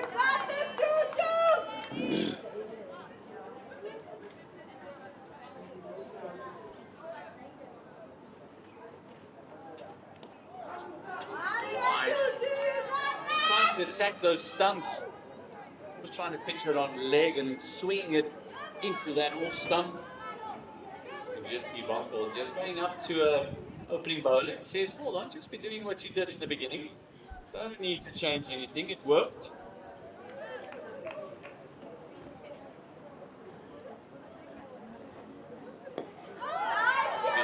This one actually came in from the deck.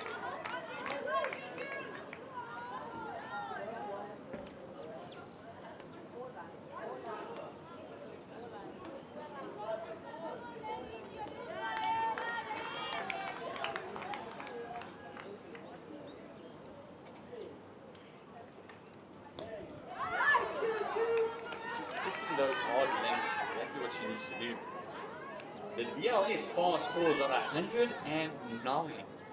Currently with the wickets lost. And they're well behind if the rain should come. It doesn't look like we're going to have any problems today.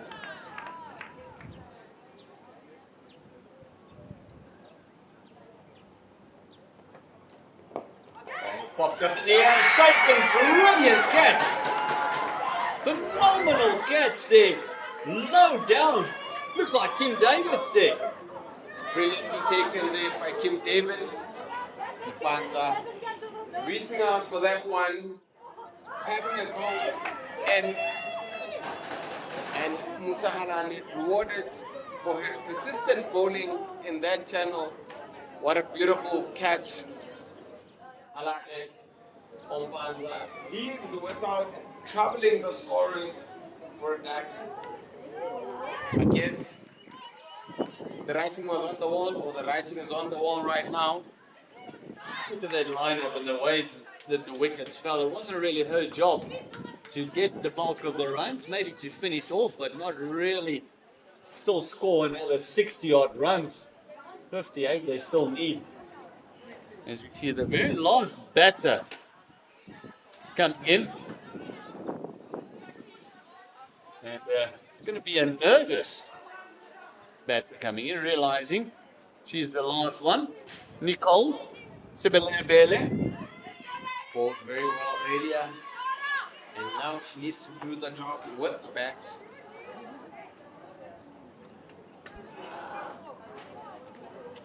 Wow, what a comeback this has been. Defending 150 yesterday against the Lions and defending 120 so far against the Titans, the two powerhouses in the cricketing world in South Africa. It has been a phenomenal effort by the Eastern Province Bulls. One thing I can tell you, when Eastern Province left the Eastern Cape, they knew that they were going to face two of the Highvelds powerhouses, and they probably thought Zoba back.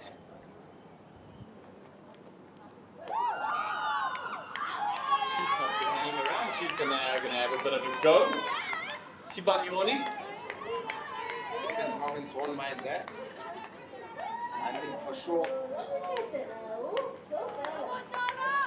Captaincy from Wankel has been absolutely phenomenal in both these games. Charles Montaro now to finish up. Moving it away from the right hander.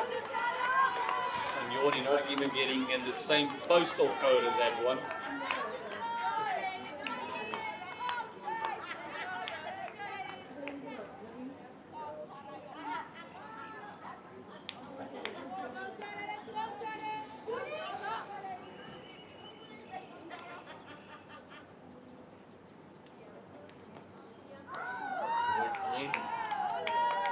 Sure, he's trying to hit it. The face is open, so maybe just push it down to third.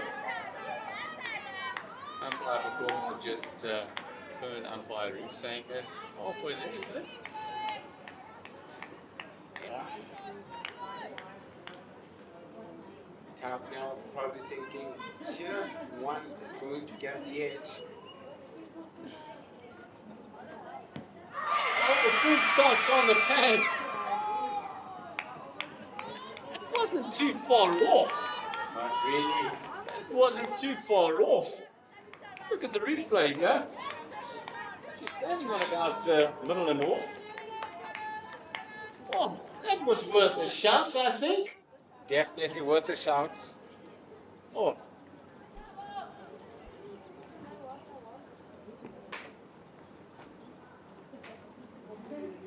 He said, oh, no, you popped it up over cover.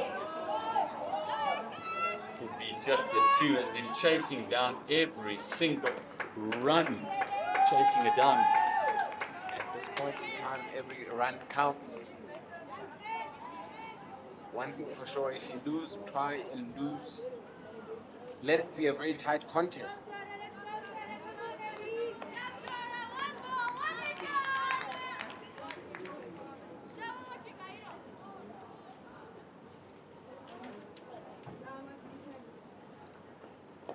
Oh, this one is pitched up and very skillfully edged past fine leg. That's going to go into the fence. That will not please Tara whatsoever. Brings her over to a close. It's a 4-4. Yeah, a welcome boundary for the Titans. Takes the score to 69 in 26 overs with just 1 wicket left. 52 runs to win, 144 balls left. Can the Titans come back? Can they do it? Or will this be the last over for the day or for today's play? I'll tell you what, if they come back and win this game, this will probably be one of the comebacks in women's cricket of all time. This will be one heck of a comeback. Nicole Sibelengele will have to face an informed Halana who will be coming from the JV Marks end with a Taylor. And everyone in the circle, she's got no one on the fence. Third man is in the circle. Everyone else is just close in. She's got a slip. Got a backward point that's coming in very close. It's got a short catching mid wicket. Bonk will also walk in from a short extra cover. Sorry. Looking at her stance there, she sort of seems to be batting on off stump, but we'll have a look at it once again. There we go. She's got her entire body covering all the stumps.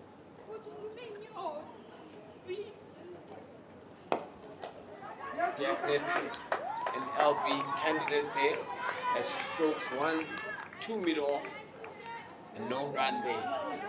Normally when you see a batter standing like that, you feel that they're very good off their legs. Number 11, I'm not so sure. Try and get it right up there. Go for that back foot maybe. Good old-fashioned Yorker. Nana might do it.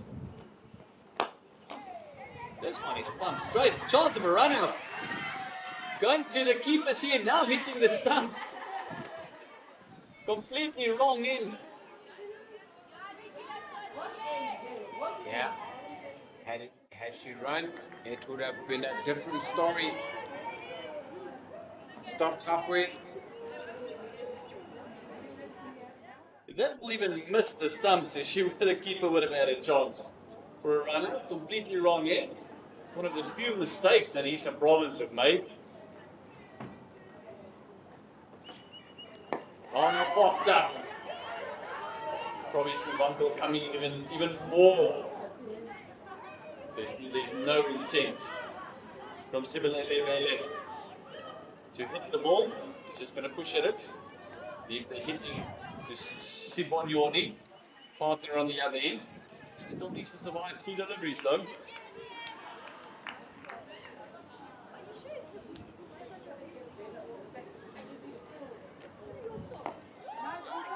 Smothering that one into the crease. Very well done, Wesley Belebele. Just keeping Eastern Province out there in the sun. Very frustrating if the number 11 keeps you guys in the sun. Surely the drinks are ready. Cold drinks, that is.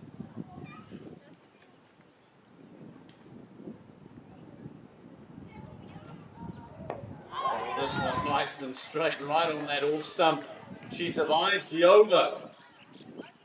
Well done to Nicole Sibelebele, managing to keep Eastern Province out there in the sun for another over.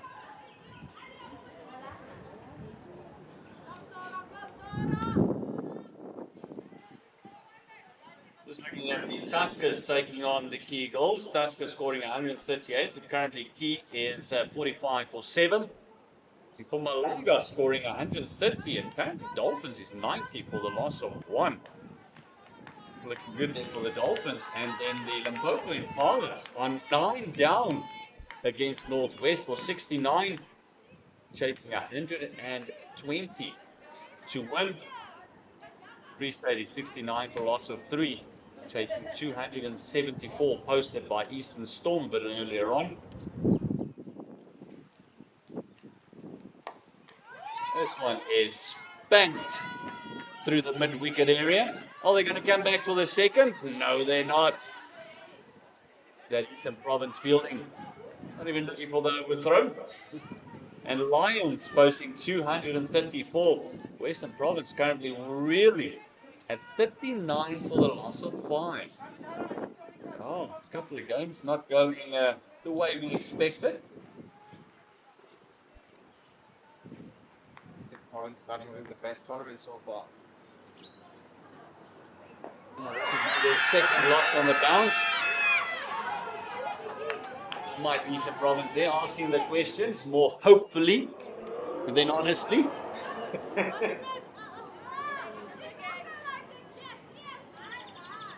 Oh, quite interesting. Bit of movement there as soon as the ball hit the pitch.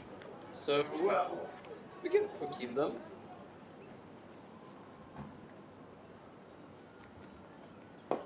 Oh, this one is returned. Shall we say? Not quite hit, it was just guided there.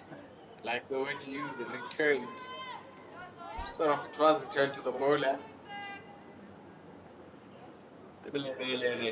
more known for bowling than batting.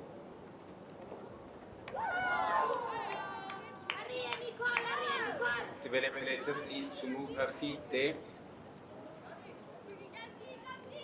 Has got a bit of a golf swing there, you know, with putts.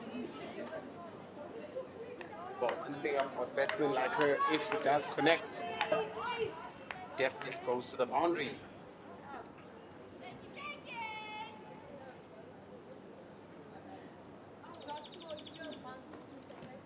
This time, big appeal. It's been given out, and finally, Eastern Province have done it 2 days in a row, knocking out the Lions yesterday, or knocking over the Lions yesterday, and now defeating the Titans, bowling them out for 70. It is 2 massive teams, and they win this by such a margin, 50 runs that they win this by, and a phenomenal comeback by Eastern Province. Beautifully bowled by Taranel. As it pitches, that was definitely going to crash between middle and leg, hit the back leg, and gets game, set, and match for Eastern Province. Congratulations to Eastern Province. 2 out of 2 wins. First win coming yesterday, and obviously another win coming in today. They are definitely one of the teams of the tournament so far that will be spoken about, especially in the supper dinner area tonight. And one of the chief destroyers, Vankel, picked up 5 wickets. She bowled brilliantly, and then Halana bowled brilliantly as well. 2 for 11 in 8 overs, going for about 1.2 to the over. And then also now picking up her 2nd wicket, going for 14 runs. And it's a very sorry-looking scorecard for the Titans, as there is hardly any double figures. Jessica Staubli, she had 12 from 60, and then it's just single digits for Rabalao, Lawrence 4, Sibelele, Kaila there for 1, Madisha 3, Chanel Femper the captain 8, and then Gabrielle Sequeira almost looked like she's going to have a bit of a fight. That was 13, and then Larabo also had, that's not enough, Sibanyone for 13. And look at that scorecard. Only 3 players hitting double figures, and the extras helping them out. 14 coming from it as well. But look at the names there. It's only it's brilliant bowling. Only 4 bowlers used in this game. Mbani, take us through that scorecard. Musa Halana going for 11 runs in her 8 overs and getting the 2 wickets. Kyle Venkel, my man of the match, definitely having taken 5 for 26 in her 10 overs. Beat Graham chipped in, and Taranel capturing the last 2 wickets for going for 14 runs and total of 14 extras. That just goes to show. Now, if you look at the summary of the scorecard, Eastern Province managed to get 120 this morning, bowled out inside 30 overs. Ashley Ver scoring 32, Zara Bonase scoring 27, Kyla Venkel scoring 14 of 12, and Zali Lemkele chipped in with a 5. And we look at the bowling card, that is Nobonga Mbanza was a pick of the bowlers for Titans, going for 18, capturing 5 wickets. Kyla taking 24.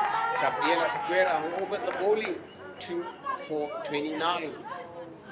Fantastic by the Eastern Province. 120 all out. The Titans must have felt job done. But they defended 150 yesterday against the Lions, and now defended 120 against the Titans. I think the favourites must be Eastern Province at the moment, knocking out 2 of the powerhouses.